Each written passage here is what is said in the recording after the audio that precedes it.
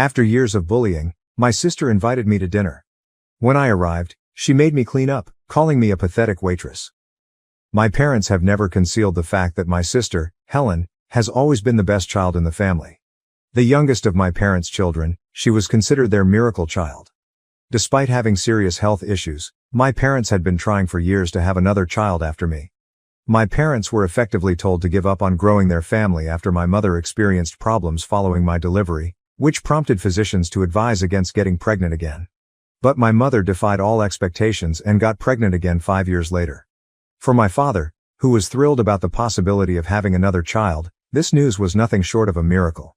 This position as a miracle baby had a significant impact on my sister's upbringing and the way my parents regarded her. They have always treated her like a queen, going above and beyond to make sure she has the finest of everything.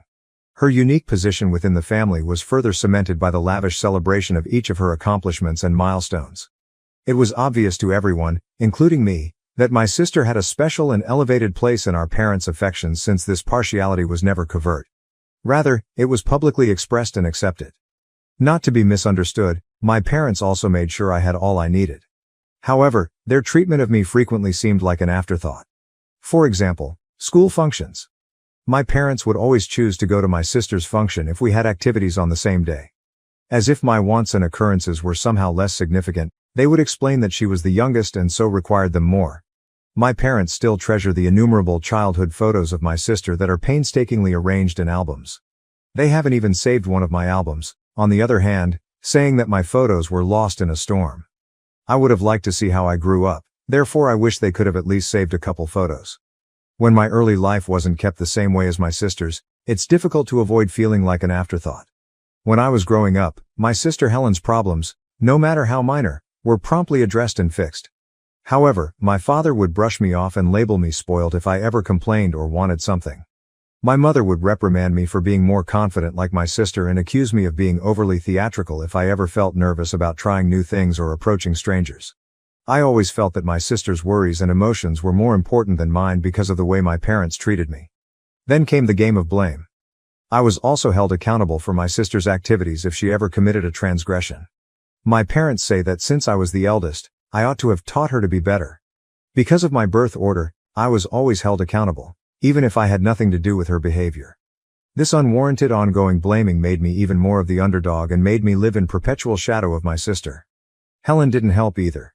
She was well aware of how to take advantage of her status as the favorite child, and frequently used it to outdo me or get away with things.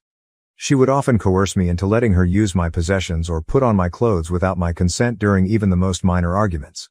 She would go to our parents and complain if I ever ventured to object, accusing me of being conceited and self-centered.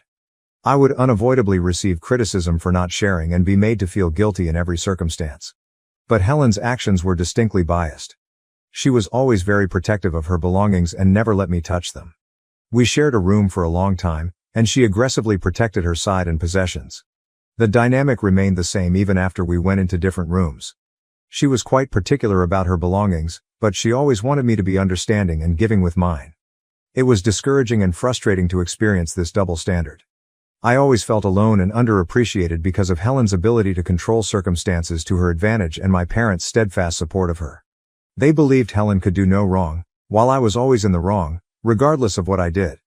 I had severe depression as a result of my parents' and sister's behavior.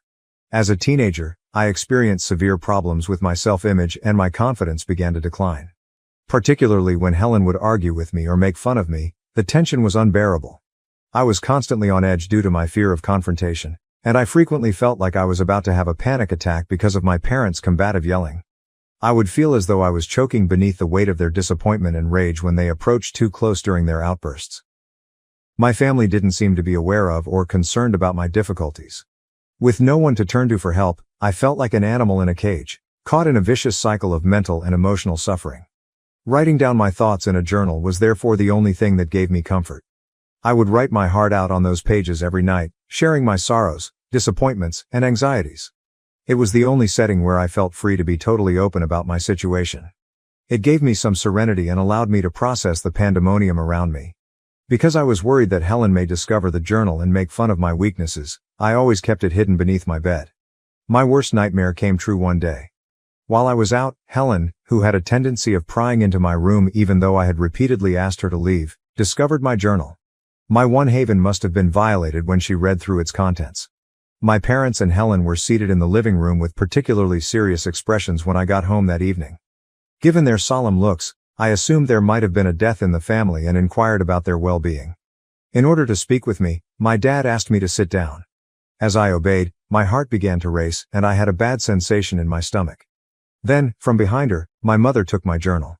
When I demanded to know what she was doing with my journal, my eyes dilated in amazement and disbelief. While my mother gave me an unusually serious look and inquired as to whether what I had written actually expressed my innermost sentiments, Helen simply grinned, taking pleasure in my pain. I felt completely exposed and deceived at that very moment. My notebook had been my lone haven, where I could vent my suffering and annoyance without worrying about criticism or mockery. My deepest innermost thoughts were now exposed to the very people who inspired me to compose them. I was overcome by the seriousness of the situation, and while I fought to react, I could feel a panic attack coming. Yes, it did reflect my thoughts, I said gently, adding that they had no right to read it. My father shook his head and informed me that they were really worried about me if what I had written was accurate. He went on to add that after reading my journal, they felt that I was a psychopath, who needed assistance because of the hatred they thought I had for them, and I gazed at them in confusion. I was shocked beyond belief. I had never said anything harsh about my sister or my parents in my whole journal. All I had done was write down the feelings and experiences their acts had given me over the years. But here they were, turning my sincere thoughts into something evil. For keeping a notebook, my parents began accusing me of writing such dark things, and even calling me a psychopath. My mother continued by accusing me of making things up to fill the book and saying that neither she nor my father had ever treated me in this manner. I needed serious help, she insisted, before I harmed someone. Helen went so far as to comment that she was ashamed to call me her sister after reading my notebook since my actions were clearly not normal. Retorting that I had done nothing wrong and that I had not written anything negative about them, I attempted to defend myself. I clarified that they had no authority to condemn me based on my personal reflections because the notebook was only about my life. My family, however, was obsessed with their story that something was wrong with me and didn't care about my explanations. In front of them, I felt so vulnerable and exposed. They seemed to have taken away the last remnant of my privacy and turned it against me. The very following day, my parents informed me that I needed serious help before things turned south, and that they would be taking me to see a psychiatrist. It was obvious that they perceived me as the issue because of the disdain and misdirected worry in their statements. I experienced a crippling sense of powerlessness and betrayal. Instead of admitting the pain and harm they had caused, it seemed as though they were intent on making me the issue and changing the course of events. I was deeply hurt by the betrayal, and their reaction made me feel even more alone and powerless than I had already felt. I felt quite uneasy and guilty at first when I started seeing a psychiatrist, as though I had actually done something wrong. I was ashamed to express my thoughts as I had accepted the notion that I was the problem in my family. My psychiatrist recognized my hesitancy and attempted to close the distance by using my notebook. I felt more at ease and was able to open up when she read entries from it and asked me questions based on what I had written. Since it had always been easier for me to express myself on paper than in person, the journal was a useful tool throughout our meetings. But as I was getting married to the love of my life, everything changed. My parents contacted me after learning about my impending nuptials via cousins and other family members. They were obviously shocked to be left out of such a significant event in my life. They made an unexpected call. They reluctantly expressed sorry for their previous actions and acknowledged their wrongdoings. Since I was going to have a family of my own, they acknowledged that even though they couldn't alter the past, they still wanted to make new memories with me. They pleaded with me to pardon them and let them share in this new phase of my life. Their apologies was a surprising turn of events that had me face a variety of feelings. I chose to forgive them and invite my parents to my wedding since I was starting a new chapter in my life. In addition, they asked my sister to come, but I flatly refused, and they didn't pursue the matter. In retrospect, I'm glad I invited my parents, who had a great time at the wedding. The decision seemed natural since they were truly thrilled for my husband and myself. Since then I've tried to occasionally go over to my parents' house for supper in order to catch up. I occasionally have to talk to my sister on these visits.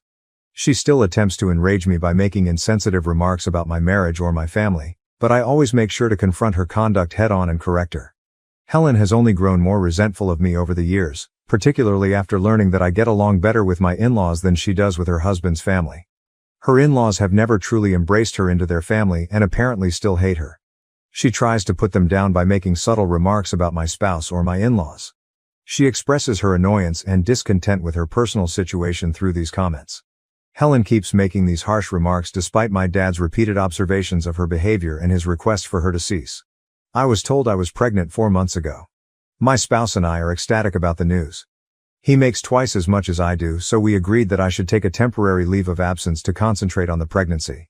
My spouse and my in-laws, who have been quite sympathetic and supportive along this process, fully back this decision. My sister was incensed when she learned that I had chosen to quit my career in order to stay at home with my unborn child. Because they needed both of their earnings to make ends meet, her husband never permitted her to be a stay-at-home mother, which was the source of her rage. Helen never had the opportunity to unwind or take a break during her pregnancy, unlike me. As a result, whenever we get together, she criticizes my choice to express her displeasure. She has referred to me as foolish, and suggested that being a stay-at-home mom is humiliating. On multiple occasions, I have just laughed off her comments and told her that I had years of experience and could go back to work whenever I chose. Helen, however, has attempted to manipulate the issue by claiming that I should never have given up on my profession and that my husband is being domineering. This strikes me as ironic because I chose to leave my job.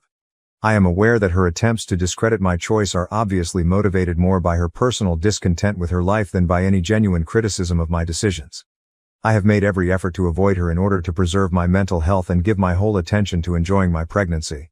My sister contacted me a week ago to invite me to a dinner party she was throwing. She wanted my spouse and I to go, and she intended to invite her in-laws and our whole family. I viewed this dinner gathering as a welcome diversion and an opportunity to mingle, as I hadn't gone out much since my pregnancy. I was more motivated to go since I reasoned that my sister would probably pay less attention to me with so many people around. Although I consented to go, things didn't work out that night. My spouse had to work late into the night to finish some last-minute chores. He was already under a lot of stress and he kept apologizing to me for being late to work. I didn't hold it against him because I knew that these things may happen. We were already running late for the dinner party when he finally arrived to pick me up. I thought it was better to be late than not at all, so I chose not to cancel despite the delay. As soon as we got to my sister's house, I saw that most of the people there had already eaten dinner and were chatting casually. My dad doesn't feel comfortable driving at night, so even my parents went after supper. My sister chastised us for being late right away, and although I didn't blame her for being irritated, I took the initiative to apologize on my husband's behalf because he was obviously humiliated by the circumstance. I was relieved when Helen ushered my husband to a chair and brought him a plate of food, but she drew me aside and led me into the kitchen. There she disclosed that there was no food left for me because everyone had already consumed their second or even third helping. This realization surprised me, especially since I was already really hungry and felt even more so because I was pregnant. I was disappointed, but I decided not to dispute or voice my displeasure. I told her that I could just order something online because I knew that our tardiness had caused this trouble. I could still eat in this manner without creating any more trouble. It was nice of her to nod and offer to order me something. However, she informed me that the least I could do tonight was wash the dishes because I had arrived so late and hadn't contributed much during the evening. I was surprised when she asked. I sneered and informed her that I hadn't anticipated being asked to work for her just because I was late for the dinner party invitation. Because I was late, I thought it was ridiculous to expect me to clear her visitors' plates. She reacted quickly and angrily. As her sister, I should be helping her, especially since she's been cooking so much all day, she shot out in a low, angry tone. She said that as my mother had assisted her in serving the guests at dinner, I should do the same because I was related. Helen made it clear that she wanted my assistance because her husband was never helpful in the kitchen. I countered that Helen shouldn't have invited so many people if she was feeling overburdened. She responded angrily and contemptuously, telling me that the least I could do was to keep quiet and provide her a hand because I would never be able to comprehend her predicament. In a scathing comment, she went on to say that it wasn't a huge problem if I assisted her as well because, now that I was pregnant, I was just a pathetic waitress for my husband at home. Her scathing remarks caught me off guard and were really painful. The weight of her remarks caused tears to build up in my eyes, adding to my already present feelings of hunger and emotional vulnerability. I hurried into one of Helen's bedrooms and closed the door behind me because I didn't want her to see me in distress. I had to locate a place where I could gather myself. Once inside, the usual feeling of being unable to breathe was overwhelming, and I could feel my old panic attack beginning to re-emerge. I fervently prayed that no one, including my spouse, would notice my misery and pursue me. I needed this alone time to get some peace and regain emotional control. After calming down and giving it some thought, I believed that Helen deserved to be disciplined once and for all because of her constant remarks and the way she continued to treat me. I made the decision to act against her. Finding all the pictures I had taken of my old journals was the first thing I did. I took my journal with me when I left my parents' house, and throughout the years, I began to save pictures of the journal entries in my email so I would always have a copy. I was able to locate pictures of my old journal entries, which described all the humiliations and complaints I had suffered at the hands of my sister years ago, thanks to this. Since my sister was only terrified of my brother-in-law, I decided to send him all the pictures before my husband and I departed that evening. I was aware that my parents would just chastise her for her behavior toward me, but she would never, ever change. I wanted Helen to go through a small portion of the humiliation that her husband rightfully inflicted upon her. I sent him a thorough letter outlining how Helen had been a major bully in my life. Helen had asked me to the dinner party, but I had to clean up after her and the other guests, I wrote in the message. I explained that she seemed to be jealous of my more thoughtful husband, which is why she was upset with me. In the hopes that he might better understand or take action, I tried to give him a clear picture of Helen's behavior and how it had affected me. Bill and Helen got into a heated argument as a result, as you may guess. Bill told our parents that he now saw Helen differently since he couldn't believe she had been harassing me for years.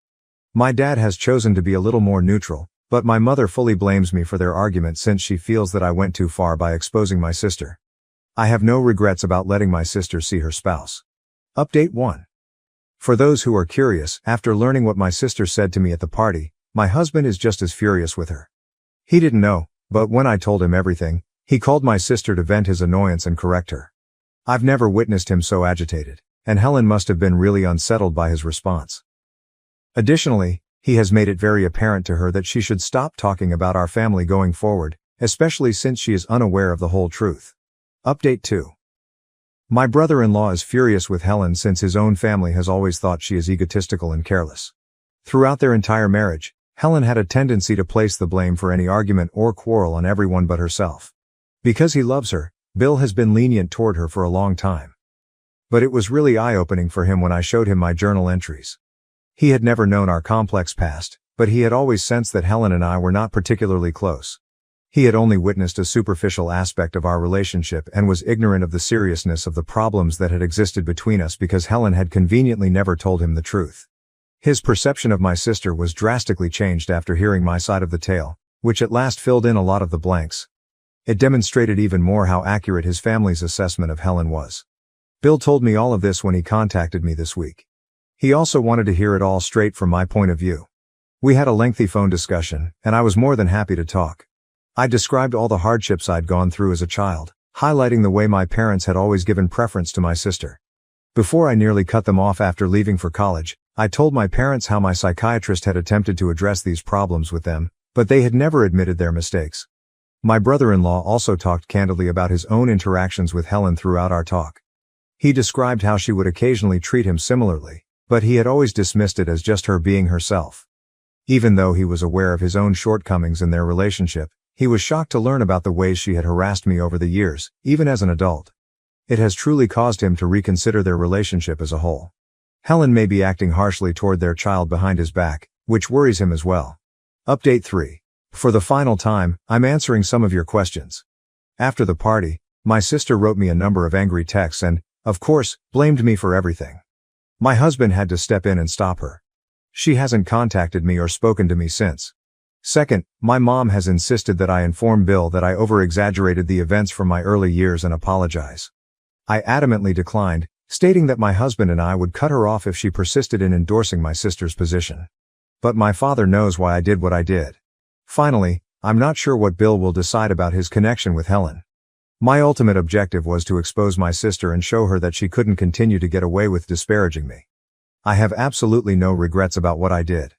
Bill is now entirely responsible for determining what is best for his future. I was dumped by my ex-fiancée just before our wedding. 15 years later, she has returned, filled with scars and regrets, asking for another chance. She simply went without saying anything or leaving a note soon before our big wedding, and I never received an explanation. Her relatives couldn't understand either. She disappeared without a trace, leaving me and everyone else in the dark. Despite the fact that we had spent high school and college together, she didn't come back to me. Her parents had to inform me that she didn't want me around and had no plans to return. I never understood why she did it, but I was forced to honor her demands. Since she stopped communicating with everyone, I could only assume that she suffered a mental breakdown. I've battled the unsolved questions ever since, even though we were both young and still figuring life out. Then she suddenly wants to meet up and DMs me on Facebook. Anger, anxiety, optimism and despair are all over me after all these years. I'm still attracted to her. Her Facebook profile makes me miss her, but I'm not sure if I could bring her back. She is unmarried and even more gorgeous than before. I'm torn. She says it's preferable to talk about it face to face, but she won't elaborate on why she left. All I can infer from her Facebook posts is a great deal of regret, talks about loneliness, feeling weak and leading a shameful existence. It's annoying. I should not have anything to do with her after she abandoned me, but the truth is that I couldn't stop thinking about her. What ought I to do? Should I confront her, ghost her back, or see where we might go with this meeting? TLDR, after more than 15 years, my ex-fiancée DMs me on Facebook and asks to go on a date. She abandoned me prior to our wedding, so I haven't spoken to her since. Important remarks. Wow, OP, that's difficult. It's been 16 years. Would you find closure you never got, or would seeing her set you back after all this time? OP, I'm not sure. All I want is closure. I believed she had cheated on me for a long time, but based on what her family and some friends told me, it appeared to be more of a mental breakdown. She was anxious about finals and her profession, and she was afraid about the wedding. She eventually made a comeback after ghosting everyone, but I was never involved. I've been thinking about her constantly. You should try to get closure by meeting her, but don't go in expecting her to return. You may not feel the same way about her today, but you do feel something for the person you knew.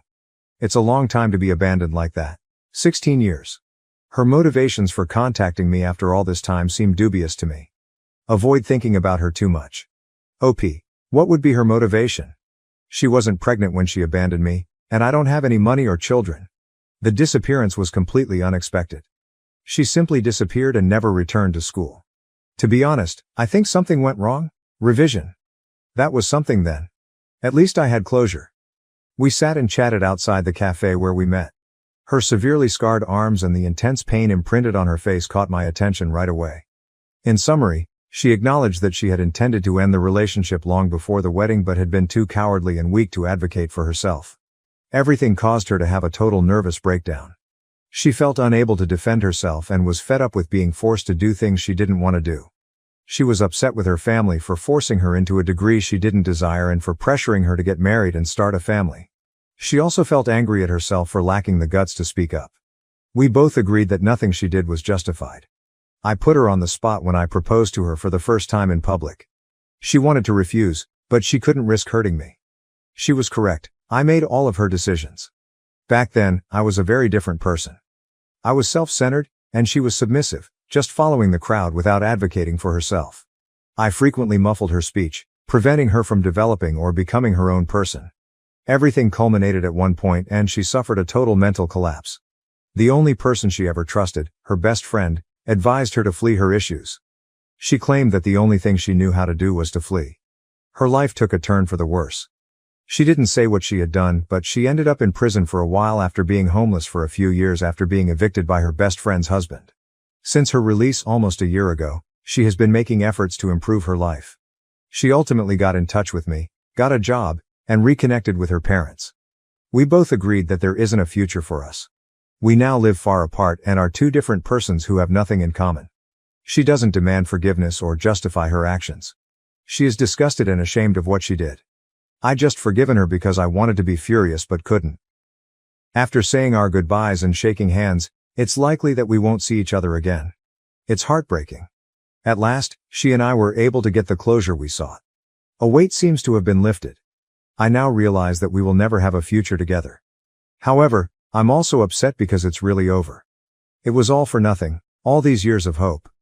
Not many people can say that, but in the end this is an ending, and I've finally found closure. Should I trust her story? I do indeed. And is it really important now, even if she is full of it? She has always struck me as being very meek and weak-willed. When things get too tough, she usually just follows everyone's instructions and flees. Because she is too frail to deal with her issues, she avoids them. Her family was the usual tiger parents who deny their troubled child, so I guess it makes sense that they wouldn't tell me anything about her. TLDR, if it ends well, everything is okay. Finally, our relationship is over, and we can both move on. Important remarks. However, her companion ought to have been the one to notice it. Her companion acted as a facilitator. All of us were. The person who urged her to run was her friend. Anything was all up to her, of course. No one made her do anything. However, I might have anticipated it if I hadn't disregarded her issues and had instead been more involved in her life. But it is what it is. Wait a second, OP, where did you find an open cafe? Asterisk. It's partially open. We sat in the parking lot and ordered takeout. It wasn't perfect, but it worked. The proposal shouldn't come as a surprise. You should be fully informed before proceeding. At some point, talk about it as something you both desire. If the other person isn't prepared, dropping it at random puts a lot of pressure on them. In actuality, she was correct. In order to ensure that she wouldn't say no, I purposefully proposed in public. All I could think of was myself. I never thought she was unhappy or that a public proposal may make her uncomfortable. You had a good ending, but she didn't. You seem to have contributed to her issues at the time. Have you shown regret for how you handled her? Did you make amends or provide assistance? To be honest, I felt horrible. Because I just wasn't there for her, I contributed to her anxiety and sorrow. I was prone to taking her for granted. She didn't want to hurt me, so she wanted to end the relationship. She believed that being married to me wouldn't be all that horrible. However, she simply broke. The idea of being in a lie-based, loveless marriage became too much. With a snap, she fled. I did love her, but to be honest, I wouldn't have been so oblivious to her needs if I really loved her. I could have liked the idea of her more than I actually loved her. This is forcing me to examine myself closely. I get uninvited from my brother's wedding, then get harassed by his family for not caring enough. Original post. This whole thing is so weird. I, 27M, am gay. I came out at 16 and my parents told me they would always love me, but to not mention it to my older brother who I'll call Brick. Then 19M 30M now. When I was confused and asked why, they said that Brick had expressed some awful opinions about gay people. I limited talking to Brick until I moved out at 18, which wasn't much of a problem because we were never close. I went to uni, got a good job, and an awesome boyfriend, 28M, in my home city. Me and my boyfriend Angel live a peaceful life. Peaceful until a few days ago when I got a call from my brother. I was concerned that Brick was calling me, as we have never messaged before, just had each other's numbers for emergency purposes. I picked up because maybe there was some emergency happening. He opened the call with an annoyed, "Hey man," and I knew something was up. He said he was getting married to his fiancée Yen, 24F next year. I didn't even know he had a girlfriend. I was like, "That's great, Brick," and asked some boring wedding things that he begrudgingly answered. He then told me invites were being sent out in a couple weeks, and that I could bring a +1. Here's where I made the mistake that started this mess. Without thinking like an idiot, I said, "Cool, I'll bring my boyfriend." Major mess up. Brick immediately started yelling insults down the line, screaming that he wouldn't have an FF slur at his wedding. I didn't say anything and just hung up. I was rattled by hearing those words from my own brother's mouth, even though I knew his feelings about people like me. I told Angel, and he comforted me, ordering in my favorite restaurant and watching movies with me, which was awesome. We went to bed later and I felt alright the next day. I sent my parents a message that Brick invited me and uninvited me from his wedding pretty much in the same breath, and went on my way to work, not a clue of the crap storm waiting for me when I got off. When I turned my phone on again after my shift, it was blowing up. Messages and calls from my parents and relatives galore asking me what the F happened. I phoned my parents back when I got home and gave them the rundown of what happened and said I honestly didn't care because it's not like Brick would be coming to my wedding anyways. My parents immediately chastised me for my obvious disinterest and disregard of my brother's life, and told me I should be apologizing to him for bringing my personal life into his wedding. What? I basically told my parents to screw off and have been getting bombarded with messages from relatives to apologize to my brother and get my invite reinstated, and apologize to my parents for disrespecting them, but I really don't want to. Angel's reassuring me that I did nothing wrong, but it's still nagging me. AITA, relevant comment. OK_number_4988. Why did your brother sound annoyed at the beginning of the call? Did he already know? Or was he being forced to invite you by your parents? Seems weird. OOP, he's never been my biggest fan, honestly. We were very different as kids, like polar opposites, and he didn't like that. Very on brand for him. He definitely didn't know I was gay before the call. My parents have kept it very under wraps for years. In terms of if he was being forced to invite me by my parents, I really have zero clue. Update post. My OG post got locked was removed per some misunderstanding/confusion with the AITA mods while trying to post this update, but I'll just post it on my page here without an r/ if anyone wants to see it. Y'all have really opened my eyes on a lot of issues in my family. I apologize for only replying to a few comments. There's just so many of you. Big shout out to all the people who gave compliments to Angel. I showed him this post last night and he thanks you all. I've been showing him lots of love because he really is an angel. And to the people calling this fake, AI, cliche and whatnot. I hate to break it to you all, but this is just my life. It sounds cliche because this is the sort of all too real thing that happens to many people in the community. Just move along if you want to say that stuff, because you're honestly just wasting your time. One of two things I would also like to address is people questioning me about thinking I could possibly be the AH in this situation, and all I can say is that when you have a mass of people telling you you're wrong for what you did, it's hard to not maybe believe them just a little bit, no matter how absurd it is. Second thing, for people wondering how no one in the family knew I was gay, I really was never am not close with my extended family, as they all live in different provinces, and my immediate family never traveled. We really just send each other holiday and birthday messages and have brief conversations whenever those are sent, and I just never had the urge to come out to them. Anyways, on to the update. I decided I didn't want to let this sit for any longer.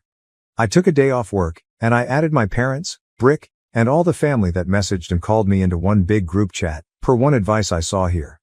I laid out everything that went down to them, in case they were told a different story by my parents and brother. I told them that I was going NC with my parents and Brick no matter what, and if they didn't apologize and realize what they did wrong, or I cut them off too. I turned my phone off and continued on without it for the rest of the day. Once I turned my phone on again, I had lots of messages from them. My parents were outraged, and Brick said nothing. Some of my extended family apologized and told me that my parents just told them I was mean to Brick about some of his wedding plan choices which got me uninvited. Still trying to wrap my head around how stupid that is. Seriously think my parents might be Neanderthals. Anyways, the real story made others even more angry and more insistent that I apologize, and they were promptly blocked. I didn't answer any of my parents' texts, calls and blocked them. I feel like I have a weight off my shoulders. I'm not concerned about my parents showing up at our apartment, as they moved away from my city last year. Me and Angel are planning a lovely trip, per advice of a lot of people that we thought was great, to France to visit his family during when the wedding will be taking place, which I'm very excited for. I've heard nothing but good things about them. This will most likely be my only update on this post, and I thank you all for your support. At my best friend's wedding, the groom admitted he wasn't sure if he wanted to marry her. What should I do? Original post. Alright, was just a MOH in a wedding that ended in an absolute shit show, and I have to tell someone about it because I don't even know what to do or if I should do anything about this. I'm at a total loss. This was a first for me. My childhood friend was getting married today to her high school sweetheart. The wedding was a long time coming.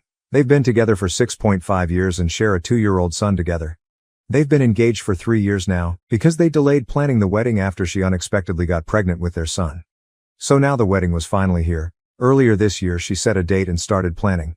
I was engaged this year and got married in July and originally was just supposed to be a regular bridesmaid. The bride's sister was supposed to be the MOH, but they had a falling out. Basically, the bride would always call her sister ranting about her fiancé every time they would fight, which caused the sister to form a pretty negative opinion of him. Sister lives across several states away and doesn't see everything that goes on here.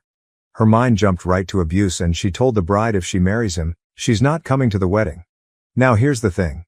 Their relationship isn't perfect. They are young. They went through a lot very quickly and very young. Getting engaged, unexpected pregnancy, moving in together, all happened very fast. They fought a lot. I had my concerns at first. But after spending a lot more time with them I saw how much they genuinely loved each other, parented their son together well, and we're working towards a future together. The bride and I have been close friends for so much of our lives, she is like family to me. I care for her deeply. When she asked me to step in as MOH, I said yes for those reasons. Cut to today, the wedding day. Everything was going well. Groom was getting emotional when they did their private vows, and before walking down the aisle he was still wiping tears. It warmed my heart. Looking back now, I wonder what the heck was going through his head. Not sure they were tears of joy. As the night went on the bride mingled and danced with her family. She had so much family that traveled from many states away to be here, and she wanted to be a good hostess to them. The groom was usually off talking with his own family when she was doing this, but for the most part they stayed together. They sat together, ate together, danced to a few songs, played the shoe game, then they were mingling separately with their families. Didn't think that was a big deal, as this is often how receptions go, with so many people there pulling you in opposite directions. At one point they both went inside the venue, reception was outside, for a while, and then she came out alone. She continued to chat with family, and then after a little bit realized he was nowhere to be found. After a while of searching, we found him wandering around outside, going for a walk. Bride was pretty distraught at this point. I will add that the groom did have a good amount to drink during the party. Apparently when they went inside the venue, he was angry at her for not spending enough time with him during the party and said they were hardly together the whole night. Once he got back from his little walk, they were just arguing inside their room, I guess. At this point a lot of guests were leaving, and the ones left, me, my husband, the rest of the wedding party, and their immediate families, didn't really know what to do. We were supposed to do a big send-off for them, so we were just kind of waiting for that. We packed up all the stuff, broke down all the tables and chairs, loaded it in cars, and just waited. Me and the other bridesmaids pulled her aside to talk to her, but she was pretty deflated at this point. Apparently the groom had taken his ring off and told her he wasn't sure he wanted to be married to her. At their wedding. Mind you, they've been living together for 3 years. They share a child. They've been dating since 2018. Nothing about this was rushed other than maybe their ages. They are quite young, but I never thought of them as immature until this stunt he pulled at their wedding. Over not spending enough time together at the reception. Like, sorry, why not just not leave her side then? I just don't understand at all. We finally decided to just load their stuff in their car and tell them it's all loaded and they should probably go ahead and go to get some sleep before their flight tomorrow. At the car we hugged goodbye and I left to come home. This girl is one of my absolute best friends. I hate that her beautiful wedding was ruined by her husband being petty and stubborn. She was in tears and distraught on her own wedding day. It's just awful. I don't really know where to go from here, if this is at all normal and something they will get past, or if this is more serious. I genuinely am rooting for them, but this whole situation just has me sitting in my car feeling confused and worried for my friend. They're leaving for their honeymoon tomorrow. Don't feel like it's an appropriate time to reach out and try to talk to her about all of this. Any advice is appreciated, I guess. I'm thinking I check in via text a few times while they're traveling on the honeymoon and make sure it's going okay, and make plans to see her when she gets back and we can debrief everything then if she wants to get into it. Starting to think the sister might have been onto something. Relevant comments. Night woman cometh, ooh. Lots of problems here. The SIS was onto something. If the bride is constantly calling her with complaints, fights, the groom is not a good fit for her. 2. The groom was drunk. This took his feelings from a 3, hey, can we spend the rest of the reception together? To a 10, you are dead to me because you are ditching me at our wedding night for totally reasonable reasons. 3. Sounds like this wedding spat was just a representation of chronic issues between them. If this relationship is going to last, they need to see a therapist. This is beyond your aid, unfortunately. Personally, I wouldn't text or say anything today or tomorrow. She is probably distraught. They need to work out some things on their honeymoon. Maybe check in with her when she's back, or she'll reach out to you if she needs advice. That's what I would want anyways, but you know her best, Warren Finn, literally this. I think when you said the sister doesn't see everything that goes on, I do, you're off. By a lot. You're seeing the smoke show. The sister is hearing about the reality. OOPC. I'll add a little context here though. I grew up with the bride, and besides her sister I'm probably the only friend she has that is her friend. I did not know her husband before they got together and still didn't know him super well before she got pregnant. Her other friends are all extensions of him somehow. His siblings and in-laws, his friends' girlfriends. I feel like a lot of the issue is that she needs more people to actually talk to. Her sister will always take her side. His family will always take his side and shrug things off as that's just how he is. I have just tried my best to be somewhat of a Switzerland presence for her. She knows I support her, but in that, I also support her relationship, and I know marriage is hard, especially with kids. So I try to support them both. Legitimate_cat 3435. I have so many questions.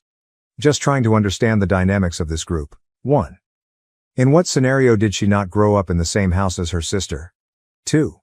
What were his parents doing at the reception, and were they aware of his hissy fit? 3. Is it safe to assume that his parents were still there at the end? 4. What were her parents doing at the end? 5. Who had their child?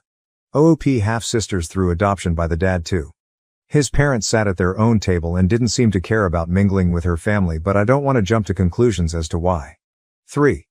His parents were still there at the end and his dad looked really disappointed when helping us load their car. I pulled his mom aside and asked her to go talk to her son because she may be the only one he listens to right now. She did talk to him and was the one who ended up getting him to come out of his room. IDK what was said. 4. Her parents were helping clean up and I don't think they knew the full extent of what was going on. They were still talking to guests. It wasn't until the next day when I talked to both of them that I realized they were not aware of what the groom said about being unsure about the marriage, taking his ring off, etc. They thought they had a little spat that got resolved quickly before they left. 5. Groom's mom had the baby most of the time and towards the end of the night he fell asleep in the groom's sister's arms. He went home with the bride's parents that night because they're watching him while they go on honeymoon. Update. It's been a week now and a lot of people asked for an update. Some people on my original post were very adamant this relationship was abusive, citing red flags, research evidence, and personal anecdotes that this story reminded you of. There were also several comments saying I was overreacting, the groom was just drunk, and they will probably be fine. I wanted to clarify some things from my original post. While my friend, the bride, does have her sister, she was the only child growing up in her house. In many ways she truly is an only child. She is at least the only child of her mother. She already had a small circle, her family lives all over the country and is not involved very much in her life. That was not the groom's doing. He did not isolate her. Secondly, I would like to clarify their ages, because I didn't mention them in my last post. They started dating at 15, F, and 16, M, and got married at 21 and 22. Part of the reason I omitted it originally is because I didn't want people jumping to conclusions about their relationship because of their ages. There is a lot of stigma around getting married young, especially on Reddit. And I get it. The odds are stacked against you. That's why I decided to put their ages in now, because I realize it's important to understand they really do have so much growing and learning to do still. Now on to the update. It's pretty short. She Snapchatted me later that night after they got to their hotel and said as he began to sober up, he was realizing all that he ruined and was very apologetic. He realized they didn't get to do their last dance, their send-off, the bouquet and garter toss. She said he was crying. They talked it all out and she said it sucks that their wedding ended that way, but it was amazing up to that point, and the important thing is that they're married and going to spend the rest of their lives together. She said they're going to work past it and I asked how. Do you have a plan? Just want to be sure. She said they will work on their communication skills and I once again recommended therapy. She said they'd talk about it and consider it, then they were off on their honeymoon and seemed to be having a great time. I've checked in a bit when she has Snapchatted me some pics, and they're doing well. She knows she can always come to me, and she knows I'll support her no matter what. Right now I'm going to do everything I can to help uplift them as a couple and help them form some better communication habits. Her sister didn't support her choice to stay with him, and that's why sister is not in her life anymore. I don't want that. I will support her choice. Period. A few key takeaways. Be careful drinking on your wedding day. You don't need that much. The last thing you want is to get drunk on your wedding day and do something stupid as a result that you can't take back. One commenter put it really well. You may be able to overlook your partner's ugly parts now, but are you willing to let this be your life if they never change? I know there's a lot of people in this subreddit that are getting married, so I hope someone can learn something from this story. Relevant comments. Comment 1.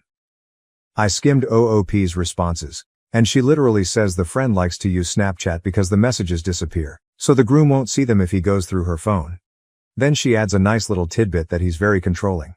But somehow the takeaway is to be careful about drinking on your wedding day. And the couple is doing well? I'll chalk OOP's utter lack of discernment up to her age as well because I'm going to assume she's also 21. 22. Comment 2. He definitely sounds like an abuser, but I guess OP is one of those people who thinks abuse only counts if it's physical. But he's definitely emotionally abusive at the least. What OP is seeing is an abuse-love bomb cycle. OP mistakenly thinks the love bomb stuff proves that he loves her so much, when in fact that's merely a tactic to keep her from leaving him due to the abuse. Comment 3. How is the main takeaway? Don't drink too much at your wedding. People get wasted on their wedding day and don't take their ring off and say they shouldn't be married. I would say that's far more frequent than whatever this is. Comment 4. OOP missed the point so hard I'm almost tempted to call her a troll. Like, how do you write that all out, then not have a fucking epiphany that the relationship was built on rotten foundations. Oh, but I've seen how much they love each other. And love is rarely enough to fix a fundamentally broken relationship. Those two need actual, professional help, and all they're doing is sticking their head in the sand. Uncovering a decade of secrets, suspecting my husband fathered his best friend's kids and now one wants to date our daughter. OOP is married to Luke, who has a girl BFF, Amy, who he claims is like a sister to him. Even after getting married, Luke maintained a very close bond with Amy. OOP has 4 kids. Sophie, 15, Owen, 12, Louise, 10, and Carter, 6. Amy has 4 kids. Tom, 17, Kaylee, 14, and twins, Adam and Jenna, 9, but no one knows who the dad is and has never been in any long-term relationships. All the kids have grown up together and are close. OOP has begun to suspect that Luke has fathered at least one, if not all of Amy's kids. Amy stopped having kids after Luke had a vasectomy. The kids also look like Tom. OOP has turned a blind eye for years, but now Tom wants to date Sophie. OOP is worried they are actually half-siblings, and Tom and Amy also don't want it to happen. Update. The 5th of September 2024, OOP doesn't try a sneaky DNA test, but confronts Luke and Amy, who deny anything untoward, and Amy refuses to have her kids' DNA tested. Luke's mother also suspects something. OOP and Luke have a big fight and he spends the night at Amy's. Update 2. The 6th of September 2024. OOP confides in Sophie about what she suspects about Tom's real father and is surprised to find out that the kids already suspect this and the relationship was actually a plan to get things out in the open and force the truth from Luke and Amy. OOP plans to move ahead with a divorce and try to get a DNA test done as well.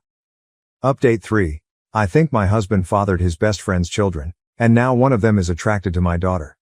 3 days later. First, a few points to answer from the comments. I don't have any DNA test results back yet. That can take weeks. But now that I know Sophie is in no danger of dating a relative, the pressure is off. I'll get into this momentarily, but it frankly no longer matters if Luke fathered the children. I highly doubt my father-in-law is having an affair with Amy. At worst, he might know, or even just suspect, the truth about Amy and Luke. But it's also possible that he just refuses to believe they would do such a thing. I've been vague about details for privacy, but to put it very simply, Jim and Amy are both pretty white. Kat and Luke are not. Had Jim fathered Amy's babies, they would look different than they do.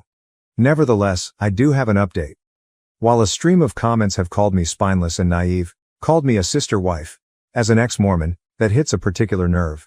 And most recently, a stream of comments have said my story is fake. Fair enough, it's the internet. But Luke is not the first scumbag husband to have 2 families.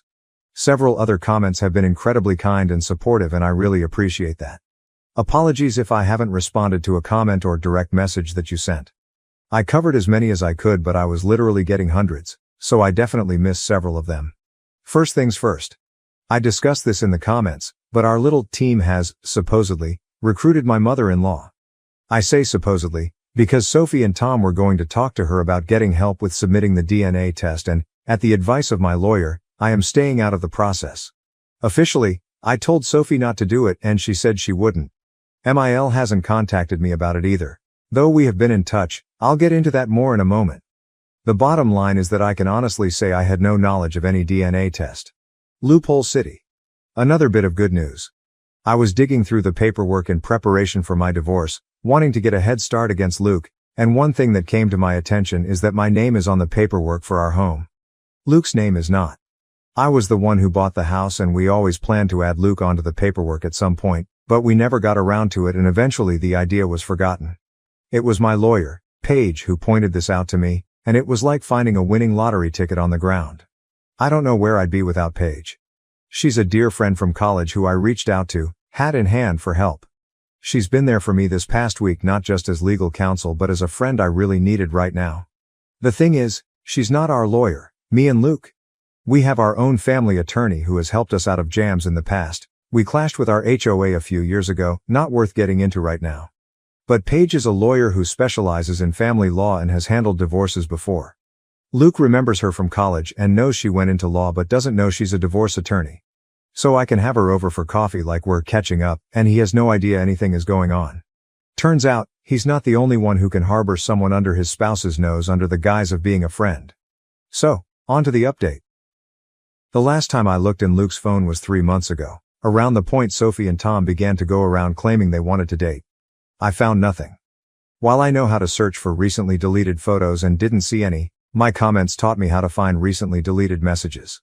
So when Luke was asleep, I did just that. Swiped his phone and brought it downstairs, checked recently deleted. I am glad I did, but I also wish I had not, because I'm still reeling from the pain. Sure enough, a conversation with Amy had been deleted. Recent text talking about the conflict between her and me, with Amy describing me as a problem, and Luke trying to pacify her. Without defending me at all, to be clear. They both alluded to how they had expected this for a while and just hoped it would never happen, presumably me accusing them of having an affair. While the whole conversation and the fact that it was deleted was sketchy, nothing was actually admitted. So I scrolled a bit higher, to a few days before the fight. Amy's messages got a bit more flirty. Then, I saw it. 5 days before I confronted them, Amy had sent Luke a topless pic. A selfie with no shirt or bra. Guys, I teared up. I knew it was true. I knew it in my bones, but seeing the proof still cut me like a hot knife. Doesn't help that Amy's always had bigger breasts than me. I exited the Messages app and checked Luke's recently deleted photos. Sure enough, the same selfie was there, and others. Amy topless, Amy naked, in various poses to show off. There were pictures of the two of them together, cuddled and pressed close like a couple. In some of these she was naked. In some, they both were. There were videos. Amy sent Luke a video message of herself topless, and I had to actually hear her voice talking to him in a tone that made me sick, about how she was sending him a quick video to help him get through the day.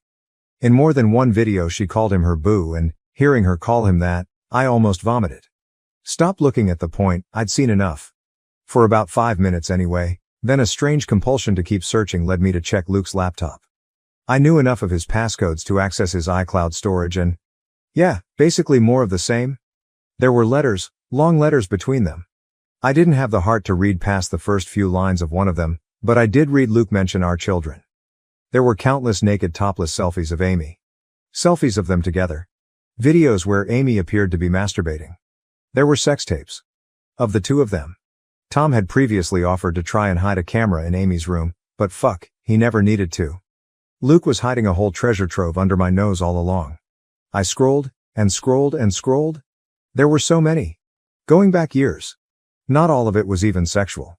There were some photos of Amy's kids too. One video was of Kaylee and the twins playing together when they were younger, and Luke and Amy's voices from behind the camera. There were even old pictures of Luke and Amy from when they were younger. I'd even say teenagers. I snapped. All these years I had been telling myself I had to be wrong, that it couldn't be true. Well, it was true. I know that no one forced me to look at as much of the evidence as I did, but I'm still hurting very badly from having seen it, and in that moment, I wanted to act, so I did. I called my lawyer, who is a remarkable woman.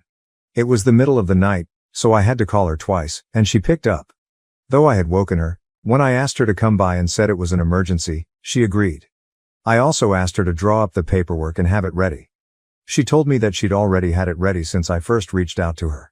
As I waited for her, I went through the necessary channels on Luke's laptop to make sure he wouldn't be able to remotely disconnect our access to his little stash, changing passwords and all that. My lawyer, let's call her Paige, arrived, and I went outside to greet her in the car.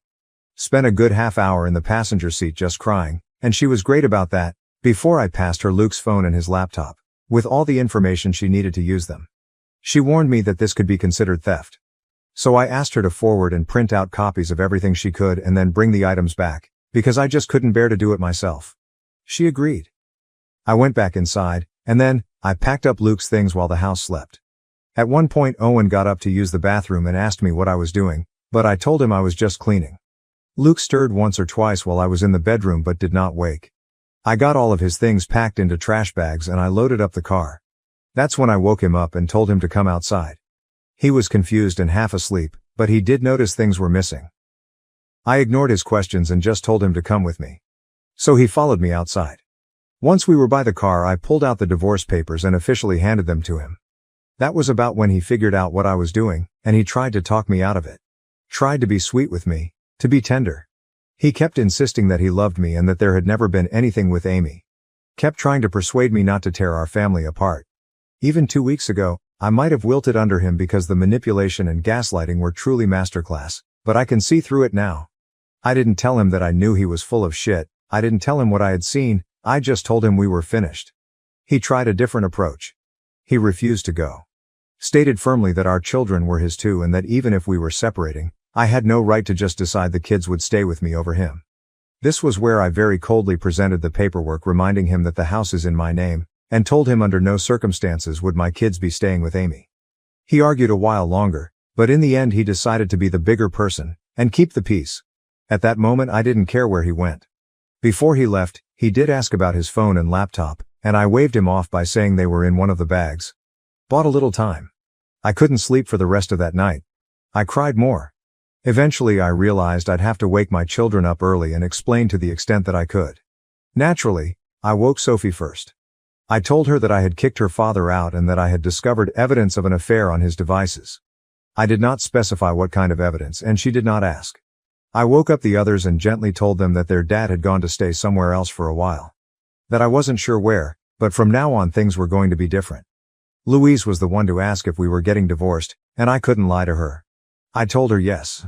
Owen asked when they could see their father again and I wanted to cry. Sophie was a very big help, urging her siblings to be sympathetic to me right now and worry about Dad later. I knew better than to poison them against their father. Paige warned me against doing that as well, so I only told Sophie that the affair was confirmed since she had already been in the know. However, as the kids were getting ready for school, Owen approached me and asked me point blank if it was about Amy. If Luke was going to be with her instead of me. I couldn't answer, but I suppose that's an answer on its own. Got the kids to school, and my next step was calling to have the locks changed. I knew Luke would be back for his devices before long, but thankfully Paige returned with them before he showed up again. It was a very quick visit. She just told me that all was accomplished, and she had records of everything we would need in court. Sure enough, Luke turned up an hour later demanding to know where his laptop and phone were. I had set them back in our bedroom like they had never moved, and I just told him he had forgotten them. He insisted that I had said they were in one of the bags, so I just shrugged him off and told him I must have been mistaken. After he grabbed them, he tried again to reason with me, but I just showed him the door. I knew the kids would start to come home from school before long and I think he was trying to delay leaving so he could see them. I was not having it. I started shouting again and sent him on his way. I'm still just in absolute pain and despair for what I saw.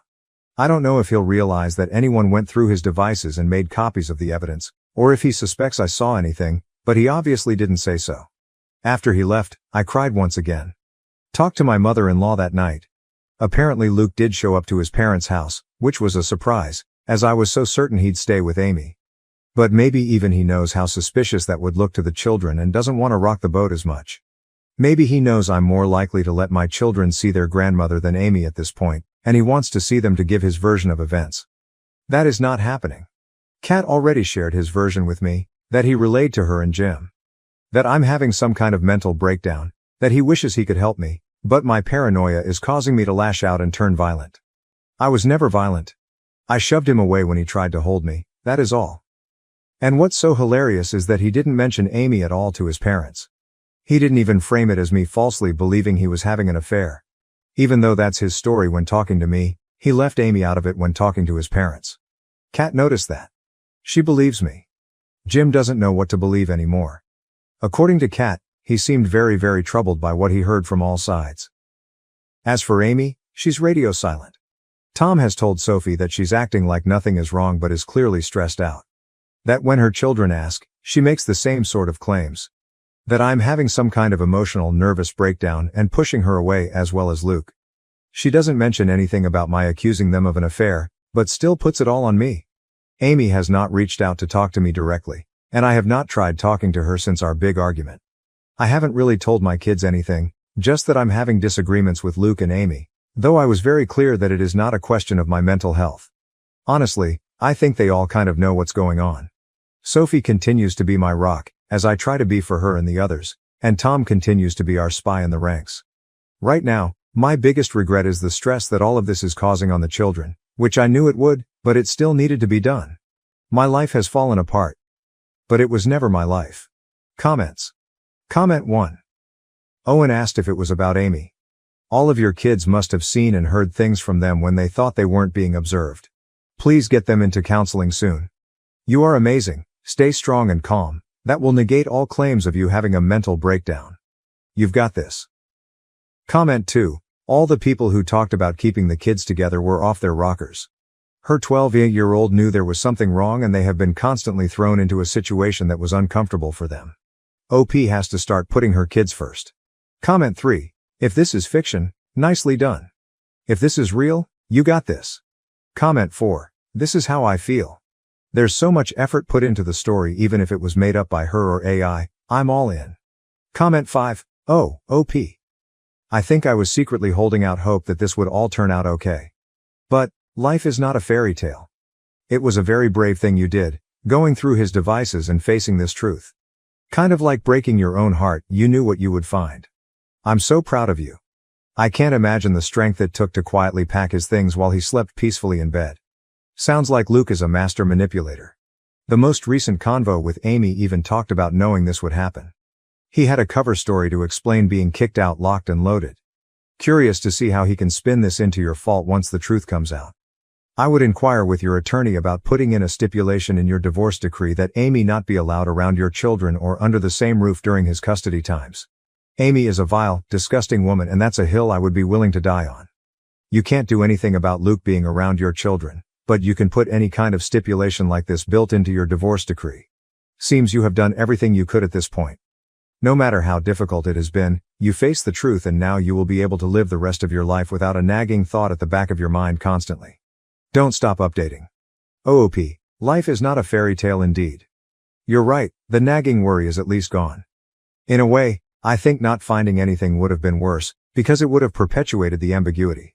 After talking to Tom I was all but certain but it was still possible to be a misunderstanding. That it wasn't true. Now I know for sure. And I hate knowing, but at least the question isn't hanging over me anymore. It's tricky, because them not being allowed to see Amy is going to impact their ability to see their best friends, half-siblings. If being my husband's affair partner was all it took for me to demand she not be allowed to see the kids. I feel like a lot of divorces would have clauses like that but I never hear about it. I don't want Amy seeing my kids but I'm not sure how realistic that is. Comment 6. I honestly don't understand why Luke and Amy went through all this trouble. No one was stopping them from being together at the beginning. Why do all this? They're literally psychotic. They're gonna start painting you as a crazy person to your circle, social media soon. Do you think you can get ahead of the curve and tell people the truth, social media? Without including the photos, videos but screenshots maybe. Of course only if your lawyer approves. Or at least once the divorce proceedings have started and Luke and Amy knows just how much evidence you have. If not, they're gonna spin the story as you went crazy and divorced Luke and they looked to each other for support and fell in love. I know you think no one will believe that story but it's important your narrative gets out. New update. 3 days later. In my last post, there were a number of criticisms toward Paige. You guys will like this update as it turns out, you weren't the only ones who had a problem with her. As far as the deed being in my name, it's not an absolute hook, line and sinker, but Paige is convinced that between that and my having been the one paying the mortgage, I stand a very good chance. It could be interpreted as a common marital property, but I'm going for primary custody with supervised visits anyway. I'm playing hardball. People also questioned whether I should still be posting these, but so long as it's all anonymous, I am in the clear. Doesn't even matter if someone who knows me could figure out I posted this.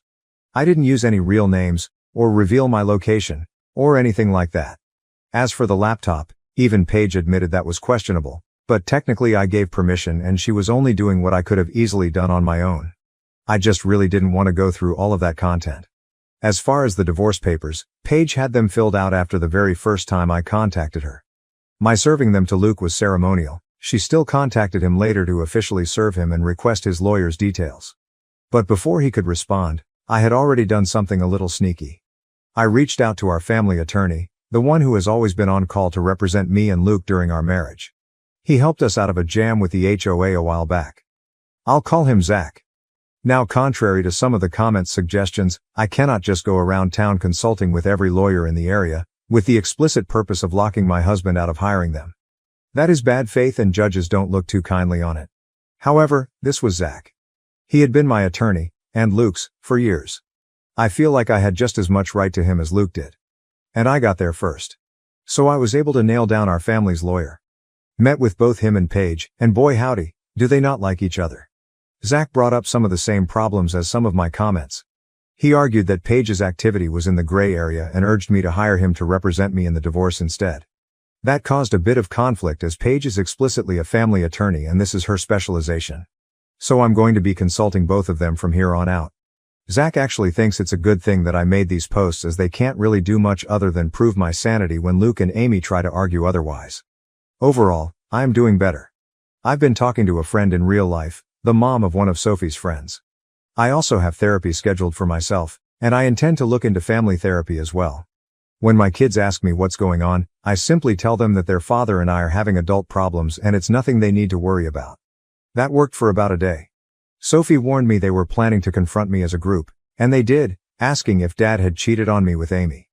Obviously they've been talking about this, and perhaps they have been for longer than I had anticipated. Perhaps they've been wondering? Again, even though I had absolute proof, I was hesitant to tell them as much, and let me explain why.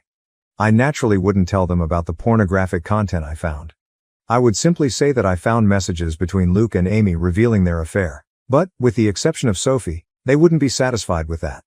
I already know Carter, curious little sweetheart that he is, would want to see these messages. So instead, when I was asked directly by my kids if their dad had cheated on me, I simply said I believe he did, yes. With as much sincerity as I could muster. I think they believe me. Tom and Sophie are texting nonstop and from what I can gather, there's doubt among Amy's children as well, that this is about me losing my mind, and not about their mother being too close to my husband. I think it's slowly sinking in for poor Jim that what he didn't want to believe was possible is very much possible, and it's happening. I haven't shown him or Kat any letters or anything. They're hosting Luke, so I haven't had much of any contact with them at all. But I did have one phone call with Kat where we wished each other well. That was nice. In the background, I could hear shouting and though Kat quickly went outside, I did hear what sounded like Jim shouting at Luke. He doesn't usually shout. He's the calmest man I've ever met, so in a way I'm worried about him but also relieved that the wool is being pulled off of his eyes. According to Kat, Luke is still staunchly denying everything. He was pretty upset when he found out that I had poached Zach though. Which gave me a kind of grim satisfaction. The test results came back. Sophie and Tom tested their DNA against each other to see if they truly are blood siblings. Here's a surprise. According to the test, they're not. They don't share any DNA. To everyone who believed Jim had fathered Amy's babies, here is definitive proof that he did not, because the test would have revealed that too. But I never believed it anyway. Sophie has her doubts and wonders if the results weren't faulty and if we shouldn't take another test to be absolutely certain, but I'm not really worried about that. More confused than anything.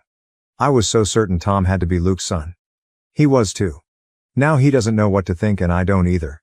I obviously now know the affair happened and lasted years, and I know from the letters that Kaylee is Luke's child, or at least both he and Amy seem to believe she is, which confirms they were intimate 15 years ago. Now I'm just wondering for Tom's sake. Who if not Luke is his father?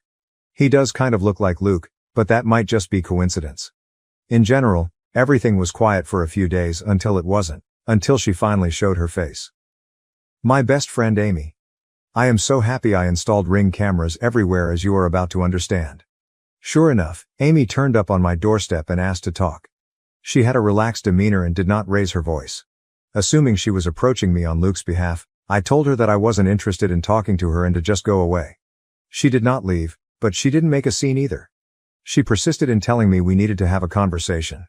The kids weren't home, and did have cameras inside. I was also recording her on my phone and being discreet about it, so eventually I relented and let her in. I don't know if she realized she was on camera. We sat down on the couch, and she instantly got into the reason for her visit. Turns out, she and Luke know, or suspect, that I procured damning material from his laptop. Amy accused me of going through his devices and told me that anything I found was not my business and I needed to delete it. That was all she had to say. No apology, no admission of guilt, didn't take responsibility for her own behavior. Hell, she might have known I was recording her, because she didn't even directly acknowledge what the sensitive material on Luke's laptop actually was. So I confronted her, letting out some of my anger.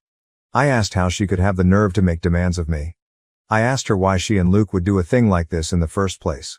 Why had they seen fit to spend all these years betraying me? I posed the question that I'd been wondering about for a long time, and as I expected, I got no answer. Literally, Amy didn't seem to really hear me even as I confronted her. She seemed like she was stressed. Panicked even. But she was keeping it under wraps. She ignored my questions and accusations and just kept telling me to delete whatever content from Luke's laptop that I had. She said that if I wanted to divorce Luke, that was my call, but not to drag her into it. Oh, that made me so mad. I kept my temper, but I did snap back that she was already very much in it. Amy just kept repeating herself, telling me to delete whatever I found. So I just refused. I asked her, point blank, why I should. Why did I have any reason to? Amy got more aggressive, raising her voice. She was trying to intimidate me, but I held my ground. She told me that this wasn't about me and that I needed to just do as she said. That it was very important. So I asked again, why? And yet again, she would not answer. So I asked her if Luke had sent her to do this or if she had shown up on her own. No answer to that either. It was like talking to a brick wall. So I asked her to leave. Just as I'd been afraid of, she wouldn't go. She refused to leave until I had deleted everything I'd found in front of her. I couldn't help laughing. I told her no, that wasn't going to happen. This is where I could see her starting to freak out more. In another moment, she got up, ran into the other room, and grabbed my laptop. Before I could stop her, she smashed it on the floor. I really don't know why she thought that would work or get her the outcome she wanted. I think she was just panicking. Obviously, I still have everything, except now I need to buy a new laptop. And sadly, her doing this was out of frame of the camera, but it's fine. All of my important files are backed up, and at that moment I was more concerned that Amy would do something else drastic. She looked like she was going to have a breakdown. I tried again, very calmly, to tell her that she needed to leave or I would call the police. She refused again and just kept repeating her demand that I drop this whole cheating angle and divorce Luke without trying to argue that an affair took place. At that point I just stared at her. At the woman I had considered one of my dearest friends in all the world. And I told her that I didn't owe her anything, but she owed her children the truth. That they had the right to know where they came from. Who Luke really was to them. Amy bristled and told me it was none of my business, that I didn't understand her family and I needed to back off. She kept going back to this idea that I could divorce Luke, but I must not claim he'd had an affair with her. I just told her that I didn't need her permission to handle my divorce how I wanted and told her again to leave. She got more and more desperate, and her anger accelerated to the point that she physically attacked me. I did not expect her to actually do this. I'm not much of a fighter, but I do know the human body pretty well, and where it's weakest. She hurt me pretty badly, but I got her off me. That part was very much on camera, and the whole audio was recorded on my phone. She finally left after that, and I immediately called to file a police report. I had the strangest feeling she'd try something similar and wanted to beat her to the punch. I was able to clean myself up by the time I had to face my kids, and while I downplayed the story, I did not lie to them about why I had a black eye. I told them, for their own safety, to steer clear of Amy. I also sent the footage to Paige and Zach, as well as pictures of my injured state before I cleaned up. They've also printed out the letters that reference Kaylee as Luke's child. I really feel like Amy just screwed herself over on all this. I don't know what her motives were. Was she protecting Luke? Was this his idea? Does she just really not want the world to know she's a homewrecker? Is she covering her own ass? As if people didn't know already. The more of my social circle I talked to, and inform of the basics, the more people confess that they had wondered in the past if Luke wasn't cheating on me, but didn't have any concrete proof. I suppose Amy doesn't want her kids to know who fathered them, which does line up, but I'm still not sure about Tom. I didn't ask Amy about him in particular. I don't know why you guys are so eager for these updates, but I don't mind posting them. I've never blogged about my life before. I'd imagine it feels something like this. Comments. Comment 1. I'm so sorry that she had gone to your home and attacked you. Glad you still have the evidence and didn't back down. I have a feeling that she is wanting you to delete the stuff because maybe your in-laws have threatened to cut her off financially if it is true. Thank you for the update. Hope you're healing. OOP. I could see that being the case. Comment 2. Oh, to be a fly on the wall when Luke finds out that the children he thought were his actually belong to someone else and that his mistress has been cheating on him for years. It would be so satisfying. He will lose not only his wife and mistress but also some of his children. Not to mention losing the respect of the children he had with you. He's headed straight for the downfall. Comment 3. Ooh, I had not considered this angle. How interesting. Another poster said they thought Amy might be so insistent that she be left out of everything because the in-laws will cut her off. And I still think that's a strong possibility, but even more so if the kids aren't actually Luke's. Comment 4. Sweet life. Amy has bought herself a house with these people's help and receives regular financial support every month. She has hooked a sick man, who struggles to leave the house, according to one of OP's comments, and made him her puppet. Even if Luke suspects something, he can't confront Amy, because if he does, Amy could spill everything. She's been in control of the narrative until now, and suddenly the whole world she's built is going to be turned upside down. I think that's why she's freaking out. There's also being humiliated, yes, but she can always leave the city she lives in. Hell, even the country. But as long as the children are the grandchildren of this rich family. But if they're not, she's fucked. Comment 5. What DNA test did the kids use? That was super fast. Amy sounds like she has mental problems. No accountability for her actions. Zero remorse. No empathy. She thinks she can't do any wrong. Sue her for the laptop and press charges for battery or assault. OOP. Literally just one of the over-the-counter paternity tests you can buy at a drugstore. If it gets to the point of having tests done in court, those are likely to be more reliable. Oh, you read my mind. Kind stranger, that's exactly what I want to do. Laptop is likely to just be a small claims court, but it's another charge on the pile. My brother secretly had a crush on my wife and even brought my ex to our wedding to ruin it, so I told his pregnant girlfriend he was cheating on her. Please be patient as this will be a lengthy read. My younger brother, Jake, false name, is 25 years old and I am 27. As siblings, Jake and I have always been close, and I assumed our connection was quite typical. Perhaps I didn't realize what was happening. Or perhaps he was really skilled at concealing his actual feelings. My now wife Zara, 24F, and my ex-girlfriend Ruth, 27F, are also included in this story. Zara, Jake and I all attended the same school. I never really interacted with Zara because I was a few years older than them. I was acquainted with Jake and all of his pals, and we occasionally played together, but that was our only connection. Because our interests were so dissimilar, Jake and I began to drift apart by the time I was in my junior year. I didn't really push for a tight relationship with him because I assumed this was a normal part of growing up. We continued to get out from time to time, but we didn't exchange secrets. Boys don't really do that, so I wasn't too bothered by it either. The only significant aspect of this narrative is that Jake was hanging out with a few of his friends and their girlfriends, including Zara, just before I left for college. I want to clarify that nothing improper occurred before anyone calls me a weirdo or groomer for pursuing a 15-year-old. One of the children I met there inquired about my college location. Zara added that it was her ideal university when I told them, and I just said that she was more than welcome to ask for my assistance when she applied. That was it. She was the only person I interacted with at school. After that, I left for college and completely forgot about that little encounter because it didn't matter. I met Ruth in college. We clicked right away when we were classmates. I finally asked her out in my third year of college, though it took some time. We began dating after she said yes. Everything was wonderful in the beginning of the relationship. I felt like I truly understood her because we were going through comparable struggles and wished to live similar lives with one another. After graduating from college, I was able to secure a lucrative position, but Ruth was not as fortunate. We agreed to live together in order to save money, and I was more than happy to assist her. She was applying for jobs all over the place, but for some reason, she was never hired, even after she reached the interview stage. Even though I made enough money to support the two of us, it was still hard to save much because I was still in the early stages of my work, and I knew this was having a negative psychological impact on her. For more than a year, she continued to apply to various locations without success. She was devastated, and I did my best to be there for her. But shortly after, she realized that we could make ends meet with just my paycheck, so she gave up completely. At first, I welcomed the shift because I assumed she was simply worn out from applying and being turned down and that it was having a negative psychological impact on her. She followed my advice to take some time off and engage in enjoyable activities. For 3 or 4 months, this continued. She stopped complaining as much, became happier, experienced less stress, and her mental health significantly improved. I felt pleased for her. In the next few weeks, I hoped to gently encourage her to resume her job search. When I brought up the subject a month later, she reacted negatively, claiming that the thought of going through that terrifying experience once more made her cry. She said she would begin applying when she was ready and asked me not to bring it up again.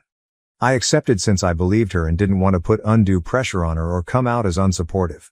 I was promoted and given a sizable raise 2 years after I started working. Now that I could at last start saving and doing the things I loved, I was ecstatic.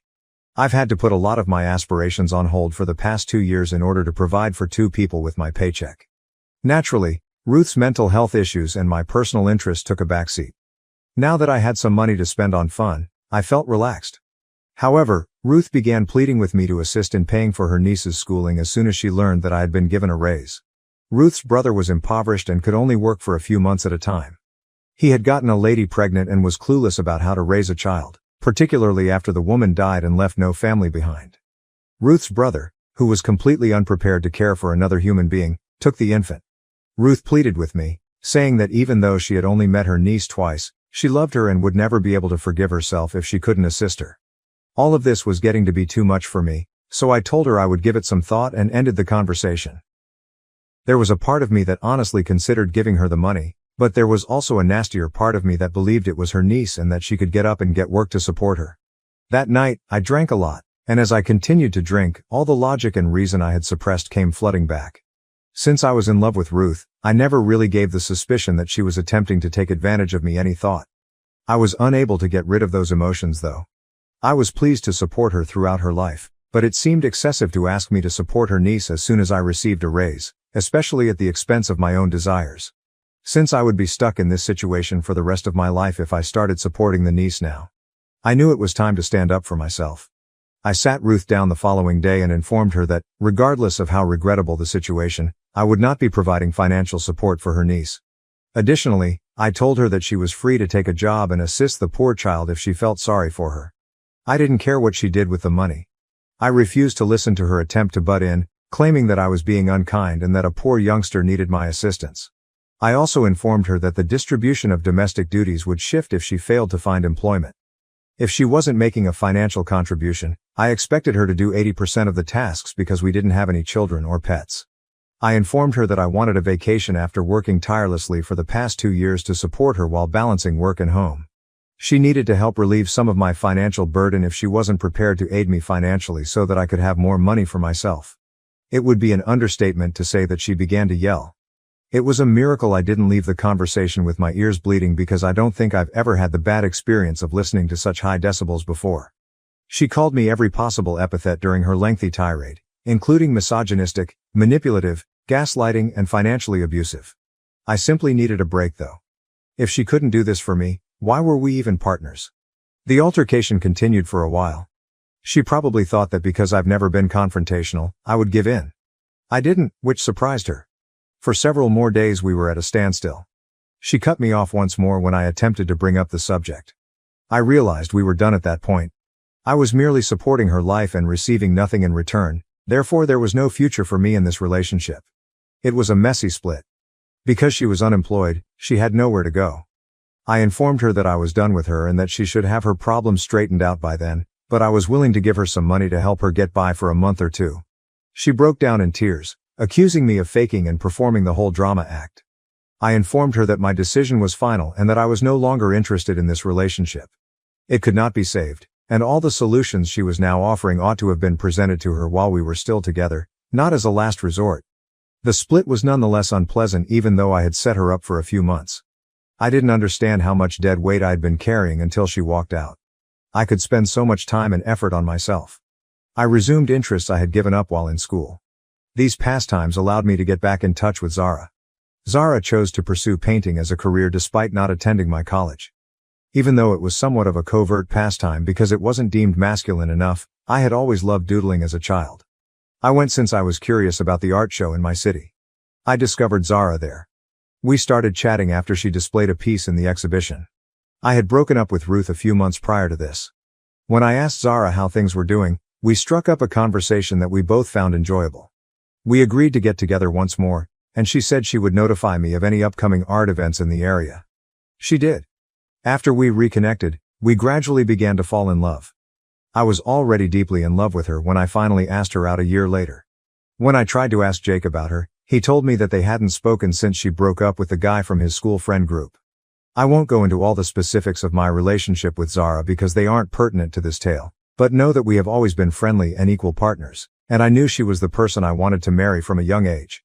Ruth made a few attempts to contact me during this time, but I always turned her down. Zara knew this every time it occurred, and she was confident enough to trust me. A year into our relationship, Zara and I were already considering marriage when I took her to supper with my family.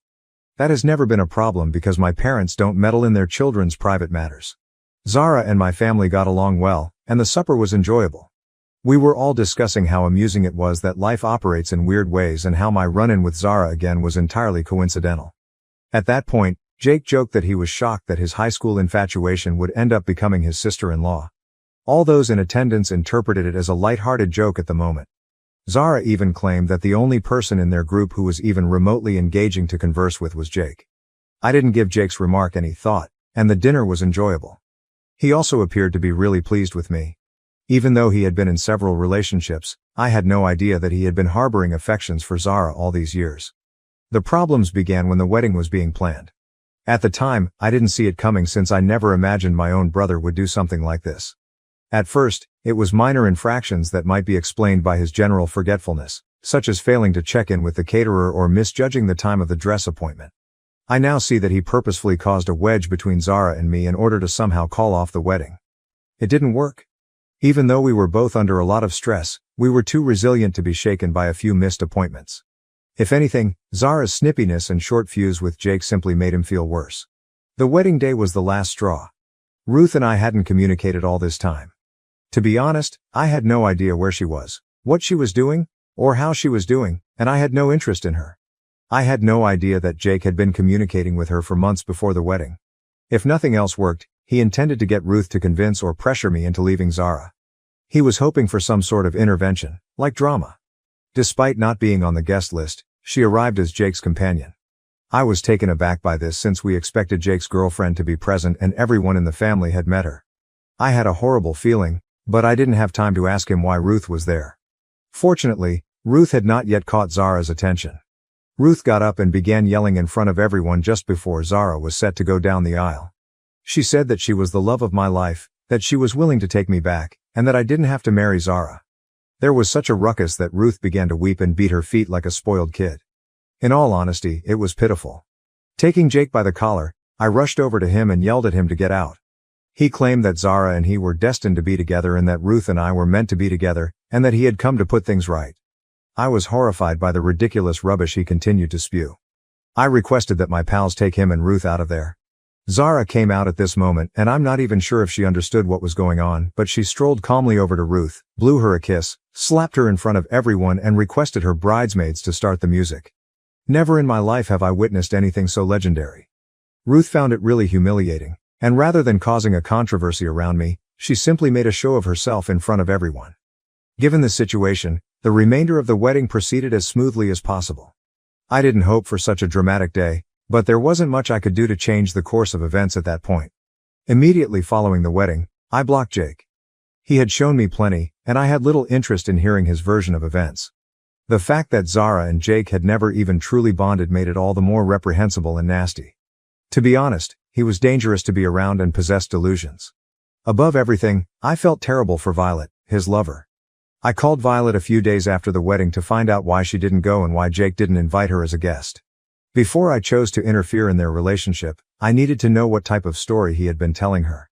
She told me bluntly that I didn't have to act like I liked her and that she would much rather I just be honest with her.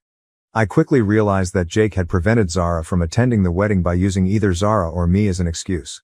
She urged me to stop acting when I questioned her about it, stating that Jake had already informed her that she wasn't invited, which is why he didn't receive a guest at the wedding. She claimed that she didn't mind him leaving or that we didn't like her, but she was really offended by the fact that the whole family acted as though they liked her when we actually didn't. I firmly informed her that Jake had deceived her and that none of that was real. I pleaded with her to keep our talk private from Jake and our parents for the next 2 weeks, and that Zara and I would meet her when we got back from our honeymoon. I had to provide her a picture of the invitation that was sent to Jake, which obviously contained a +1, because she claimed she wouldn't betray Jake on our behalf. I also validated her attendance with Jake by sending her screenshots of our chats.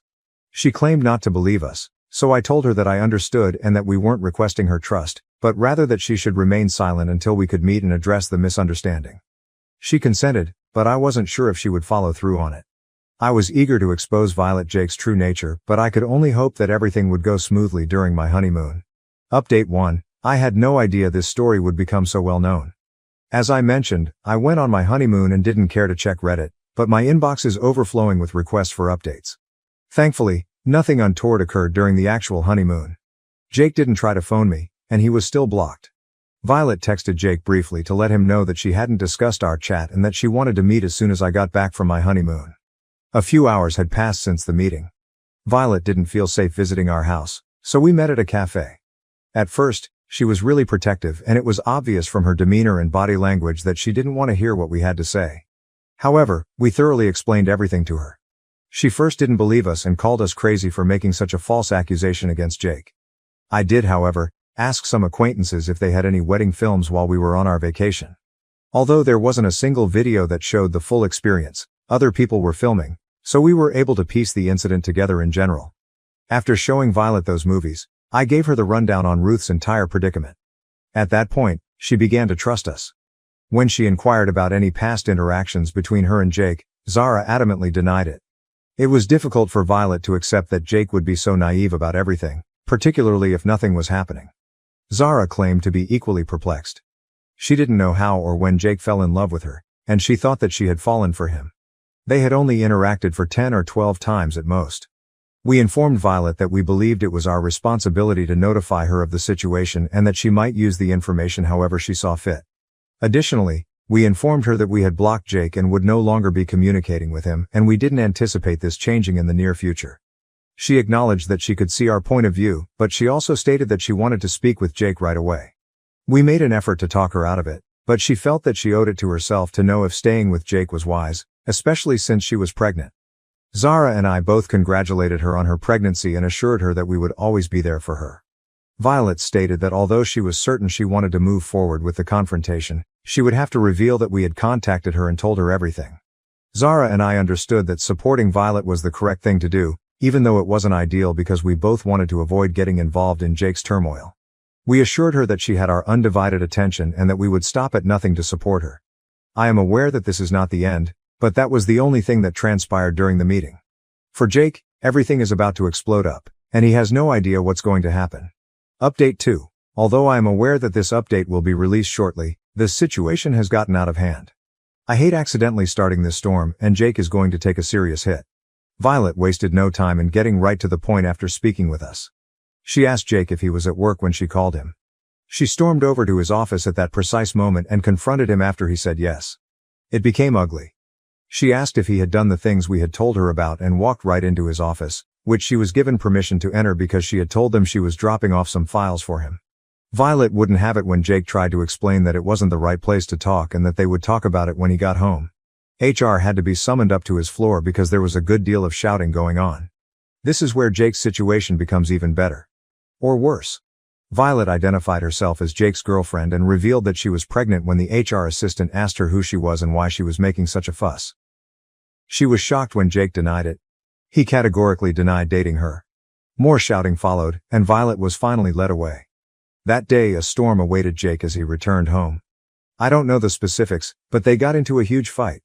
I do know that it was discovered that Jake had been having an affair with Violet for a considerable amount of time, and that the lady he was having an affair with was the HR assistant who had stepped in to break the news. Jake is therefore doomed. Violet is a no-nonsense woman who doesn't put up with disrespect, therefore I'm positive that she will leave him. It is nearly impossible for her to forgive Jake and condone cheating. Jake's workplace has an extremely stringent no-dating policy about his affair partner. Employees are forced to sign contracts and other documents. His affair partner, let's call her Jane, found out that Jake had been pretending to be a single man and that he had a pregnant girlfriend after the altercation and Violet's tirade at work. When Jane discovered that Jake had been lying to her the entire time and that she was the other lady, she was horrified. Word spread quickly, and Jake is currently facing criticism at work for his actions. Jake is in a lot of trouble because Jane has ties to the company's executives, which makes things worse for him. He will undoubtedly lose Violet, and he may lose his job. Jake has nowhere to go because Violet has also evicted him from the house, which turns out to have been Violet's grandmother's. In the middle of the night, Jake came to see us and gave me an explanation of everything. For some reason, I let him in. Never in my life have I witnessed him so enraged. He would not stop yelling that Zara would one day leave me for him, that I had destroyed his life, and that I never deserved someone like her. I was genuinely concerned for his mental health because of how insane he sounded. He requires assistance, possibly from a psychiatrist or a therapist. Jake also became aggressive with me. I'm aware that I'll be called a fool for not calling the police on him, but ultimately, he's my brother, and I didn't want to add to his troubles. More than anything, I felt sorry for him. It's incomprehensible how one foolish choice can ruin someone's life. He had it all, a fantastic profession, a devoted and caring fiancé, and now a baby on the way, but he blew it all away with a series of foolish choices while living in a bubble of bizarre illusions. Right now, I simply feel bad for him. Update 3. Jake was laid off. Even while this is not shocking, I still feel horrible. Violet no longer wants to interact with him after their breakup. Violet has the full support of Zara, me, and my parents.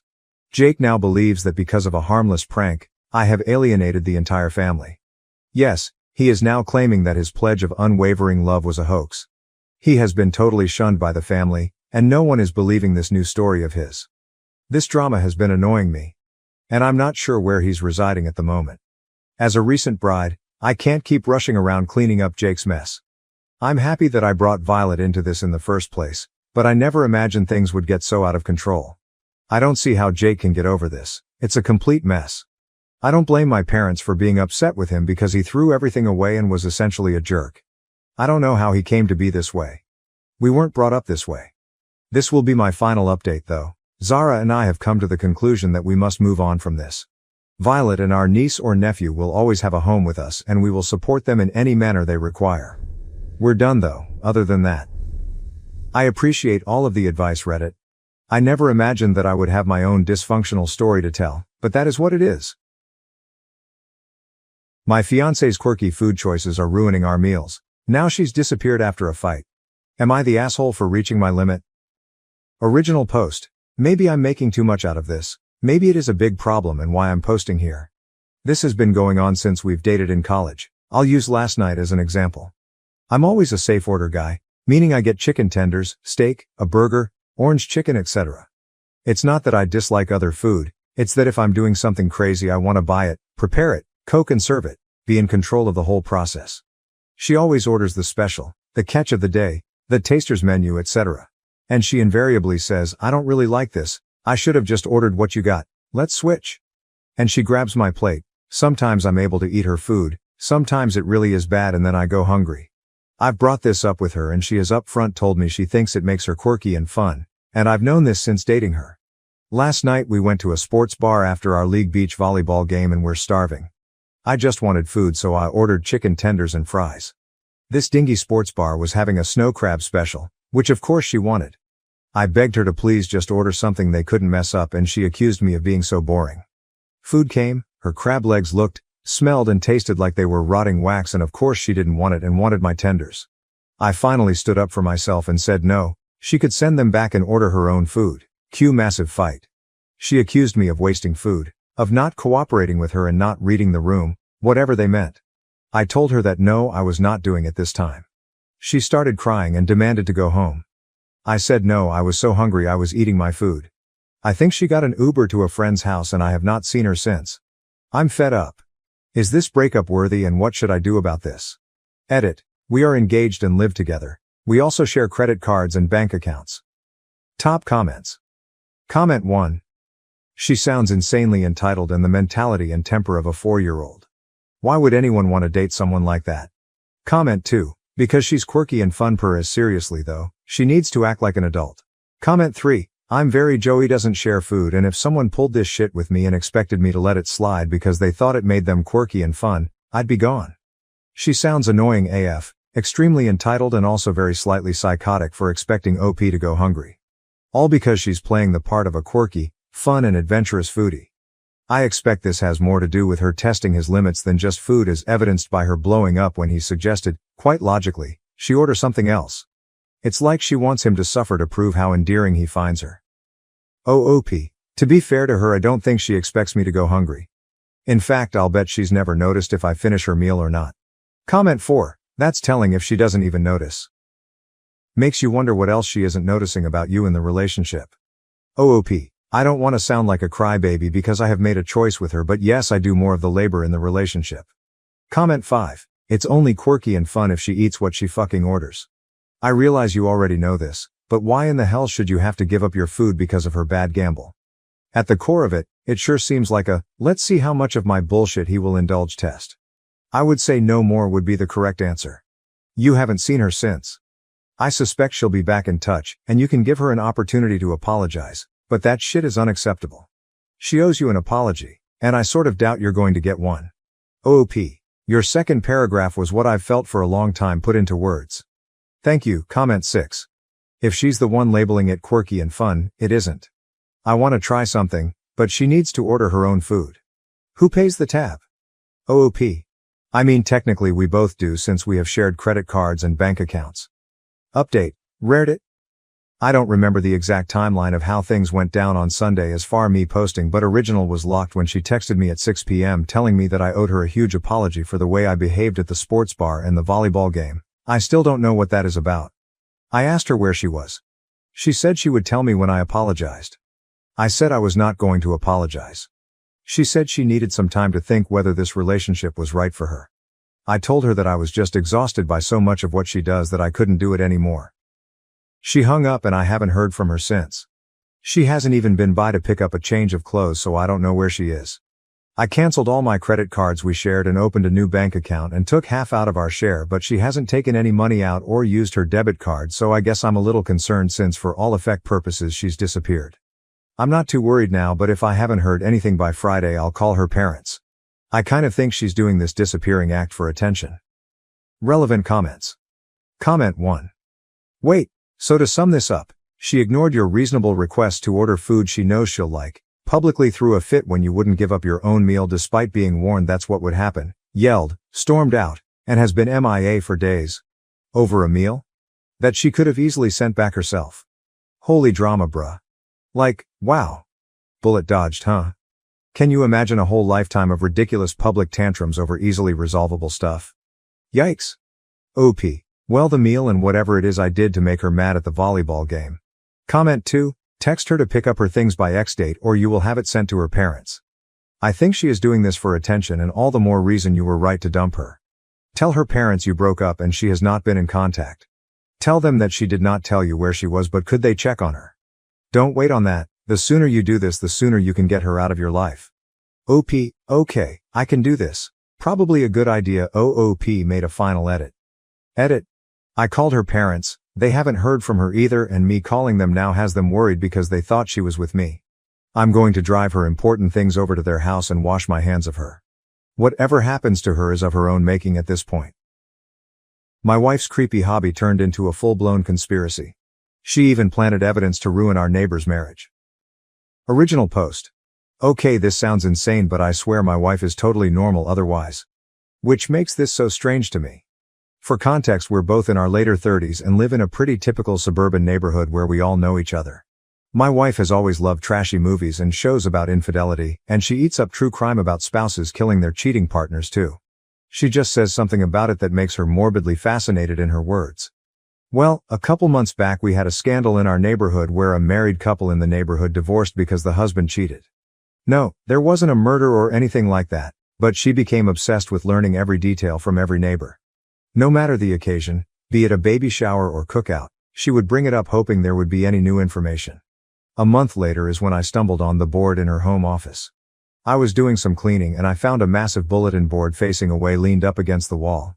Curiosity got the better of me and I turned it around to find a literal fucking conspiracy board of all our neighbors' pictures with lines of yarn connecting each other like the fucking Pepe Sylvia meme.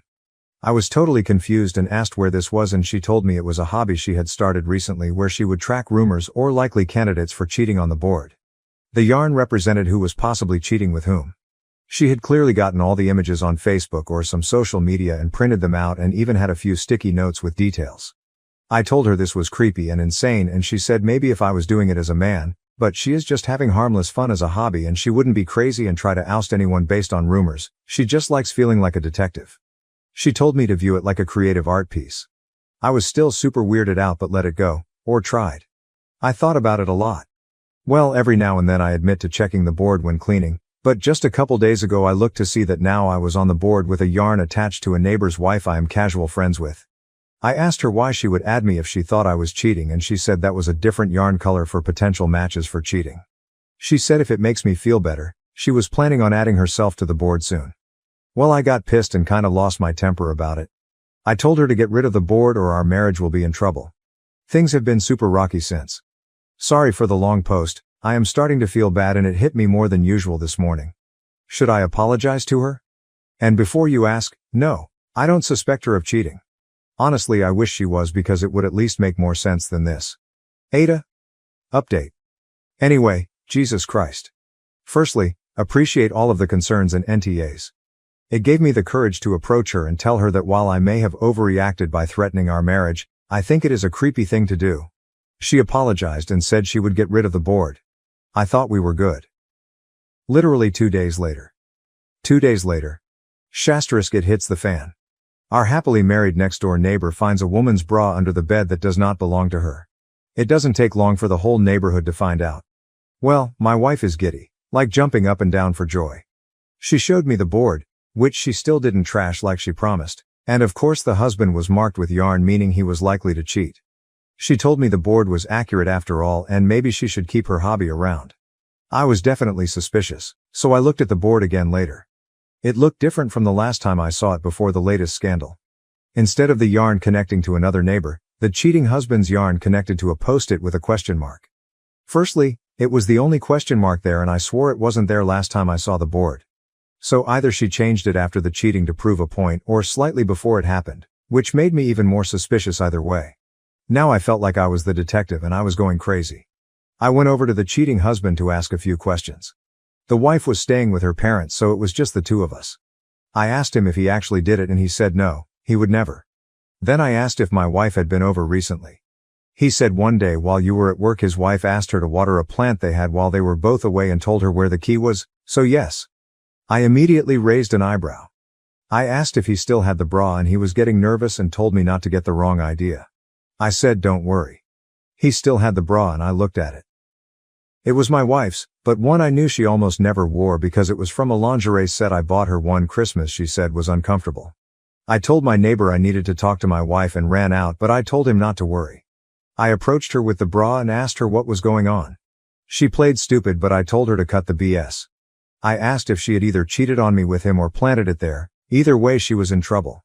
She confessed to planting the bra and said it was to make me admit her hobby was valid, or something. I flipped on her. I said this was worse than her cheating on me because instead of ruining just our marriage she ruined our neighbors and ours. I demanded she call the wife and admit to everything. Even sending pictures of the board. I even showed the Reddit post which actually helped convince her my wife had planted it rather than cheated with her husband. Well, they made up, but now I have no idea what to do. I am barely speaking to my wife and it is only a matter of time before the entire neighborhood figures this out. I seriously need advice. Relevant comments. Comment 1. I honestly refuse to believe this is real. Your wife is actually nuts. This is insane behavior to have.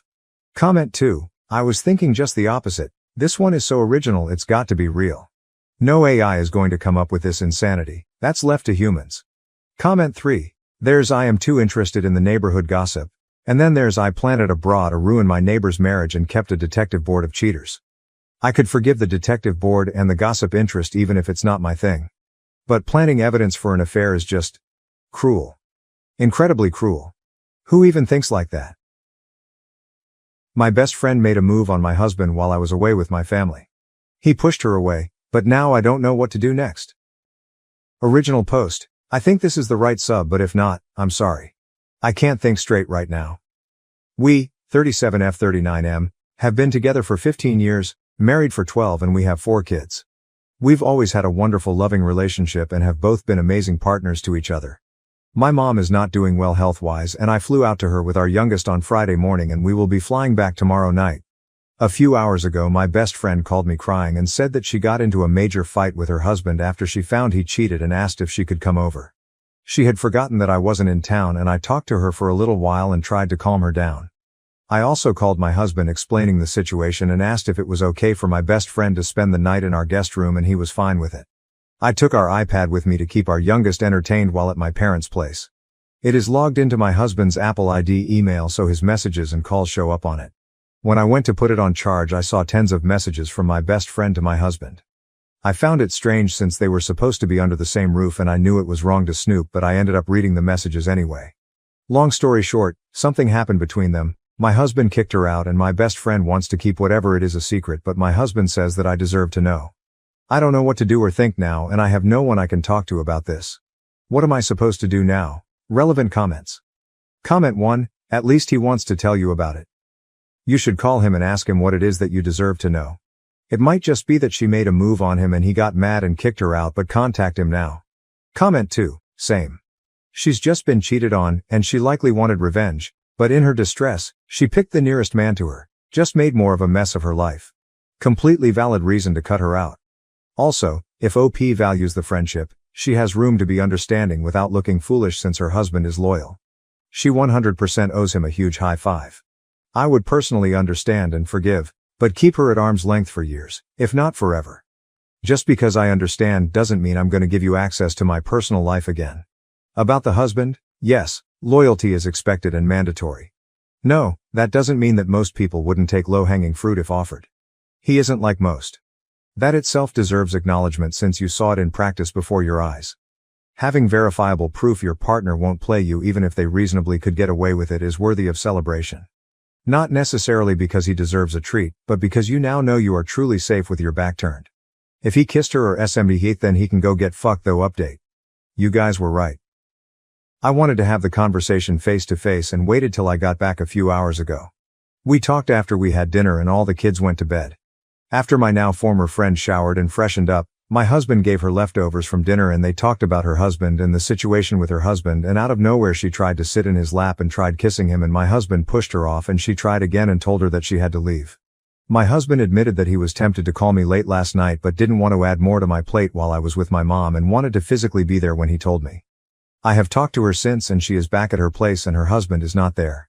She has been very apologetic and is saying that she wasn't in the right headspace and made a mistake trying something with my husband and is begging me to not break apart our friendship. To be honest, I feel bad for her, but she knows how much I love my husband and my family and she was willing to ruin everything, and I can't forgive that or rationalize it.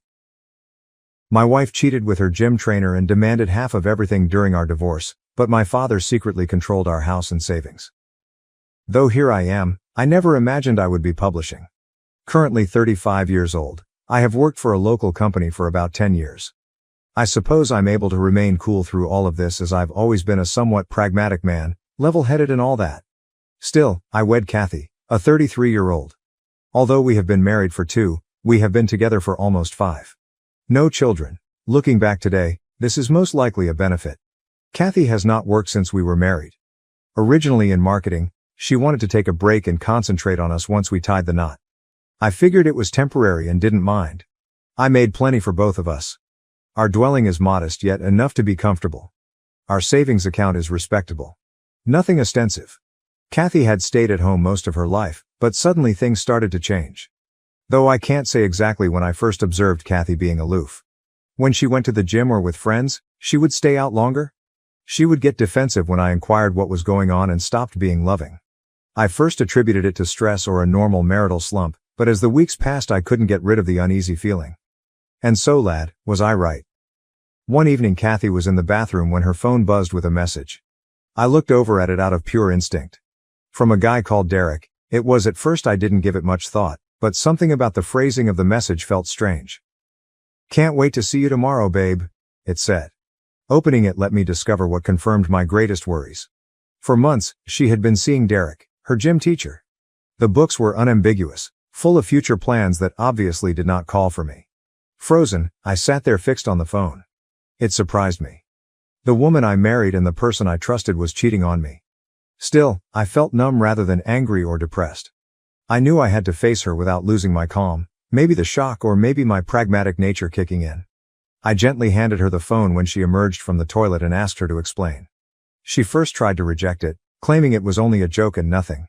She understood, though, that lying had no purpose when I read some of the books back to her. She murmured, "I want a divorce." Not even guilt, an apology, or regret. Nothing. Simply a chilly, distant remark. She said she had been seeing Derek for some time and that she was unhappy in our marriage now. She was leaving me for him. She paid no attention to sugarcoating it. Her next action, though, truly set off something. She began discussing splitting assets without pausing. She claimed she wanted half of everything. The house, the funds, everything we had created together. She even said she earned it as she gave her career to help me. The nerve astonished me. Still, I kept cool. Perhaps it's because I had already emotionally checked out at that point, or perhaps because deep down I knew something she didn't. I agreed then. I assured her I wouldn't fight her for a divorce if she wanted one, She could have half what she believed I possessed. She was shocked, most likely anticipating an emotional collapse or argument. I was not about to provide her with that gratification though. Almost all of our assets were in my dad's name, something Kathy did not know. And something I felt not necessary to share with her. You know, my father is really astute. He advised me to name all of my key assets in his name years ago when I first began earning good income. Whether it be debt, lawsuits, or, as it turns out, a cheating partner, he said it would provide a safety net should something ever go wrong in the future. I didn't give it much thought at the time. It appeared only like wise financial planning. So I knew Kathy wouldn't be receiving what she expected when she insisted on half of everything. On paper, I had little, just a modest bank account, a car in my name, and a few miscellaneous oddities and ends. The house. In technical terms, it belonged to my dad. Most of my savings are here. Also is under my dad's supervision in accounting. I advised us to handle things through mediation instead than engaging in a messy legal fight. For both of us, I reasoned it would be simpler and less expensive. She accepted, obviously intending to leave with a substantial portion of my assets. She had no idea, though, that this arrangement with my dad had been in place for years and that, to be honest, I had ignored it until the divorce discussions started. Though I can't deny that I'm appreciative of my father's foresight, it wasn't quite what I had hoped for. Most of the funds and investments Kathy was looking at were officially owned by him, as was our property. Living modestly enough that nobody, including Kathy, really questioned it, I had always maintained a low financial profile in my own name. I told my dad right when the divorce process began. Though he was not happy about the circumstances, what father would be, he realized the need of keeping things quiet. We asked a lawyer simply to be sure everything was legally sound and perfect. As it happened, everything was in perfect order. Though Kathy could demand whatever she wanted, there wasn't much in my name for her to take. Kathy moved quickly. She never wasted time. She engaged an aggressive divorce lawyer, one of those sharks that guarantees to grab whatever they can. I also engaged a low-key but reputable attorney who specialized in instances similar to mine where complex financial variables were at work. Though I didn't want to create a major scene out of this, I also wasn't going to allow Kathy and her attorney to harass me. Asset disclosure, the first phase of the divorce procedure, did not go as Kathy had hoped. I set everything out exactly as mandated by law. Her lawyer's assured smile wavered though, as she realized how little my name really registered. Though I could tell they were both perplexed, perhaps even suspicious, there was not much they could do about it. I gave honest information. There were no hidden assets. She then began berating me right there, calling me names and accusing me of lying. Like I stated though, I offered everything I had. Saying we would talk about everything once she had cooled down, I departed following many accusations and shouted shouts. Here I am now, looking at Reddit since I'm not sure if I handled things the correct manner. So Reddit, am I the *bleep* for consenting to give her half of what's mine knowing she's not really getting anywhere near what she expects? Update 1. So, things are beginning to heat up. Kathy was totally incredulous following the first asset revelation. Her attorney was not much better, and she obviously felt I was hiding something. When they saw the meager statistics on paper, he had a wonderful expression. They soon began asking for a more extensive probe. Kathy persisted in questioning where all the money was, the property, the investments, the presumed savings we had. It astounded her that, following years of marriage, there was less to divide. Thinking I had stowed money in secret accounts, her lawyer hired a forensic accountant right once to probe further. I was first a bit anxious, not because I had anything to hide but more because I knew this would simply slow down the entire process. After reviewing everything once more and consulting my attorney though, I discovered there was nothing legally they could uncover.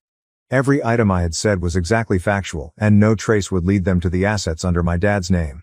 Kathy's face started to show irritation as the probe dragged on. She was used to getting her wants, but this time there was nothing for her to grab. She seemed unable to understand the reality that she was leaving with next to nothing. Kathy's next action was to try to defend her major contribution to our way of life and my job. She said that by keeping home and running the house, she had helped me to concentrate on my profession and forward my career. Although I'll say that occasionally having her handle things at home was beneficial, it wasn't as if I were operating a Fortune 500 firm. Being a mid-level accountant, my employment has been somewhat steady for years now. She could not point to any dramatic increase in my income that she could declare, *I helped him get there*. She still made an effort though. Though the truth is she hadn't worked long before deciding she wanted to remain home, she pushed the notion that she had sacrificed her own career in marketing to support me. Not anything I ever requested of her. She made this decision even then. Her attorney brought this up often, trying to present me as someone who had profited from her sacrifice. But once more, there was not much evidence to back that assertion. They even tried once to include my parents in the process. Kathy intended to show that I had been hiding assets with their help or that they had been paying me money under the table. I became quite enraged with this section. My parents had nothing to do with this. Pulling them into it was a cheap blow. Luckily, my attorney was able to stop those efforts really rapidly, although Kathy was obviously becoming rather desperate. Kathy chose to handle things on her own as the divorce processes dragged on. She was going to attempt and damage my name in other ways if she cannot get what she wanted via the courts. She began confiding in everyone in our social circle that I had been financially abusive during our marriage and had been keeping money from her. The lies she was disseminating really astounded me. Mutual friends would tell me about how she was doing and about how I was leaving her with nothing. How I had coerced her into believing we had more than we had. She even went on social media, leaving cryptic yet critical remarks on betrayed narcissistic partners. Of course, some people supported her. There are always those who would side with the person who appears to have been wronged. But most of our closer pals were aware of it. They knew I was not the kind to act in such a manner. Seeing her try to damage my reputation just because things weren't working out annoyed me, but I tried not to let it get to me. I knew the truth. The individuals who truly counted knew it too. Apart from that, I had more important things to concentrate on, such as ensuring she didn't take me for more than what was fair. Kathy was working on a smear campaign, and I was ensuring all my bases were addressed. My attorney and I were in close contact to ensure we possessed all the data required to support my side of the narrative. Every contact I had with Kathy, every demand she made, and every time she tried to cast me as the bad guy I recorded. Having such documentation would be absolutely vital, I realized, should this ever make it before court. I began also compiling proof of her romance with Derek. Although divorce settlements usually don't revolve much on adultery, I wanted to make it apparent she wasn't the victim here. I had screenshots of the books she shared with him, images they had taken together, and even quotes from some of her acquaintances who knew about the affair but remained silent. I merely wanted the truth to come out. I wanted not to disgrace her. Besides that, I started getting ready for the unavoidable aftermath. Things would go bad once the truth came out and she discovered she wasn't getting half of anything. I so maintained my distance, keeping my attention on my work and personal life and ensuring I had everything ready for the next stage of the divorce. Derek's response added one element of intrigue to all of this. Kathy appeared all for it when she originally told him she wanted to leave me for him. Their small romantic notion of beginning a new life together. But Derek started withdrawing as soon as the divorce processes started to get disorganized. As it happens, he wasn't quite as committed to Kathy as she believed. Based on what I have heard, he began to have cold feet upon realizing that being with her would require handling her financial problems. Though Kathy was ready to commit to it, she was expecting this great new life with Derek. Actually, the incident caused word of mouth to spread about his beginning loss of gym patrons. People apparently wish not to deal with a trainer who is known to have interacted with married ladies. Derek has been attempting to remove himself from Kathy lately, and she is beginning to realize perhaps this was not the fairy tale she had in mind. Though I nearly feel horrible for her, I then remember what she has done. Regarding myself, I'm having mixed feelings. I feel justified on one hand. I'm happy I guarded my assets and that Kathy isn't leaving with what she expected. I can't help but feel a little depressed though at the same moment. For all, this was my marriage. Once I adored Kathy. I felt we would lead a life together. Though I know it's for the best, seeing it come apart like this is difficult. Update 2. Since my last report, things have veered somewhat wild. Kathy is becoming desperate and showing in the worst possible manner. She's trying to make my life horrible since she understands she won't get the expected payback from this divorce. The most recent is her threatening to damage my job and reputation at work. She told me straight out that she would make sure everyone at my company knew what a scumbag I was, should I fail to make things simpler for her, give her more money. She first confused me about what she meant, but it soon became evident when she started showing up at my workplace unexpectedly. She was cool the first time, seeming as though she simply needed to communicate. She snapped though when I informed her there was nothing else to talk about. She began speaking, stating things like, "I'll make sure everyone here knows the truth about you." Luckily, I managed to get her out of there before things got more out of hand, but she is clearly becoming erratic. Her behavior at home, or rather, her temporary residence with her parents, has been chaotic too. She returned home with her parents after learning she would not be walking away with the predicted large payment. According to what I've heard, her situation hasn't been doing great. Though they are not really happy with how things have turned out, her parents are supportive. I suppose even they see through her victim play. According to mutual acquaintances, she has been acting as though she is about to have a breakdown, lashing out, and fighting with her family. The legal side of things has grown more difficult as well. Kathy's attorney is making every effort to get dirt on me. Even though my attorney has consistently told my parents that assets are not up for grabs in this divorce, they filed motions to subpoena my parents' financial data. Though it's obviously meant to rattle me, it isn't succeeding.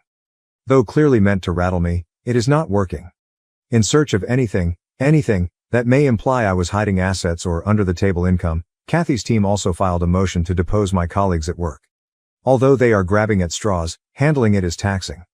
Every time we believe we have attended to one of their needs, they return with another. The whole thing feels like an endless chess game right now. Kathy and her staff try to offset every action I do, but owing to my lawyer and the strict legal protections my father established years ago, I have been one step ahead. Still, it's taxing, and I'm not sure how long I can keep this going until we find ourselves before real courts. Regarding legal processes, we have previously twice tried mediation. Actually, both times it has been a total fiasco. After roughly 20 minutes, Kathy insisted on half of the house and our money, therefore ending the first session. Though Kathy wouldn't hear it, my lawyer presented the reality of the matter, that the house was in my father's name and that there wasn't quite as much money as she believed. She bolted, charging me with lying and claiming that the mediator was biased against her. The second try was not much improved.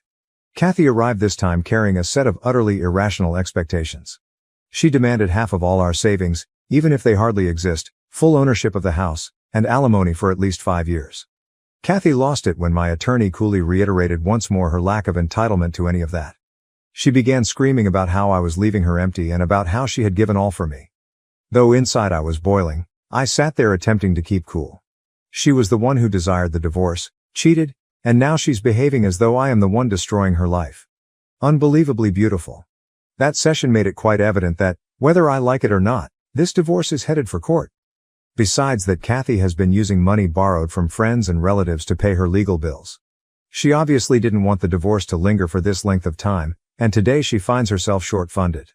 Though I'm not really clear how she intends to keep paying her aggressive attorney, that's not my concern. She acts more erratically the more desperate she gets.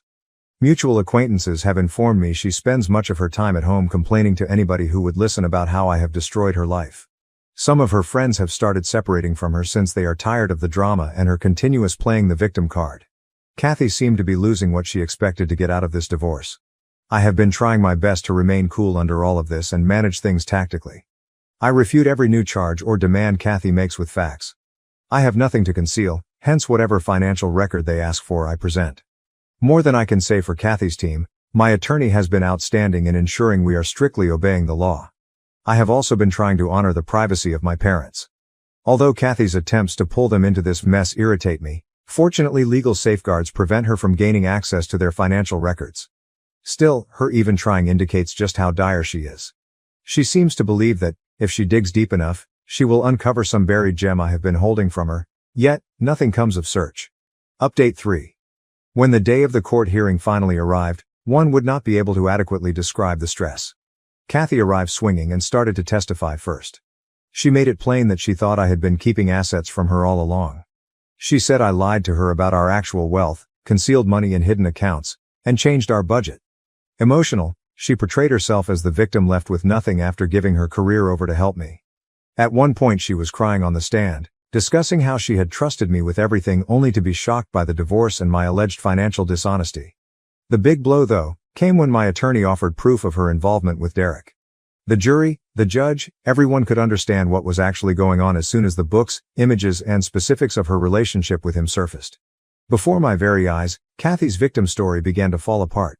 She even tried to minimize the affair at one point, claiming it was a mistake and had nothing to do with the divorce, but by then the damage was done.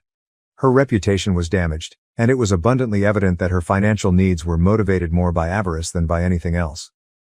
When it came time for me to testify, I tried to remain cool and follow the facts. My attorney had done a good job of preparing me. I knew that becoming defensive or angry would not strengthen my case. I went over everything: how my assets had been established in my father's name for years, how I had given complete financial reports, and how I had tried to manage the divorce amiably through mediation. I also testified on Kathy's threats, unpredictable behavior, and ongoing smear campaign activity. My attorney demonstrated how unfounded all the charges she had leveled at me, publicly and in court, by providing documentation of each. We presented the truth about our finances.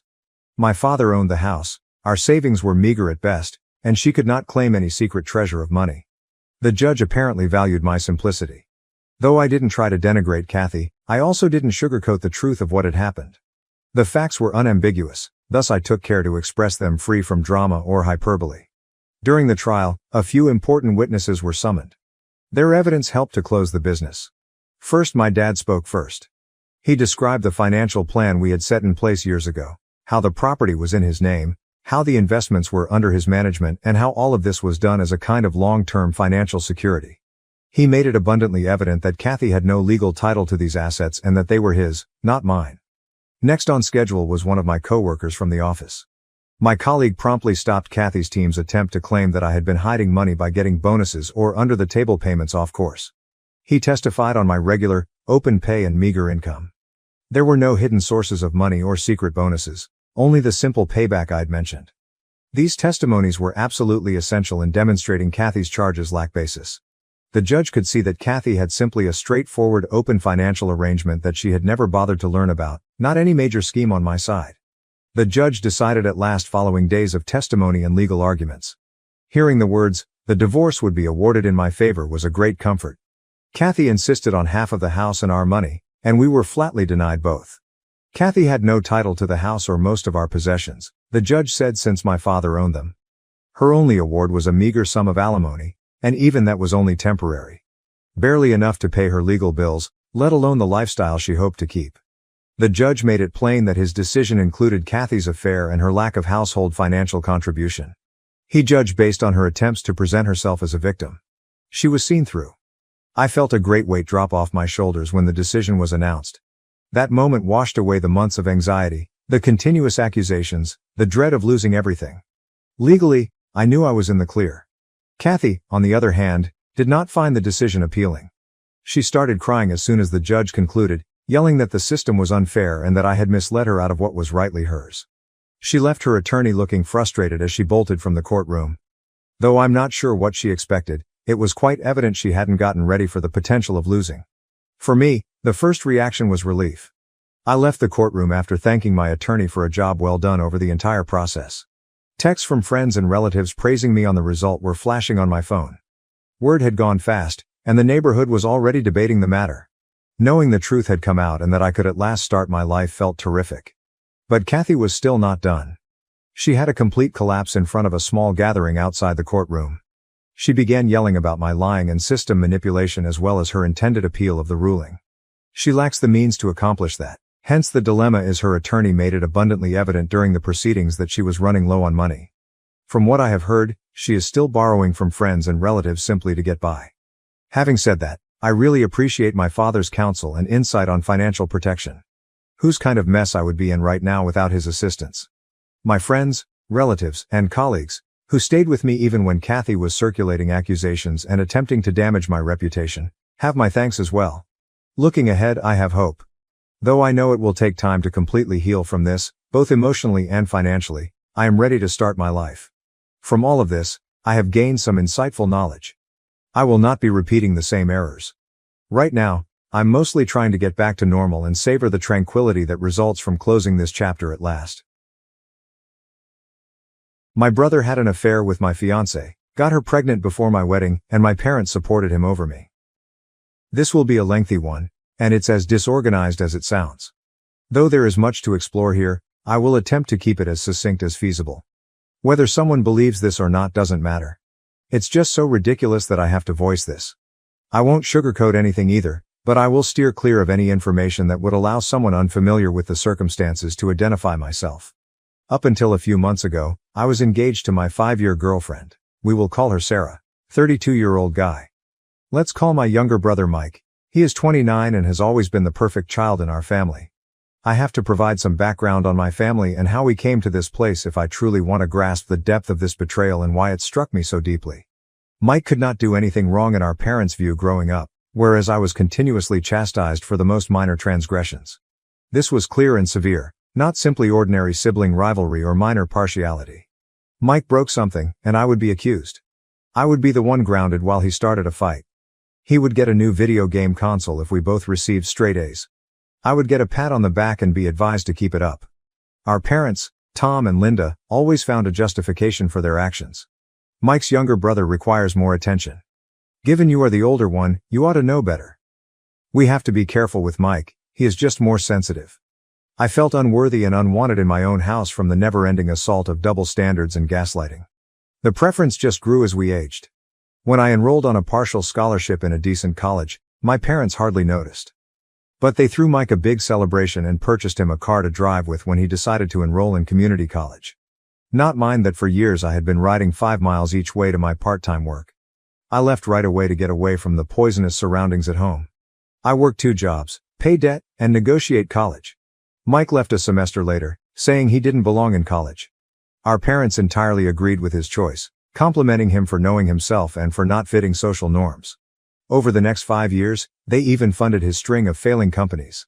My family always found a way to drag me back in, even with the space I tried to create between us.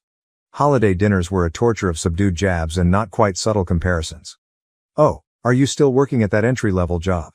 Well, Mike is considering launching another company. He is quite entrepreneurial." Not that I was really laying a solid career while Mike was devouring our folks' retirement money. I tried to keep a friendship with Mike despite all. Though it was always one-sided, he remained my brother after all. I would try to connect, reach out, and he would either ignore me or find some way to make the discussion into a competition he might win. Should I get promoted, he would suddenly have a great opportunity right ahead. If I began dating someone, he would also magically be in a committed relationship. I met Sarah in one of my attempts to get back in touch with Mike. We clicked right away as she was friends with one of his brief relationships. Smart, humorous, compassionate, and extremely beautiful, Sarah was everything I had ever wanted in a companion. We began dating, and for the first time in my life I felt really cherished and joyful. My parents were inevitably less than delighted. They questioned what Sarah saw in me and made disparaging remarks about how she was out of my level. Mike, on the other hand, started abruptly to show great interest in my life. Wanting to know everything about Sarah, he would ask about her non-stop. I was simply glad he seemed to be interested in something from my life at the time. Looking back, I ought to have spotted the warning signs. After 1 year of dating, Sarah and I moved in together and things were fantastic. We both drove, had decent jobs, and discussed the future. I began to feel as though perhaps, just maybe, I could have the great profession, loving partner, maybe even children someday that I had always wanted. On our 4th anniversary, I asked Sarah. It was simply a peaceful supper at home and a moving speech, nothing spectacular. She answered yes, and I thought I was on top of things.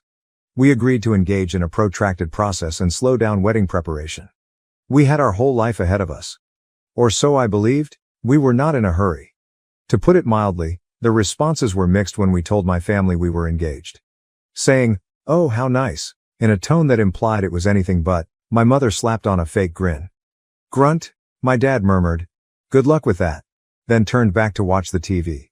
Mike, though, had the most unusual response. He praised us, but his smile seemed almost predatory and wrong. I dismissed it then, attributing it to my own fears.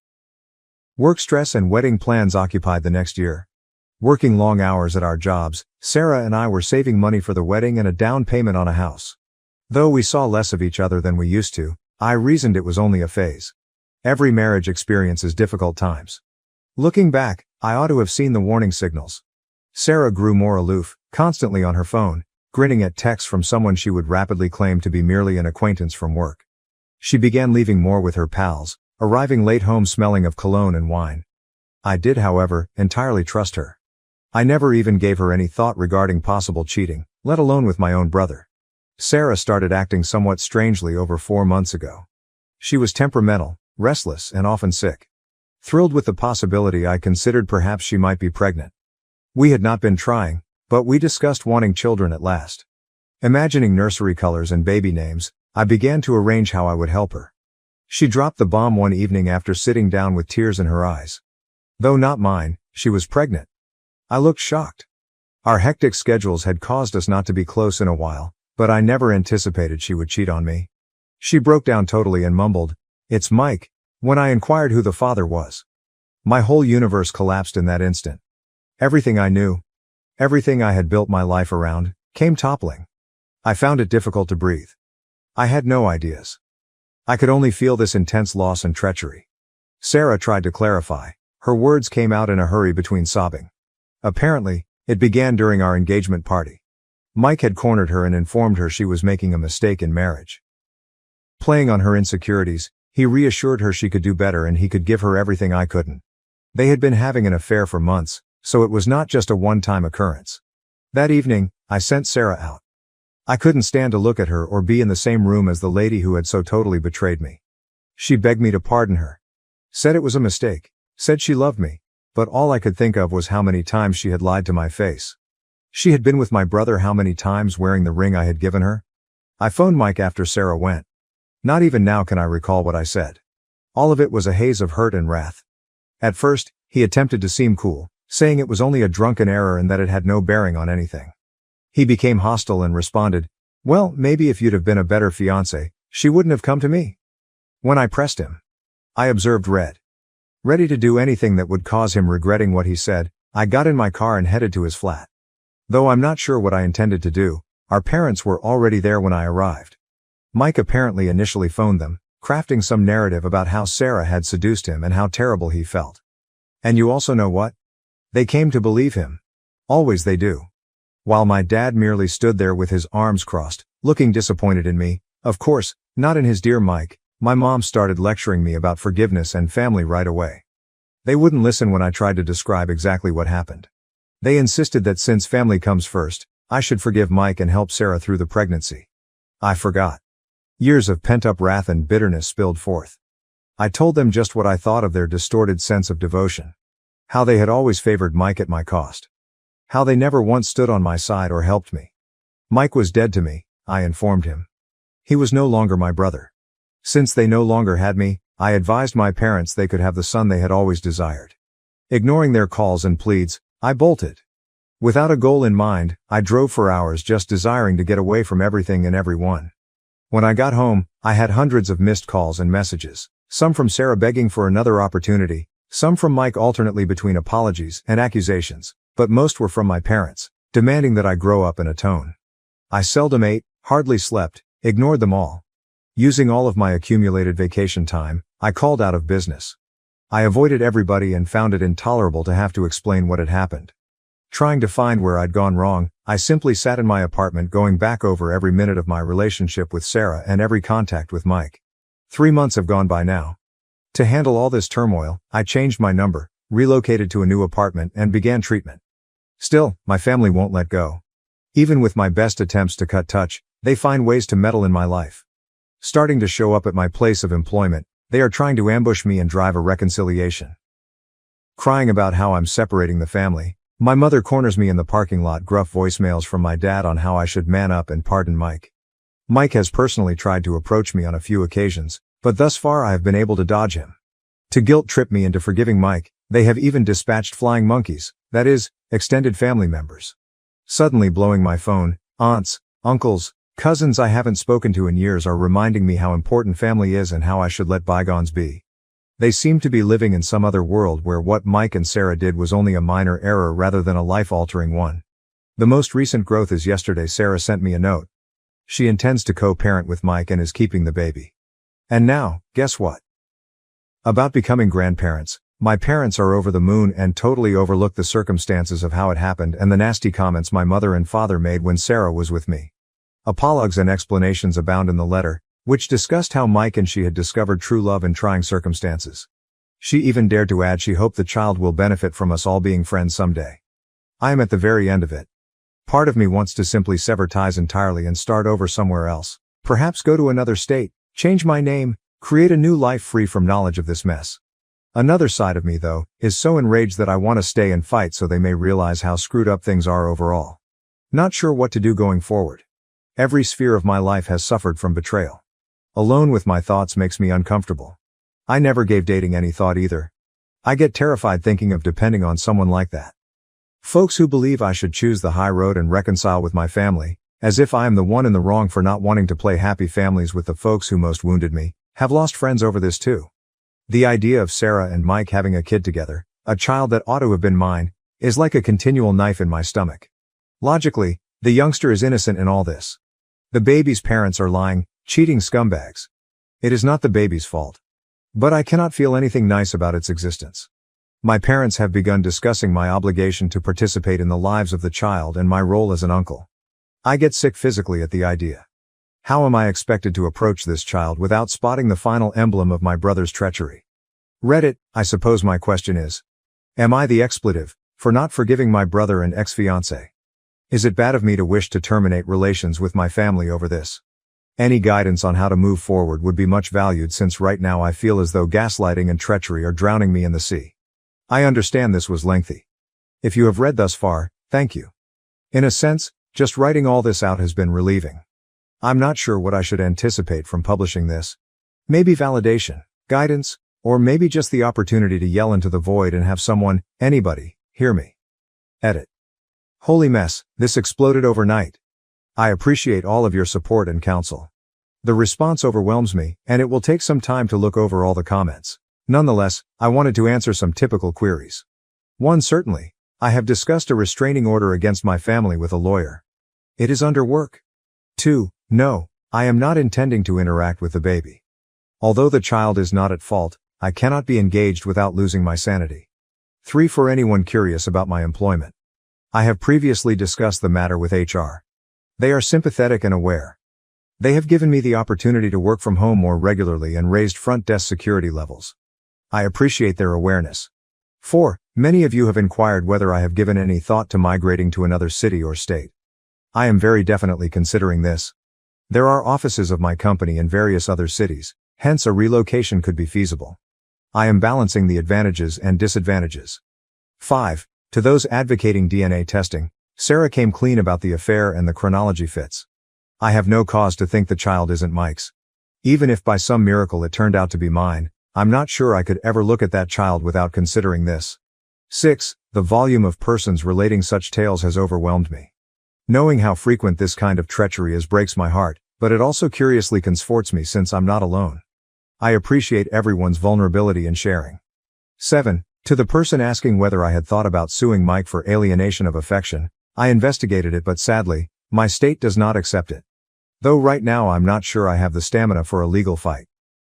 8. Several have noted that Mike's actions seem egotistical. Many of the articles I have begun reading about narcissistic personality disorder speak to me. Though not justification, some of his behavior helps me to comprehend. 9. For anyone wondering about Sarah's family, they are as startled and repulsed as one would anticipate. They have cut off communication with her and contacted me to give their support. Though little consolation, I value it. 10. To the person wondering whether I considered having children of my own someday, to be honest, this whole experience has made me doubt whether I want a family at all. I'm trying, though, not to make any major decisions while I'm still digesting things. Though I'll let you know if anything noteworthy occurs. Right now I'm concentrating on recovery and forward movement. Once more, thanks to Reddit. More than you would realize, you have contributed. Your guidance and encouragement have really been a lifeline amid trying circumstances and have given me much to consider. Though I can't answer every remark, kindly know I'm reading them all and they help me feel less isolated in this. Update 1. Hey Reddit, it's been a total rollercoaster 2 weeks since my last post. First of all, I want to thank everyone for the great advice and support. Reading over all your responses has been both sad and yet consoling. I never anticipated my post to explode like that. The frequency of this sort of treachery is disorganizing. To put it mildly, the last several weeks have been demanding. Recall my remark of working on a restraining order. That descended into a complete ordeal though. We had a hearing booked after my attorney turned in the paperwork. Given the facts and ongoing harassment, I felt it would be simple. I corrected myself. With their own attorney, an elegant man in an expensive suit most likely charging more per hour than I earn in a week, my parents turned up for the hearing. Claiming I was separating the family over a basic misunderstanding. As if Mike had stumbled and fallen into my fiancé, they painted me as the unstable one. Luckily the judge was not purchasing it. She issued the restraining order against Mike and my parents, but not without my mother crying in the courtroom and my father gazing at me like I had just committed murder. Mike's expression though, I swear, if looks could kill, I would be 6 feet under. Mike tried to get to me as we were exiting the courtroom, reminding his attorney of the recently imposed restraining order. She stood between us. Mike merely scoffed and stated that I couldn't hide behind a piece of paper permanently. This is not over. If I said his remarks didn't knock me a bit, I would be lying. For now, at least I have some legal protection. Another dream has been the office scenario. Recall how I mentioned my family had started showing up at my workplace? That reached a head last week though. My assistant buzzed in reporting my mother was in the lobby and creating a scene while I was in a meeting with a client. She apparently brought a photo album and was trying to show my colleagues infant images of Mike and me as she sobbed over how her boys used to be so close. I left the conference and descended to the lobby, where I discovered my mother surrounded by a bunch of awkward-looking colleagues. She was midway in recounting how Mike and I used to bathe each other when young children. She rushed toward me when she saw me, chatting about a baby shower, but I stopped her. She should leave right away, I told her, or I would call the cops and have her taken off for trespassing against the restraining order. Her expression resembled what I would have slapped her with, but after everything they have gone through, I couldn't muster myself to care. Security let her out, and I had to spend the next hour damage management with my employer and colleagues. Fortunately, most of them were understanding, but I could see others were wondering what kind of drama I was bringing into the workplace. Still, the incident with Mike was where it truly veers off course. I was at the gym last Saturday working out some of my resentment on the punching bag. I was so intent on my exercise that I didn't see someone approaching me until I heard his voice. As I whirled around, Mike was grinning at me like he hadn't just broken the restraining order. He began to run his lips loud enough for others close to hear. He chuckled when I urged him to go before I phoned the police, claiming he would tell them how I had been threatening Sarah and him. I became lost at that point. My fist hooked with his jaw as I struck at him. He stammered back, then launched himself at me. Except this time, no one told me to be the larger person and let Mike win. We ended up on the floor trading punches like we were kids again, without parents to break us up. Before the gym personnel drew us apart, I made a few decent hits. I could feel my eye bulging closed while Mike's nose was bleeding. We were both screaming, seeking release and aiming at one another once more. It was only when the gym manager threatened to call the police that I snapped out of it. I got ready and headed off. Still pulsing with excitement, I answered a call from an unidentified number as I was headed home. Against better taste, I responded to it. Sarah, shouting at me about how I had cracked Mike's nose, might require surgery. I laughed. It was not against will. Her anger at me following all they had done seemed ridiculous, too much. I apologized to her for hurting her little boyfriend, the one she had been sleeping with behind my back for months. She began to cry then, continuing on about her stress, how the baby could sense her misery and how selfish I could be. I blocked the number and hung on hers. The fight produced quite a strong blowback. News had crept across our social circle like wildfire. Texts from friends and relatives, some supporting me and others calling me names for beating my poor defenseless brother, were exploding on my phone. Reaching out once more, Sarah's parents expressed their dismay in their daughter and reiterated their support of me. Though at this point I'll take anything I can get, it was a meager comfort. Nowadays, the restraining order seems inadequate. Mike has proved he is ready to break it, hence I am concerned about his future actions. The legal fallout has been a horror show. My attorney called me the day following the gym incident. Mike apparently had accused me of assault. I described what had happened. How Mike had provoked me. How he had broken the restraining order. We would fight it, my lawyer groaned, but given that I delivered the first punch, it might be an uphill struggle. We are already pressing our own charges against Mike for breaching the restraining order. Though nothing is definite, my attorney feels sure this will strengthen our case. I had to show the cops the marks on my face and knuckles and make statements to them. Having to defend myself against my own brother makes one embarrassed. Mike and I have been banned from the gym, although I can't say I blame them. It sucks. That gym was one of the only places I felt I could properly release some of my wrath. I have always been close to my cousin Amy, so she contacted me the other day. The family has been complaining a lot about her supporting me, but she is not wavering. She shared with me some of what goes on behind the scenes. My parents apparently have been telling everyone I'm experiencing some sort of mental collapse. They claim I'm just jealous and can't let go since Sarah and Mike's relationship began shortly following our breakup. While some family members are buying it, Amy notes that many others are not.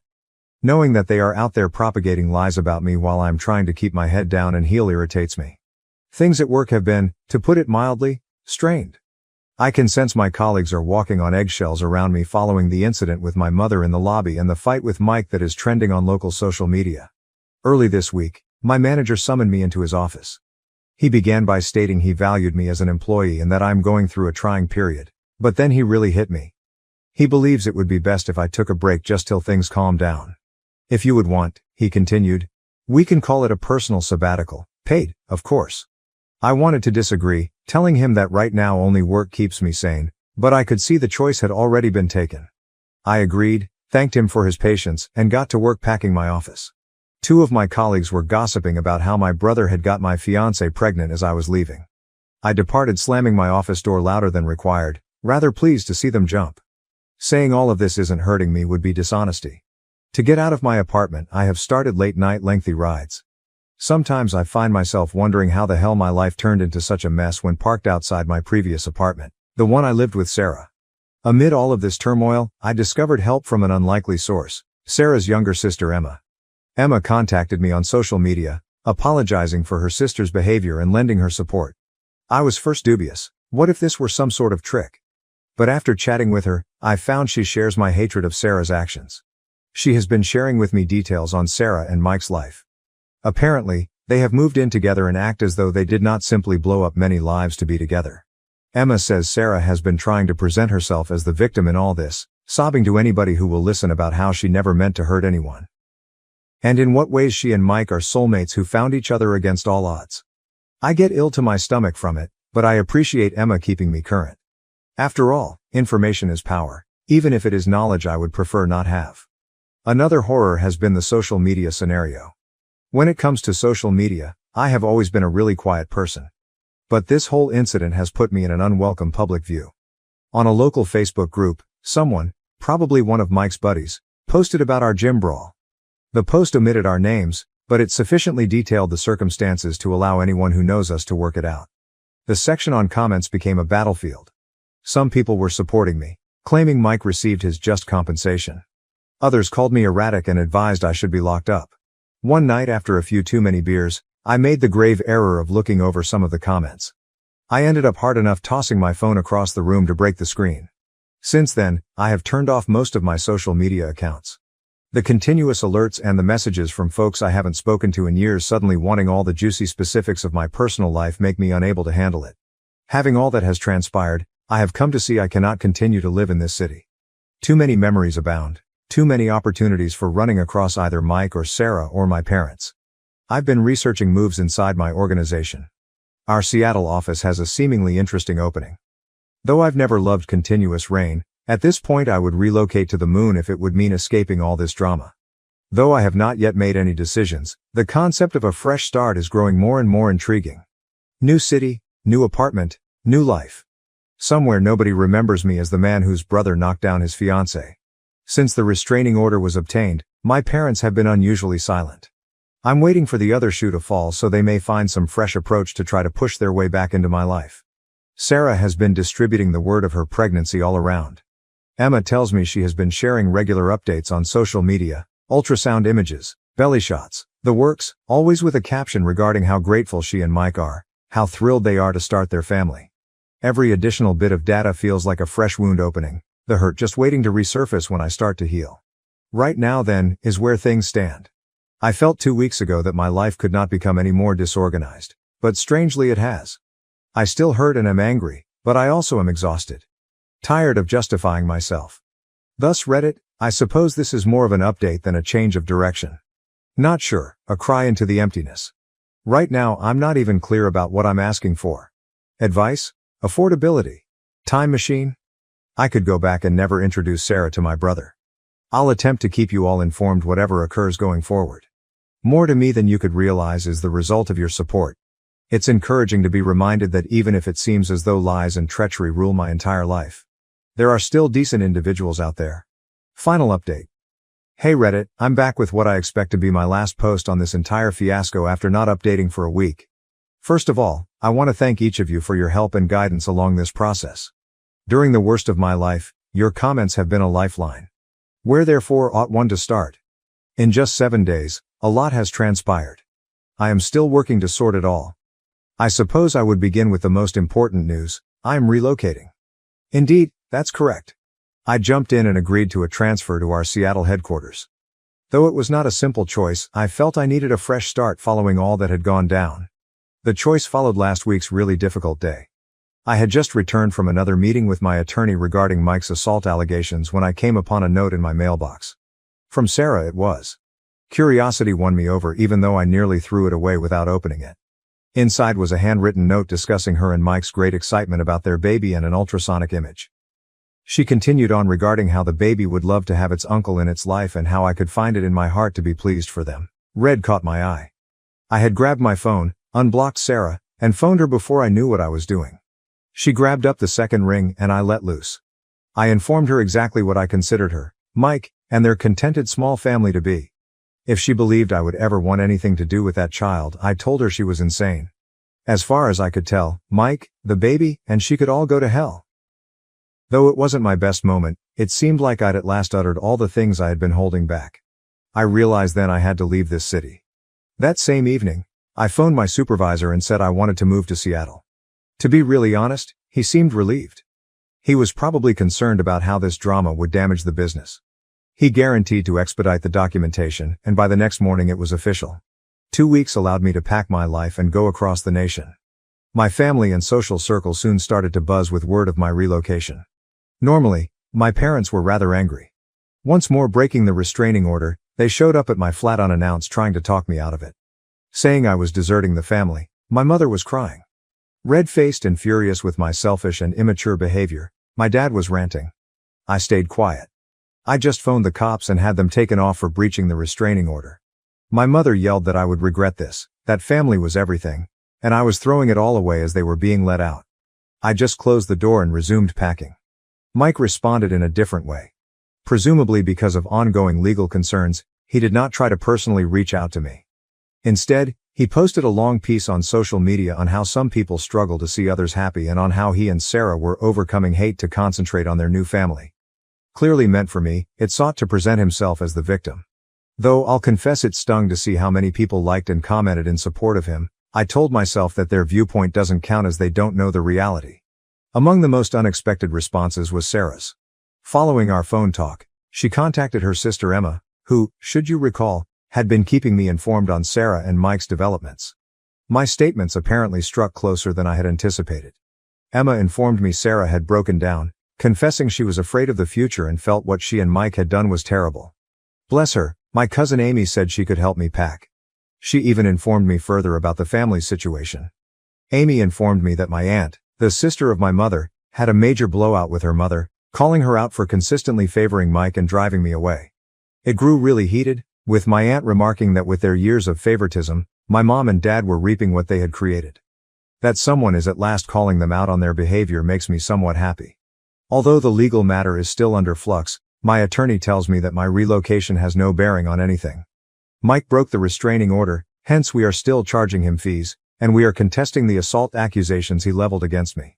Given Mike's track record of breaking the restraining order, my attorney feels sure the judge would see through his lies. Moving across the nation should also help prove that I am not a threat to Mike, thereby helping to have his charges dropped. After this, I'm not sure whether I will publish any more updates. Starting anew means bidding farewell to the past, and as beneficial as this community has been, I believe it's time for me to distance myself from rewriting this narrative. I have to concentrate on starting my new life instead of muckering the old one. This thus seems to be my last update. Hope for me, Reddit. In Seattle, I have a completely fresh life ready for me and want to maximize it. Dad planned to marry his young girlfriend just weeks after my mom's death, threatening to kick me out. Am I the asshole for ruining his wedding? My father has always mistreated me badly. He was obviously not interested in being a dad from a very young age, but I never could find out which he disliked more, being married to my mother or father to me. Given that he treated my mother no better than he treated me, I believe he must have loathed it equally. I lost my mother only 4 weeks back. I turned 17 some months ago. It was not surprising. She had been battling lung cancer for some time and at last passed away in a hospital. 3 years ago she was diagnosed. Since then, it felt like I had been holding my breath. I believe I at last let it all go when Mom died. She was my friend, thus even now it feels quite strange to be without her around. She was most crucially the only person there to guard me from my father. Every single day in the house where I grew up, my parents would argue over something or another. They obviously did not love one another, and I really have no idea why they were married. My mother would tell me that they had loved each other at some time every time I asked her why she had married him. They would always make up, but I never could forgive my father as fast as my mother did. She had been urged to leave him several times as occasionally he would say extremely terrible things to her during a quarrel. He would say things like how he wishes she died from her illness so he could go on with his life and how he regretfully ever was with her and had a child with her. She just resisted when I advised her to go several times. I'm not sure why. Regarding myself, I had wanted to go from the age of 4 years old but had nowhere else to go and no other relatives either. Raised by her grandmother, who passed away while she was in college, my mother was an orphan who had lost her parents in an accident when she was small.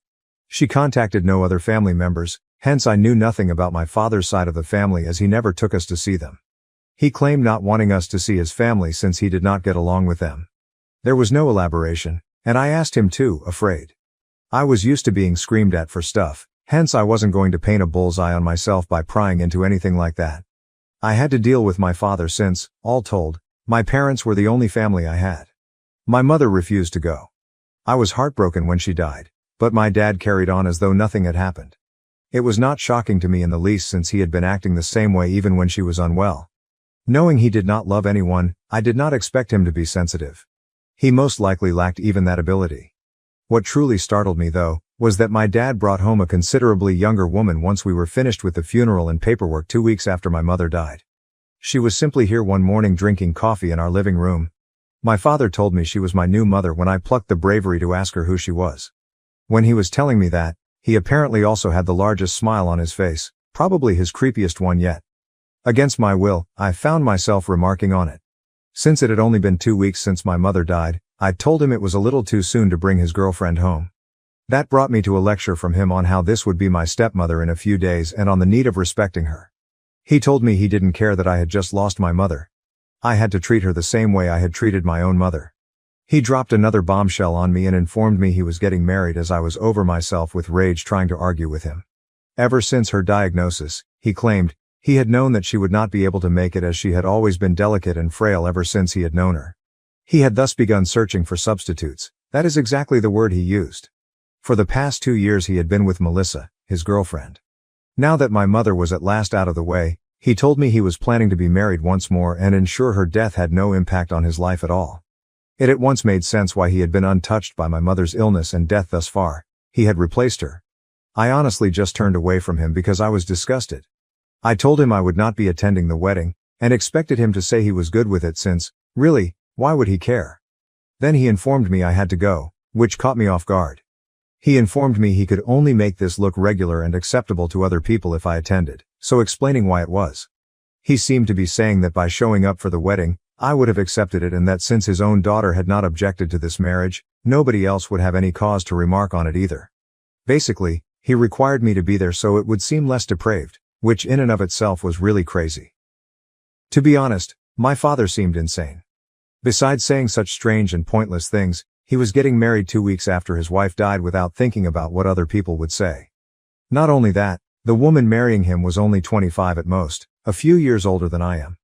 Her actual age is unknown, however she cannot be older than that. My dad falls in late 40s. This man, who recently lost his wife to cancer and should be in mourning right now, is instead getting married and expecting his daughter to act like this is all normal and that she supports it. It is eerie enough. He definitely belongs in a straitjacket in a padded room. It's a complete formula for catastrophe. I told him there was no way I could be at this wedding when he informed me he was marrying Melissa. He was free to become offended at that as desired. Then he informed me he would not only be offended but also kicked me out should I miss a meeting. He would also ensure that I never got access to the college fund my mother and he had been saving for me ever since my birth. Since, as he had stated, my mom's money had gone into the education fund as well as his, so I considered it to be essentially unjust. Although I think I was entitled to it, sadly I couldn't make him turn over the money to me as it is not required by law. There were no records to support it, hence it was not as if he had set it aside especially for that purpose. Basically, I would be tossed out and would not have any chances of attending college either if I skipped that wedding. On one hand, I did not want to seem like I was part of this or that I was encouraging this craziness in any kind whatsoever, thus I was in a quite tough situation.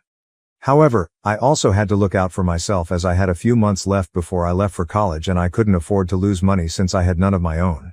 My mother's will takes some time to process, hence I would only obtain the inheritance only then.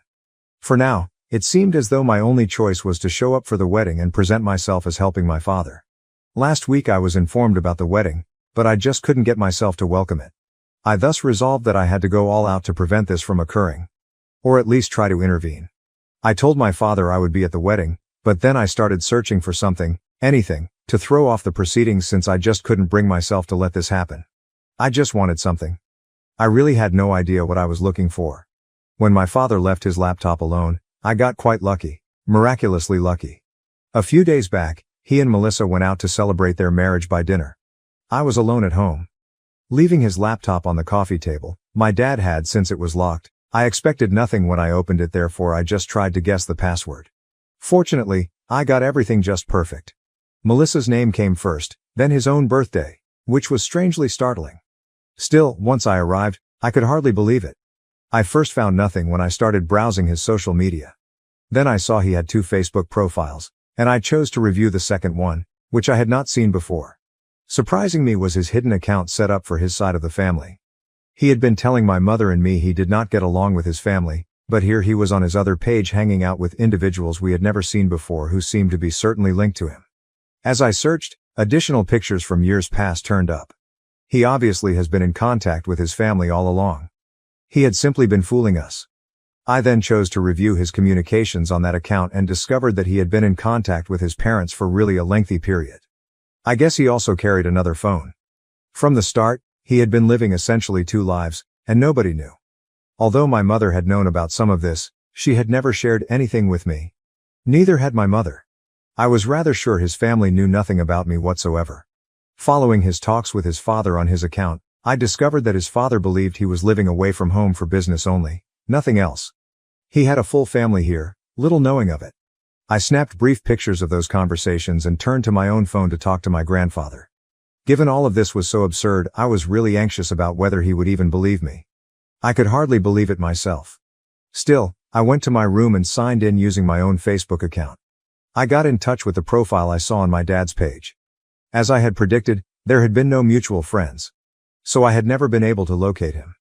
I had never been able to track these people as I hadn't even known my grandfather's true name for all these years. Having his account now, I messaged him straight away and tried to rapidly explain everything. This was an emergency, hence I provided him my phone number and advised him to get in touch as soon as he could. I included additional pictures of the screenshots I'd taken, outlining how I had tracked his profile. I also sent some pictures of me with my parents so he would know this was not a hoax directed on him. After not hearing anything for the following 12 hours, I nearly gave up hope. Maybe he had chosen not to react since he felt someone was pulling a practical joke on him. But I eventually got a call from my granddad when Dad was at work. I was simply lucky that he had phoned me before that and had not mentioned this to my father. Anyway, I answered my phone and told him what was happening as soon as he called. For the past 17 years, he informed me, he had been made to believe that my father was working elsewhere, that is, away from Iowa, where he was originally from.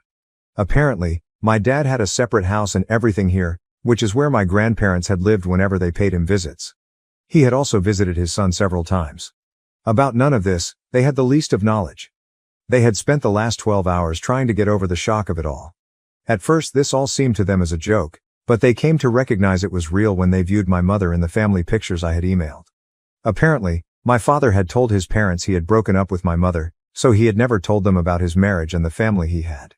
They disapproved of her 18 years ago, when my parents first began dating. He had informed my grandparents he had dumped her as they were quite clear they did not want my father to marry my mother. For the past 2 decades, it was the fiction he had been selling. Now he had at last been caught. My grandparents had not wanted my father to wed my mother for really serious reasons. It was because they accused my mother of being a gold digger and she had reportedly been trying to cheat on him. This was due in part to the first time my father had brought my mother home to see his parents. She had instantly targeted his older brother, a surgeon who clearly made more than my father. My uncle's refusal to keep his lips shut over something so significant led my grandparents to learn about it. My father had been asked to split up with my mother, but he had turned down their proposal. I believe it was because of me since, based on my calculations, my mother most likely already was pregnant by then. My parents were given an ultimatum. Either they would cut him off from their life or he would split up with my mother. They understood she was only with him for the money, hence cutting him off would drive my mother to leave him. Eventually, my dad told them he had split things off with my mother, although obviously he had not as they remained together. And this is the reason I'm here. If my mother had really done such things, I wonder why they stayed together. This fundamentally altered my view of both my parents. Once I knew these things though, I told my grandparents how badly I was being treated and that I had nowhere else to rely on. But I was depending on them now that I knew they existed and wasn't as alone as I had first thought. I still would understand if they turned away from me. Thank goodness they decided to assist me. I was able to stop the wedding from taking place. Like his parents, I returned to my father's house also. 2 days ago they flew down here. Yesterday, I managed to slip them into the wedding. All of a sudden, we were honored guests. Our backyard was the venue for the wedding as just a small number of guests were expected to attend. It was supposed to be a modest and private ceremony. Only my father's colleagues and boss, a couple of his acquaintances, and that was it. He had obviously not invited his family. They had not even received invitations to his first marriage. But I arranged for their attendance at the second. I emailed my grandparents and informed them it was finally time for them to show up as I wanted to halt everything before the vows were taken. Melissa had walked down the aisle and everything. I slipped out right before the vows, and then it was my turn to walk down the aisle with my grandparents for the theatrical purposes of it all. My father's face dropped and Melissa seemed fairly perplexed as soon as he saw me walking down the aisle with his parents. Once I drew close to him, I declared that his parents now knew the truth, that I had at last exposed all his falsehoods. He could bid farewell to his inheritance since all was now coming to me rather than to him. Since I already had a place to live, people looking after me, and also my college fund, I no longer needed him either. Knowing he was a liar, I did not want to be with him, so he could do anything he pleased. I then left with my grandparents, and since then we have been staying in a hotel getting ready for our trip back. Since I haven't known these folks, my grandparents need a lot of catching up. Likewise, there is plenty to discuss about my parents. We haven't returned yet mainly because this morning my father finally got in touch with my grandfather and informed him that what he did was simply not proper. He had supposedly never allowed his parents to be happy and accused them of trying to control him all his life. Saying I just couldn't stand to see him happy with anyone else, he also accused me of trying to ruin him by showing up at the wedding like that. Since Melissa is now avoiding him and the wedding was clearly called off yesterday itself, immediately after we left, he is blaming all of us. I am therefore good with showing up for his second wedding with his parents and exposing him for lying. Update 1, the wedding call off was 4 days ago. I decided not to answer my father. He does not deserve it. My grandparents agreed as well. He knows where to find us should he wish to communicate with us. We still occupy the hotel. We have provided him with the specifics. If he would want to talk with us, he could come see us and then we could have a personal conversation. But the kind of conversation we wish to conduct over the phone or via text is not this one. He still hasn't turned up yet and just 3 days remain before I return to Iowa with my grandparents. They have a farm there. They're really wealthy, and I will be taken care of considerably better than I was here. They assured me that they would see to it that I could attend the college of my choosing and that I wouldn't have to suffer following this. Since we first met, my grandparents have been almost pampering me. I believe they are attempting to make up for lost time, which is rather lovely of them. Though they seem to love me a lot, they loathe my mother and subsequently my father as well. Update 2. My grandparents and I are meant to be leaving in 2 days. My father decided this morning to at last pay us a visit and speak with us. When they contacted me this morning, I was really taken aback to see him in my grandparents' hotel room, but I immediately recovered and vowed not to talk to him the whole time until he apologized. Clearly though, given someone like him, that is too much to demand. He was here just to discuss how unfair it was that my grandparents had opted to cut him off from their life and hand me all the wealth instead. He claimed to have already lost Melissa, my mother, and his wife as well. Things were already really terrible for him since I also wanted no more contact with him. To top it all, his close friends and colleagues, all the attendees of the wedding, are now acting strange with him. What transpired at the wedding has damaged his reputation. Hence he is thinking of leaving his employment. He believes he cannot operate in such a hostile environment. To put it plainly, he had kind of lost all he owned till a few days earlier.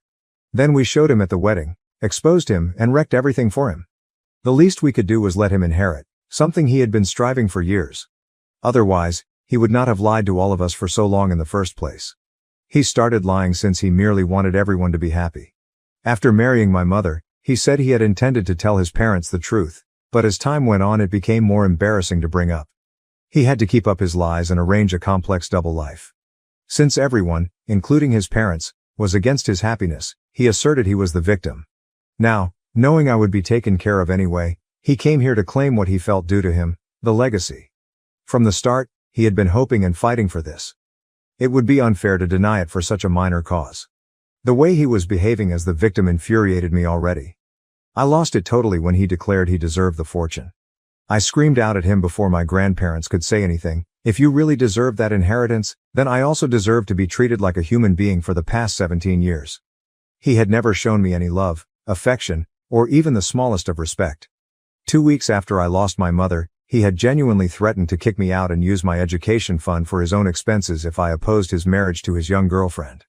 It was only fair his parents took away anything he thought he deserved since he could not give me anything I deserved. My behavior startled him since I had never before stood up to him like that. But now, thanks to my grandparents, I no longer felt terrified of him. Usually when I was younger, this worked to shut me down. He tried to glare at me, but this time I wasn't going to be silent. Earlier, I would do that since I knew my mother wouldn't leave, probably for the same reason my father didn't cut off relations with his parents: money. Which upon her death, was ultimately futile. Her only advantage from living with him was passing away at a reputable hospital. My dad tried to yell at me when I refused to be quiet, but my grandparents told him it wasn't going to work anymore. My grandparents threatened to call security on him, thus after some conflict he had to leave.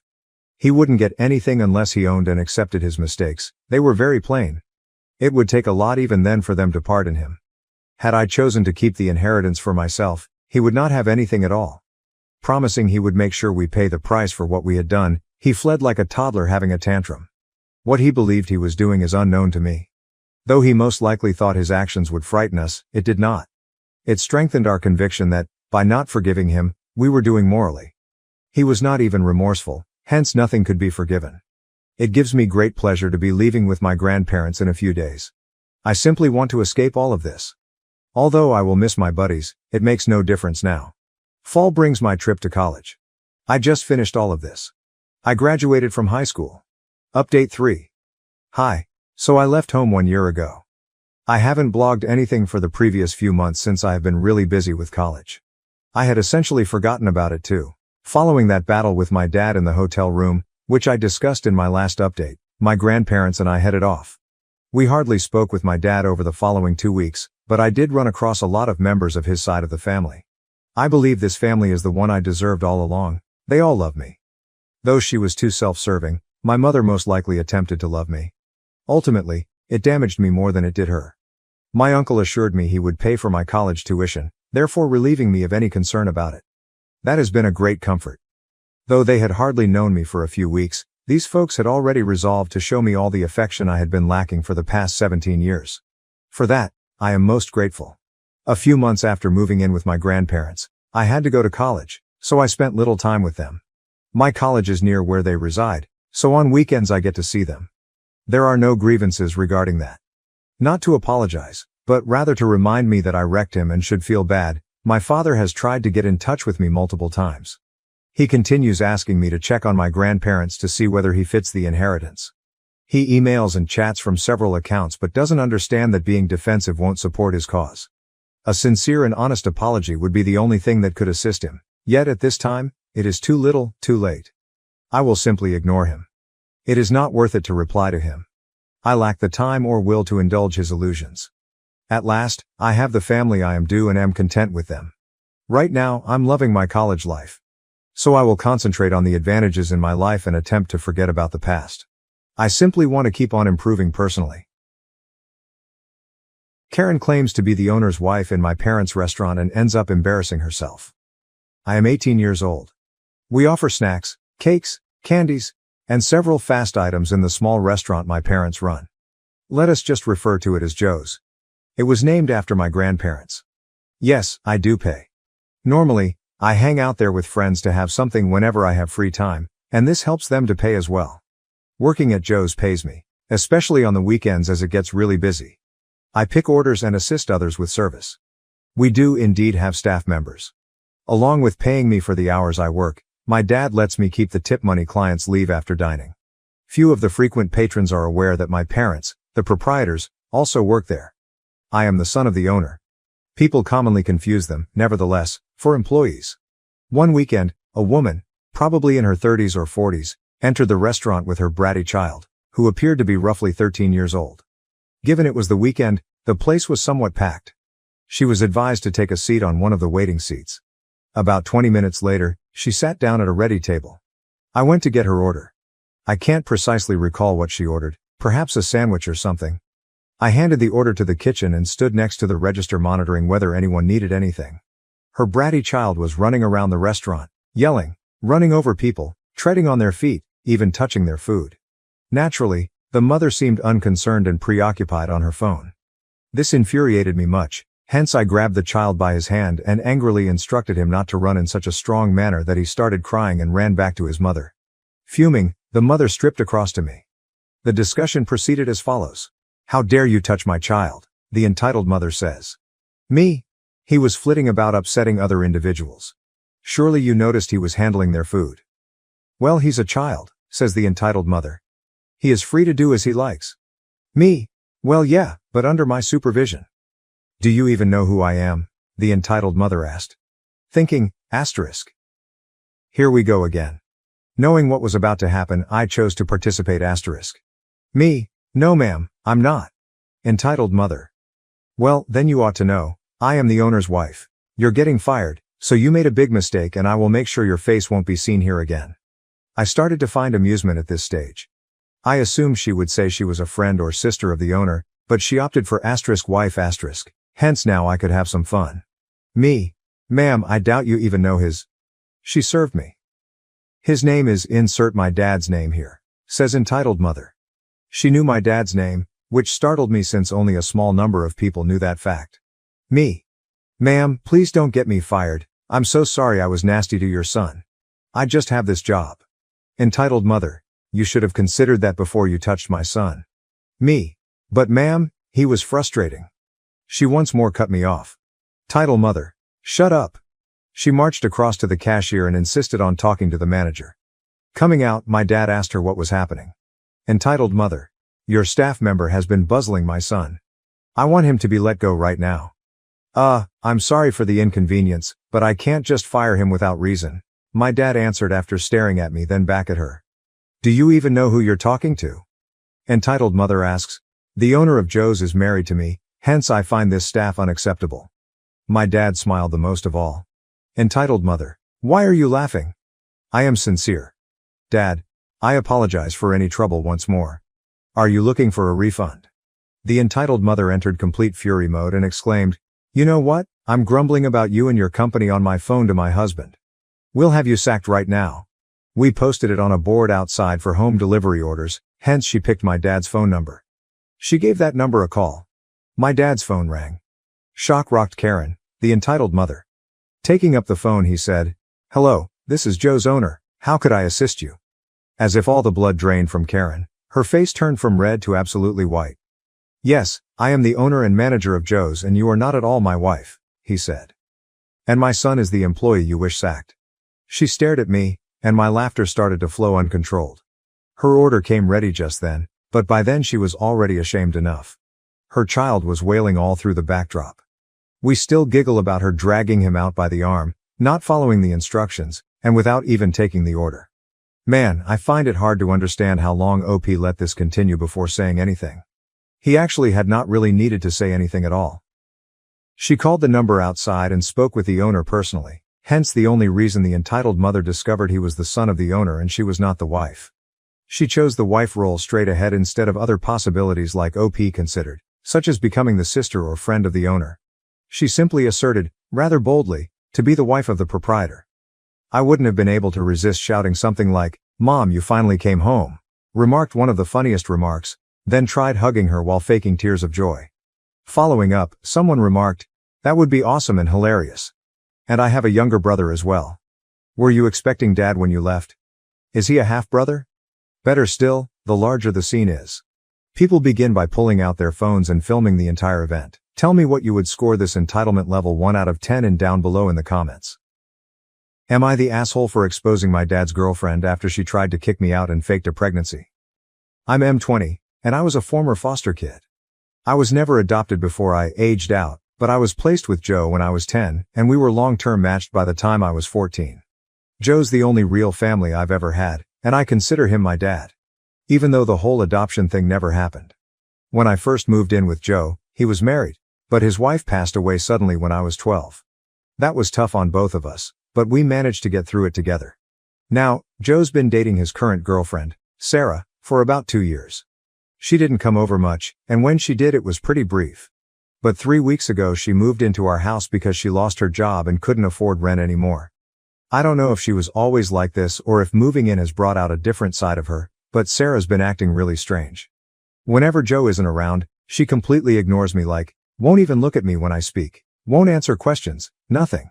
At first I thought it might be some kind of anxiety thing. But now it started getting worse.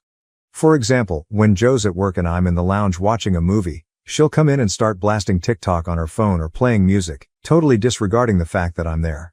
When I ask her to turn it down, she just flat out ignores me. And it's not just the ignoring that's the problem. She started saying some pretty nasty stuff about me too. She FaceTimed her friend while I was in the room and talked about how lazy I am and how I don't contribute anything to the household. Yesterday, I was sitting on the sofa watching the new Deadpool movie when she came and sat across from me, FaceTiming her friend again. She started talking about how she and Joe are trying for a baby and how excited they are because neither of them have had children before. Those exact words. It felt like a slap in the face. I know Joe wouldn't have said something like that because he considers me his son. So either she's making it up, or I don't even know what. I haven't told Joe about the things she's been saying to her friend because I don't want to mess up his first real relationship since his wife died. But this situation is seriously eating me up inside. I mentioned the situation to a few people and a couple of them suggested that I secretly record her behavior when Joe isn't around so that he can see what's really going on. It seemed like a good idea at first, but when I talked to one of my close friends about it, he said that secretly recording her could just make things worse. He thinks it might make Joe feel like I'm going behind his back and could cause even more tension, especially if Sarah twists it to make me look bad. So, WABTA if I secretly recorded her to show Joe what she's really like, or should I just avoid it altogether? I don't want to seem like I'm trying to sabotage his relationship, but I'm not sure what else to do. Relevant comments. November 8485. You need to talk to Joe. You can record it in case he doesn't believe you, but you need to talk to him ASAP. And you might also have to work on your exit plan in case it backfires, which it can. People in love do strange things at times. NTA. OOP. I don't think Joe would ever kick me out, but you're right, I should have a backup plan just in case. Call 20. So many parents kick out kids when a new relationship forms and the kid doesn't get on with the new spouse. Don't be blindsided by something that is a huge possibility. You're an adult. Joe's GF could have the very easy argument that you're an adult and need to move out so they can work on furthering their relationship. Having a child together would absolutely be a reason he would side with her. NTA, out of curiosity, you have only explained that you lounge and watch TV. Are you contributing to the household in any way? If Joe's GF is contributing to the household, I can see why she would have an issue floating with you. OOP, well, I'm still at college. Americans would call this high school. But it's summer. As a foster care leaver, Joe is paid £300 per week by the government to support me until I finish. This will carry on until I finish university or until I'm 25, whichever is first. I also get universal credit, which I use for most of my expenses. OOP goes on to state, high school usually ends at 18 here also, but I've had to redo some learning that I missed. Huge_Lime 826 get your ass off the couch and contribute to the home. Seems to me you are too stupid to realize that he will pick his girlfriend bedmate over a 20-year-old taking up space and pissing off his hot girlfriend. You don't realize it, but unless you start contributing, your days are numbered. So you're off school for the summer. Why don't you have a job to go to every day instead of sitting your ass on the couch? OP, who hurt you? Huge_Lime 826 nobody hurt me. But I did have enough common sense to get my ass off the couch and not play video games as a 20-year-old and then bitch about somebody who actually is contributing to the household. If he doesn't believe the girlfriend is more important to Joe than he is, he has blinders on. Just wait until she has a baby. He needs to wake up and get his ass off the couch and contribute to the family. 20 years old is not a time to be sitting on the couch playing video games to get a job. Automatic_mirror_825. It's time to fly out of the nest, find a job, and/or college. Build your own life. You are an adult, young, male, with lots of opportunities. Sorry_I_guess responding to automatic_mirror_825. This young man didn't have a stable home until he was 10. He went through a traumatic childhood, and his life's trajectory is not the same as most people's, so developmentally it may be important for him to take a little longer to feel safe and confident. Hell, he's still finishing his secondary education due to those complications. And you have literally no idea what opportunities he does or doesn't have. As long as his father is happy to have him there, who are you to tell him he needs to leave home? What a shitty, presumptuous thing to say. Silent Prune 8103. Going to school isn't contributing to the household. Doing chores, taking out the trash, preparing dinner, doing laundry, sweeping the floors, vacuuming, doing repairs around the house. Contributing to the sustainment of your family's home and health of it so it doesn't burden others. That's my responsibility. If she finds herself or Joe doing all of this, then I would be annoyed as well. You're an adult. As an adult, you should be contributing without being told the responsibilities of maintaining the home. I would say getting a job as well at your age. Many folks go to school and have a part-time job, but if that's not the case, you can help around the house. I guarantee if you're doing those things, Joe and possibly her will have a different positive opinion of you. Update. I decided to talk to Joe directly instead of secretly recording Sarah. I thought it would be more mature, sensible, and non-confrontational to handle things face to face. My mindset was that if he didn't take it seriously, then I'd consider recording to show him what was really going on. When Joe got home from work, I asked him to talk privately in my room. He seemed a bit confused at first, but I made it clear that I wasn't trying to sabotage his relationship. I just needed to tell him that some things Sarah was doing were making me uncomfortable. I reminded him about how she ignores me and mentioned how she plays videos while I'm watching TV, but when I told him, she said that he didn't have any children and that they were trying for a baby, he looked really upset. It felt a bit awkward, but Joe called Sarah into the room to talk with us. He asked her if what I said was true and she immediately denied it. You could see from her body language that she was lying. I'm not sure if she just never expected me to say anything about how she's been treating me or what. Joe firmly told her that this is my house, not hers, and that while she's a guest here, she can't be disrespecting me. Things got a little heated, and in the end, she apologized to me, though it was through gritted teeth. I accepted the apology, even though I'm not sure it was genuine.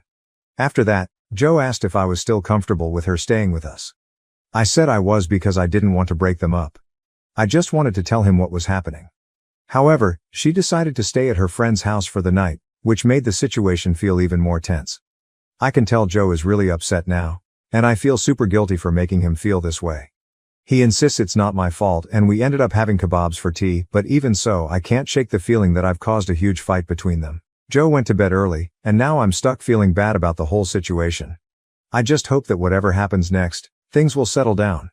Thank you everyone. Update 2. So, about a month ago, things seemed to be getting better, at least on the surface. Joe and Sarah got back together, and I gave them my blessing because Joe really wanted it to work. Sarah even moved back into the house, and she was actually being decent to me, which was a change. But honestly, I always felt like she was just putting on an act. I had this nagging feeling that she still didn't like me and was only being nice because her other option was to be homeless. It all went downhill really fast though. Less than a week after moving back in, Sarah announced that she was pregnant with Joe's baby. And that's when the real chaos started. She dropped this ultimatum on Joe. Either I move out, or she'd break up with him and make it impossible for him to be involved with the baby. Joe was torn because he didn't want her or the baby to be homeless, but he also made it clear that I wasn't going anywhere. I'm his family, and he wouldn't kick me out for anything. So Joe told Sarah that they'd have to break up for good after she gave him the ultimatum. He even kicked her out again. That's when things got even crazier. Sarah started messaging Joe, saying she was going to get an abortion because she couldn't afford to be pregnant. Joe, being the good guy he is, offered to send her money and even pay for her rent so she wouldn't be homeless, but she kept playing games. Anyway, I was borrowing Joe's iPad one day, and I saw that Sarah's iMessage was still linked to it.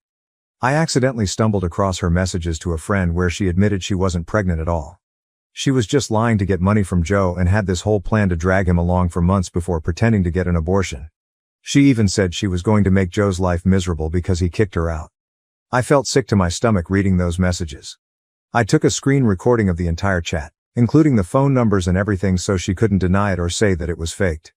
When I showed Joe, he was completely heartbroken. He's stopped sending her money, but now he's unsure about what to do next. He's even thinking of reporting her to the police for fraud. But part of him just wants to cut her out of his life completely and move on. I've never seen Joe this hurt, and I feel so guilty because I know all of this is stressing him out. I'm still in shock over how horrible Sarah turned out to be. Even with everything that's happened before, I never thought she'd do something this low. Now, we're just trying to figure out how to move forward from all of this. Karen yells at me in Walmart over apple juice and demands both bottles. My mother had to visit Walmart a few days ago to pick up a prescription and some food. She detests Walmart, hence we usually attempt to move quickly. My brother and I went to hunt the few things we needed as she stood in line for the prescription. We arrived at the grocery store and got to work shopping. There were just 2 gallons of apple juice left when we at last arrived at the beverages section. As I went to pick them, a woman walked up and watched me grab them. Turning back, I asked her whether she was likewise searching for apple juice. She agreed, thus I gave her one. We would take the other. Things started to get fast. She wanted them, hence she instructed me to give her both of them. I reminded her once more that I would give her one. We would retain the other. She started asking that I give her both as she wasn't satisfied with this. I told her no flat out. Since my brother only wanted apple juice and is not good with conflict, he was not saying anything. "Ma'am, do you want this one or not?" I asked. "Just give me both," Karen said. "How difficult should one find that to grasp? I want both of them." Looking nervous, my brother interrupted her as she was beginning to create a scene and said, "Look, we're just trying to be nice." Karen jerked back. "I don't care, just show me these, you are throwing away my time." I eventually grew bored with the debate and out of spite filled our cart with both of the apple juices. I spun around and pointed for my brother to follow. She started screaming, but we proceeded toward the front. Really, it was the dumbest thing ever. Arriving first, the OP and his brother might have readily snatched both apple juice bottles without saying anything. Rather, they volunteered to give the woman one, and she turned straight forward and started screaming at them. She ended up obtaining 100% of nothing while wanting exactly 100% of the apple juice. Though it sounds like they were able to just walk away without any more problems, I find it surprising that Karen did not end up running after OP and his brother to do something further. Tell me what you would score this one, 1 out of 10, down here for the entitlement degree. An entitled parent seeks Disney World's college refund policy. Understanding the rest of the story depends on knowing all this material. Having only been here slightly over 2 months, I work at a financial aid office for a small private university. Because I have to learn topics about the financial aid application process I never would have believed I would need to know, including how FAFSA forms are handled, my work is difficult. Students must complete the FAFSA, a crucial document to find out how much money they are qualified for to pay for college. Many times, this means students with scholarships, grants, or loans could receive a return check. The amount the student qualifies for and the amount the school deducts for tuition, classes, lodging, board, and other expenditures will determine how these checks turn out. Students occasionally will obtain thousands of dollars back off. Be sure not to discuss how you intend to utilize a refund outside of class criteria for anyone who intends to obtain one, since it is policy to refuse to distribute money if they are knowingly used for items outside of school necessities. Once more, this helps one to grasp the narrative. Now, on to the narrative. Though I work as a simple office assistant, my position as a financial aid assistant is one of knowledge of a financial aid counselor. Yesterday, a young woman and her father entered the office. "Where's the person that's holding my kid's money hostage?" the man asked before I could welcome them. This man was plainly angry and bigger than me, so I got scared. Just from the intensity of his voice, I wanted to cry. "Sir, I can see if anyone's available to talk," I said, and he started yelling at me about how horrible the university was and how dare they keep his daughter's money like this. We are all women in our little office with my boss, the Director of Financial Aid, DFA, Assistant Director AD, and Student Assistant. Turning to the open doorway, I found the Assistant Director looking unconcerned. "I can discuss her money with you and your daughter," she replied. Side note, since we have no control on how it's distributed, first call the billing department, not the financial aid office, if you're seeking a refund. I heard everything discussed since the entitled dad and the girl entered the office left the door open. Had I been let to document events, for privacy concerns I wasn't, I would have noted this conversation. "So how can I help you?" the assistant director asked. "What is happening?" The entitled dad added, "The refund for my kid was meant to arrive by the end of the week, Wednesday here, and her account does not show it." "Sir, please calm down," the assistant director said. Ignoring her, the dad said, "No, we utilize her money for our trip, hence she needs it." The daughter piped in, "Dad, I'm not going on a trip." The dad said, "You are indeed. Remember, we are heading to Disney World."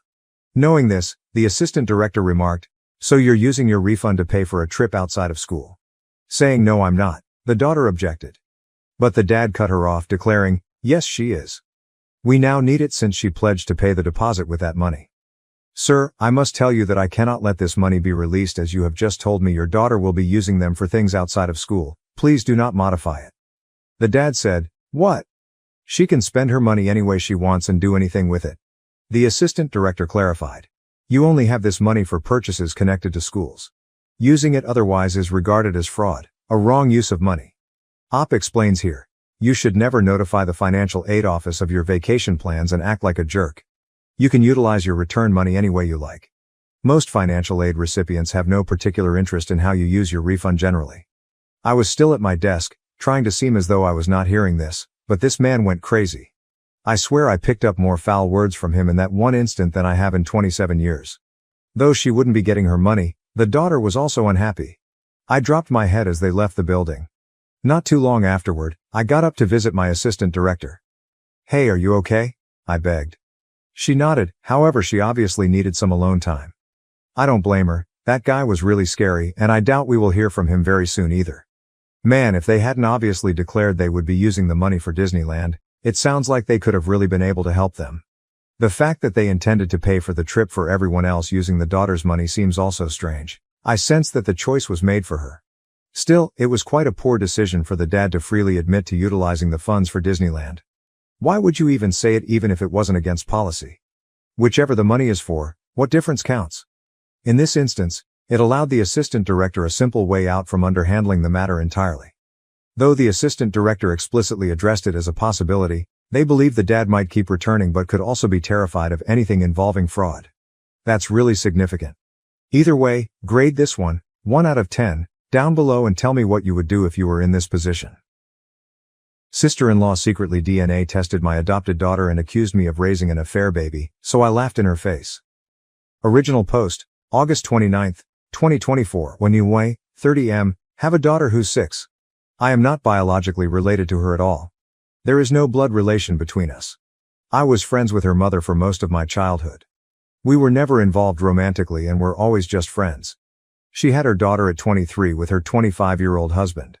When my daughter was a newborn, about 3 months technically, both her mother and father were killed. I won't go into too much detail for privacy reasons, but it was a workplace shooting. My friend and her husband had worked in the same building and were both killed. Both my friend and her husband had grown up with less than ideal families and didn't have any siblings, so there wasn't any next of kin for their daughter to go to. However, because I was close with them, I was able to adopt her.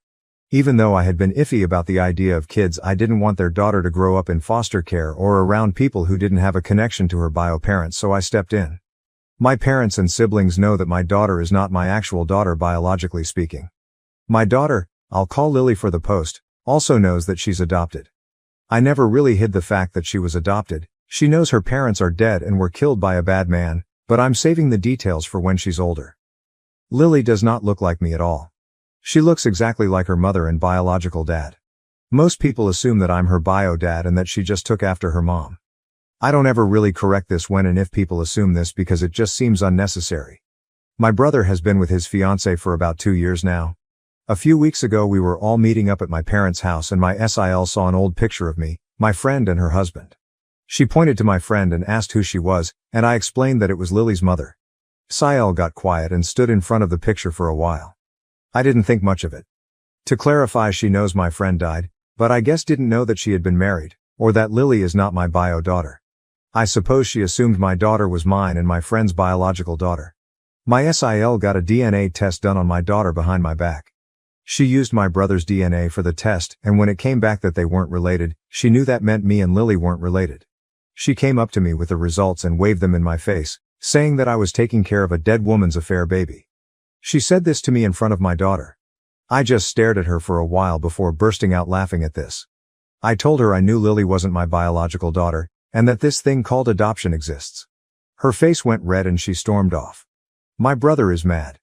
I embarrassed his fiancée, but I said she embarrassed herself by DNA testing a kid that isn't hers and then parading the results up to me. What did she want me to do? What was her goal with this? Did she want me to break down and abandon my daughter? My brother said she thought she was doing the right thing and called me an asshole. I don't feel like the asshole, especially considering my SIL was the one who stuck her nose where it didn't belong. I'm asking for Reddit opinions, mostly just for validation. So was I the asshole? AITA has no consensus bot. OOP was NTA. Did the brother's fiancé assume OOP was married to the deceased friend? OOP, I can see how she assumed that we were together. In the picture I had my arm around her shoulders. This was before my friend was married to her husband. At the time that picture was taken they were just friends. Commenter, I think you're a hero. I'm proud of you. If anything ever happens to me I know my daughter will be so loved and cared for and raised in a loving household. I hope somehow your friend and Lily's daddy are resting peacefully knowing she's got a papa that loves her. I'm going back to cutting onions now. OP, I appreciate that, a lot. I'm doing my best to raise Lily with the values and beliefs her mother and bio dad had and wanted to raise her with, even if some of them differ a bit from my own. Does OOP know what kind of DNA test Sil took for his daughter? OOP, I believe they were doing one of those home DNA kits, though I don't know what company they did it through. Commenter, NTA, she wanted to stir some shit up, that's a hell of a lot of effort to help. Also I'd be pissed about how she got Lily's DNA to do this. It didn't go the way she thought it would so she got mad. Your brother is just trying to side with his soon-to-be wife. Update, August 31st, 2024. TLDR spoiler. My brother thought I had been having an affair with Lily's mom and thought I was Lily's bio dad. He tricked Sil into believing that I was in a relationship with Lily's mom and was Lily's bio dad. Sil then saw the picture of Lily's mom and her husband, and assumed Lily was an affair child between the two of them and was being led on to believe that I was Lily's bio dad. My Sil ended up coming to my house and apologizing, as well as telling me the full story.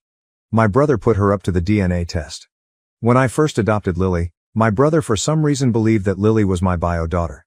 He thought that me and Lily's mom were together and just weren't telling anyone. He believes that when she got pregnant, Lily's mom told me that Lily was mine and that she was going to just say that it was her husband's, and I went along with it because I didn't really want kids. Sil was under the impression I believed I was Lily's bio dad. She saw the picture of Lily's mom and I, and after asking for clarification on who she was, assumed we were together in it, and then got suspicious when she saw that the other guy in the picture, Lily's actual bio dad, looked a lot like Lily.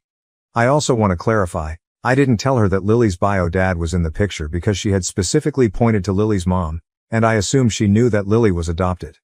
I didn't know my brother had been telling her lies for nearly 2 years. She got the DNA test out of her own suspicions, and my brother helped her with it because he thought it would reveal that I was actually Lily's bio dad. He manipulated her into thinking that it would clear the air of suspicion, when really he was just trying to prove that I was really Lily's bio dad and lying about the reasons for adoption. Well, of course the results proved I wasn't Lily's bio dad and that my brother was wrong. My brother felt too embarrassed to confess to his fiancée that he had lied about the circumstances, which is why Sil confronted me with the results. My Sil also apologized for showing me the results in front of my daughter. She told me that her mom had an affair and cheated on her father, got pregnant with another man's kid, and had let her father believe the kid was his. Her father was devastated by this when he found out, and she grew very resentful of women who do that to their spouses. She had wanted to sit me down and talk to me about it without my daughter, but when she saw me with my daughter she got angry thinking I was being led on to believe I was raising my daughter when I was actually raising another man's kid, and she ended up exploding and immediately waved the results in my face. My Sil does feel very guilty, and she's angry at my brother for lying to her. I'm not angry at her for doing the test, because she thought she was doing the right thing.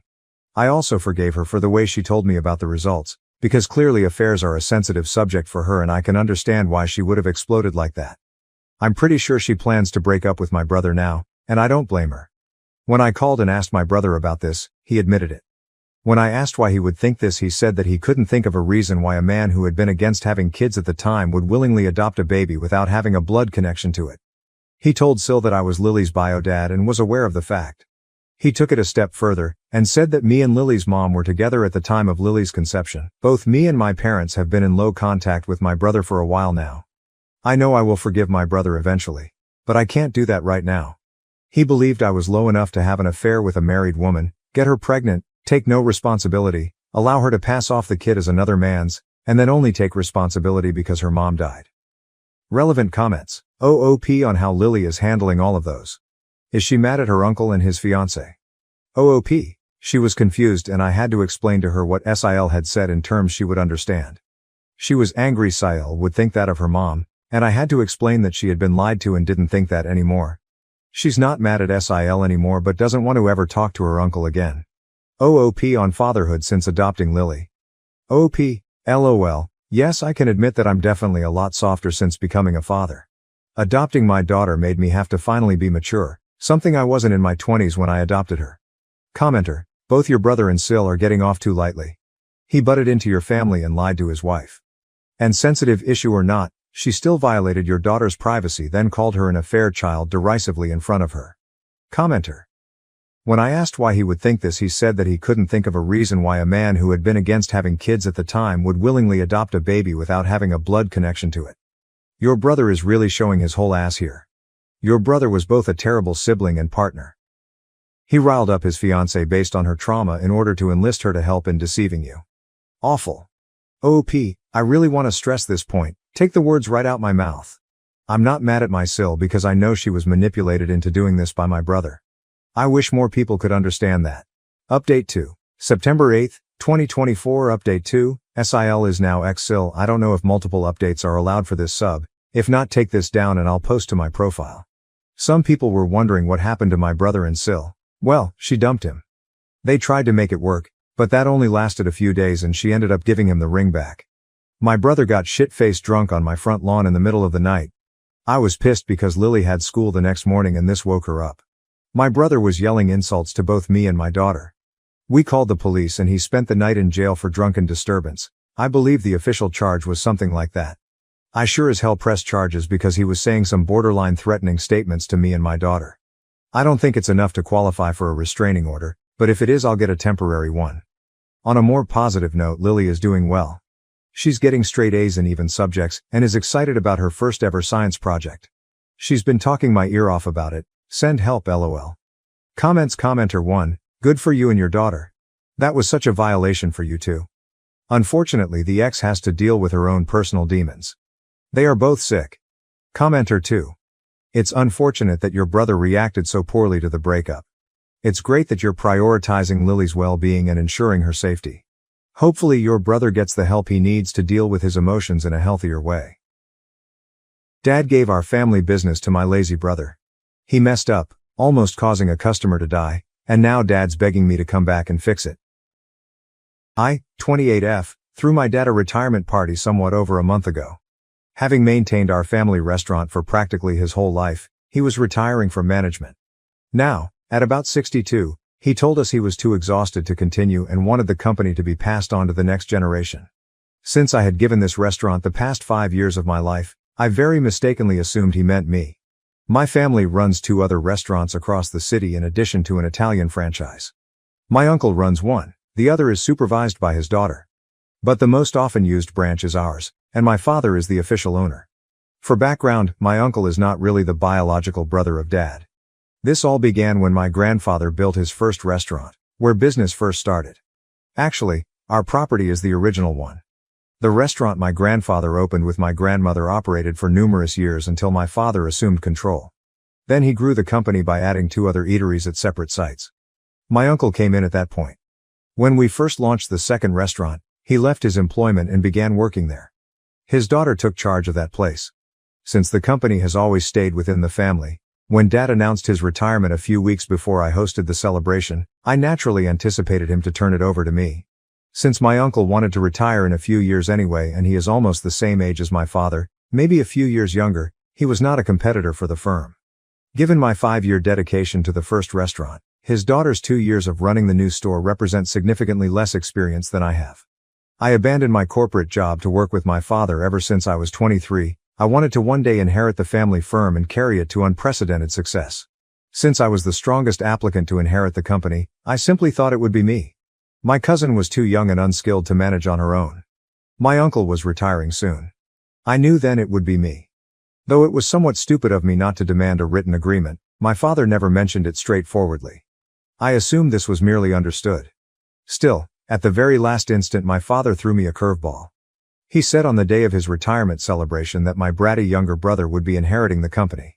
I have a younger brother and an elder brother. Charles, 34M, my older brother, took the medical route. He is a surgeon and shows no enthusiasm for the restaurant industry. Derek, 26M, my younger brother, spends nothing at all and does nothing all day. Nobody in the family likes him. He is a brat of good value for nothing. Though I have no issue with his lack of talents or his lack of activity all day, I absolutely find his attitude unacceptable. Though he has nothing to show for his life, he behaves as though he is the best and deserves every nice thing that comes his way. Mostly, it's my parents pushing this behavior. Anytime Charles and I try to talk about it, they shut us down and tell us he needs positive support so he could investigate job paths and avoid lifetime freeloading dependent on his parents. A few years ago, he graduated from community college. Since then, he has been let go from at least 5 different companies. He has a major attitude issue, so he can never make things stick. Though I'm not sure why he believes this, he feels he is on the same level as God personally and that nobody else can challenge him. We have to put up with it since we are family, but in the actual world, least of all his employers, none would accept this kind of behavior. It is therefore not surprising that he has been let off from every position within a few months. He is not very talented in anything, and even the jobs he worked at were guaranteed by my father via his contacts. For himself, Derek truly cannot accomplish anything. He is simply a huge screw-up and has no idea about his future direction. Since he was let go from his last job 2 years ago, he has been lounging about our house, draining our parents for the past several years. The worst aspect is his lack of any guilt or regret over it. Our parents ignore him and let him live this way instead of intervening, which makes it quite annoying. It is unfair, particularly because Charles and myself were continuously urging us to improve. Not to seem unappreciative, as Charles and I are doing in our life, but it stinks to see them be so forgiving of Derek. Still, I find him to be a somewhat spoiled brat that absolutely bothers me. As children, we were all wonderful friends. But, since high school, things have changed and I hardly get along with Derek in the least. Everyone was rather surprised when my dad said Derek would be inheriting the company, as he also lacks knowledge of the company or any notion of how things run. A few months before I organized the celebration, my father had announced his retirement. Everyone knew about it. Family members as well as workers. Having been my father's right-hand man, or lady, in my case, I naturally anticipated to take over after he retired. I regret not having a decent discussion about it. I had taken it for granted, and perhaps that was the reason I came undone. I regarded this as evidence that he was intending to leave me in control, even though he had expressed things about what he wanted me to do once he retired a few times. I trusted my father, therefore I never thought of him maybe not leaving the company to me. He had never offered me a justification not to. Though he handled Derek differently, that did not mean he mistreated me. As an employee as well as a daughter, he was always incredibly caring and polite with me. Still, I decided to throw him a party when he announced his retirement. It never occurred to me that he hadn't revealed who his successor would be, since I simply knew it would be me. I was shocked on the day the party was scheduled when he chose to declare Derek would be taking charge. Not only me, everyone at the party, from my mother herself to all the staff, was in shock. Everyone had assumed I would inherit the company, particularly because I had spent 5 years working at the restaurant striving for perfection. Still, after all of my effort, Derek was scheduled to inherit. I found none of it logical. It didn't really dawn on me until my father brought Derek to his side and he smugly declared he embraced his new post. Tears and total devastation drove me literally from the restaurant. 2 minutes later, my father trailed me outdoors. He wants to clarify that he made this very tough choice for specific reasons. Though I was unhappy, I chose to give him some time. Still, his motives were equally illogical and foolish as his choice. He knew it. He informed me that Derek was really useless and that this affected his decision. Derek had been sitting at home for the past 2 years, while my father had been trying very hard to convince him to go out, hunt for a job, and engage in meaningful life activity. Derek took everything lightly. Now my father reasoned that perhaps placing Derek in a position requiring responsibility, such as running the restaurants, would compel him to rise up and improve his output. Derek's heart wasn't in it, according to my father, because he was working for someone else and lacked an interest in his former employment. However, my father thought Derek would have more of a stake and would be driven to be a better worker, since this would be his own business. And if not, at minimum, it would get him out of the home. Then my father informed me that he still wanted me at the restaurant to perform exactly what I used to do for Derek, to be always present for him. He informed me Derek would only be the nominal head. I would be the actual boss. This would, according to my father, inspire Derek to become well. To me, that was quite nasty. Knowing that I was quite capable of doing a far better job than Derek, he expected me to be his shadow and assistant always. I am my own person. I am not the babysitter for my brother. By then, I had worked hard enough to land the job my father had just given Derek. I was still rather offended and not changed even with the justification. I warned my dad he would lose me permanently, or he could undo his words and offer me the job he had just granted Derek. I meant it. I had an ultimatum to offer him. Regretfully, we then engaged in a somewhat nasty argument. He informed me I wasn't thinking about my brother's future and I was being selfish and irrational. By not considering mine, he was also acting selfishly. I told him. We found ourselves fighting in this way. Having nothing to say left, I cut him off after that. He refused to hand the job away from Derek to someone who rightly earned it. Me? I made up my mind not to return to the restaurant after I felt so degraded. My last day spent there was the day following the retirement celebration.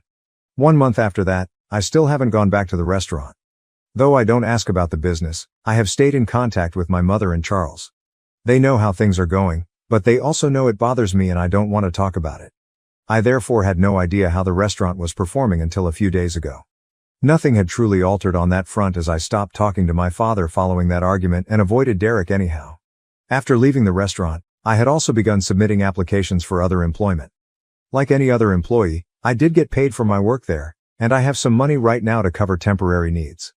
I reasoned I could survive off of my funds till I discovered another activity I wanted to engage in. I had even intended to travel next week, but right now I'm not sure since I might have to return to the restaurant. The cause is, like I had anticipated, my brother messed up quite extensively. For some reason, my dad felt it would be a good idea to let him do anything he wanted, without supervision, to inspire confidence in him. He knew nothing about running a restaurant. Apparently, Derek's emotions came before the family business and other pragmatic issues. Derek had been cutting costs on components in addition to making a lot of careless and foolish financial mistakes from the beginning. Now, it's causing them major difficulties. We offer a separate vegan menu and accommodate vegans so that none of non-vegan items come into touch with vegan meals in the kitchen for ethical reasons. We also set aside space specifically for vegan cuisine cooking. But in his infinite wisdom, Derek closed that compartment to create room in the kitchen and began tampering vegan goods in order to save money. This would only be a matter of time before blowback occurred. 2 days ago, the unavoidable happened. Derek had told staff members to use conventional dairy milk wherever they could avoid using the more unsafe higher-priced soy milk. That moron overlooked the fact that some people are really allergic to dairy, not just vegan for fun. You might fairly predict what followed. A client ordered a milk-based dessert and expressly requested soy milk or another milk substitute to be used rather than ordinary dairy. Usually, one of our regular staff members would have used the alternative as asked and disregarded Derek's ludicrous orders. Regretfully, Derek had chosen a fresh, inexperienced man and given him rigorous instructions to document anyone in the kitchen defying his directions. Derek had discovered that the regular staff members were neglecting him since they were too quickly running out of substitute materials. He recruited this new guy as he wanted someone to spy for him. Sadly, this new employee ignored the customer's request and used conventional dairy milk for the dessert following Derek's directions exactly. He did a really poor job with it as well. Things went south rapidly, and the client experienced a strong allergic response. They now seem ready to sue the eatery. I know all of this since my dad contacted me in the evening a few days ago, the day the incident occurred, to let me know what happened. He looked to be panicking. He told me he had sacked Derek right away since he had no idea what Derek had been doing behind his back. He now asked me to return and rejoin him. He was presenting me with the job I had long sought. It was strange that my brother wanted me to come back now, having screwed up just as I had predicted. From the events of 1 month ago, I was still somewhat wounded and disturbed, hence on the phone I laughed heartily at their predicament. I informed him I never would be returning under any conditions. Just as he had embarrassed me at the retirement party, I said that should he truly want me to come back, I anticipated a public apology in front of the family and all the staff. Before handing me the job, I also wanted him to admit his errors and declare he had sacked Derek. Given what happened during the party, I do not believe I was asking for too much. My father's behaviors were just intolerable, and they had severely wounded me. Since now he was the one depending on me, I thought I was merely asking him to make things right. But my mother felt my requests were a bit excessive.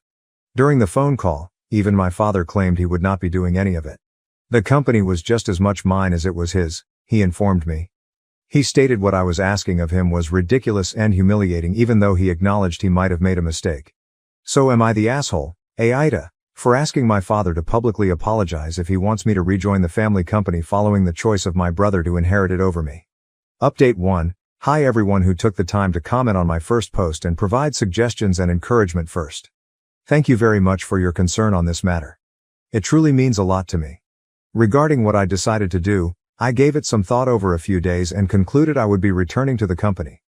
Though I had to set aside my pride, the decision wasn't simple as at the end of the day, I have spent 5 years of my life at that place. I want to be the one to drive the company ahead, hence nothing else can change that. Given that my dad won't be around permanently, I truly want to see it flourish rather than be closed down. As I have already said, Charles has no interest in the restaurant, and Derek obviously lacks the skills or ability to run a company of that kind. It thus has to be me. It merely does. My uncle and cousin, who oversee the other two branches, agreed I should return when I spoke with them. They think that the restaurant is properly mine, hence if my father is asking me to come back, I should put my past behind me and pursue what I love. To be honest, I would have preferred it if my father had publicly apologized, but I don't want to start a public celebration or gloat over Derek being right. That would not make me very happy as compared to the gratification the success of our restaurant will provide. I now understand I have to choose my battles and have opted to let this one pass for my own benefit.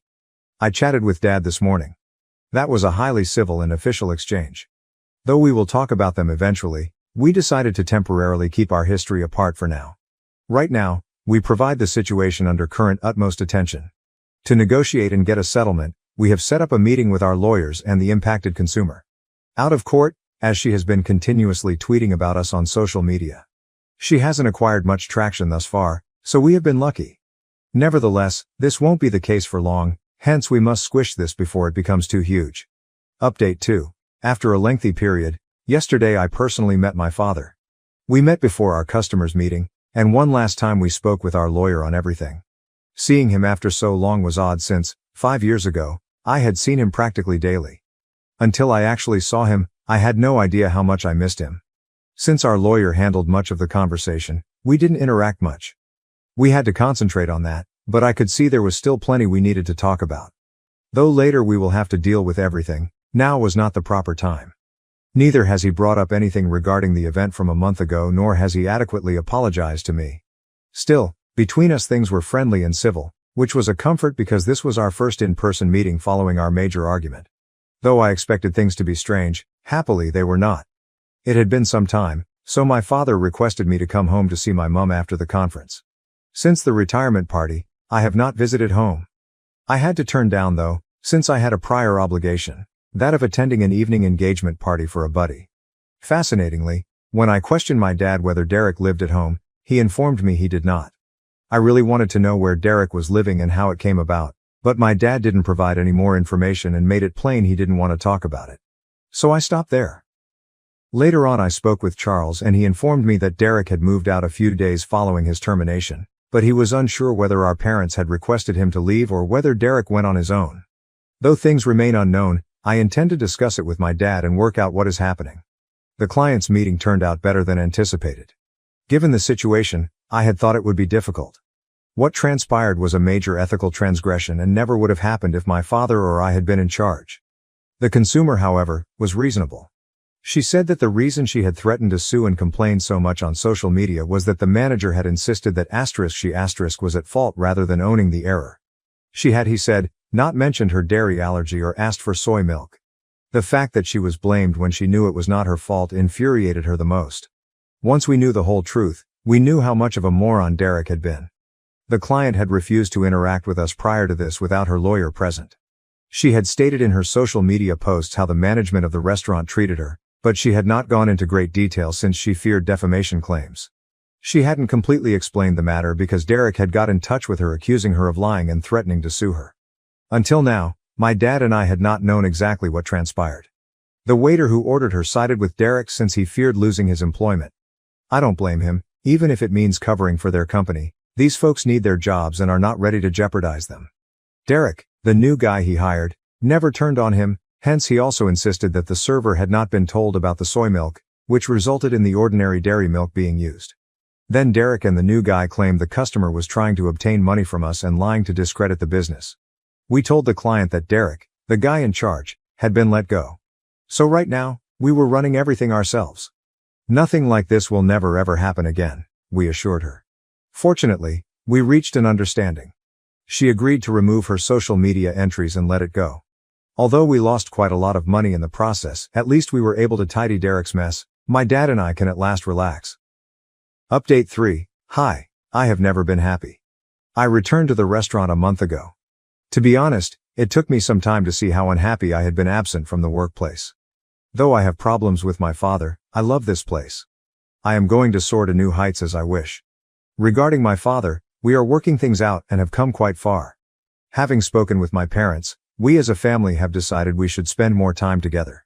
A few weeks back, after returning to the restaurant, I had a lengthy conversation with my dad. He and my mother said they handled Charles and me poorly. They wanted to develop Derek to a point where he could compete with us and not feel inadequate. They knew he was the weakest link among us. But they raised his ego to an irrational level in doing this. Now, Derek sees the world of himself without really trying to get better. The day my father dismissed him, Derek moved out and shut everyone off since his pride suffered. Later, my dad discovered Derek is working at a nearby video game store and living with a friend. At least he's trying to make it on his own and acting. It's good for him. Every weekend my family gathers for dinner, including Charles and his wife. Derek has been invited multiple times. It would be disrespectful not to, but he has not responded, as asked. It scarcely counts to me since I have nothing to do with him anymore. Though I would like him in my life, I wish him the best. For me, hanging around with my family has been fantastic. I adore it since my father and I are at last returning to a state of normality.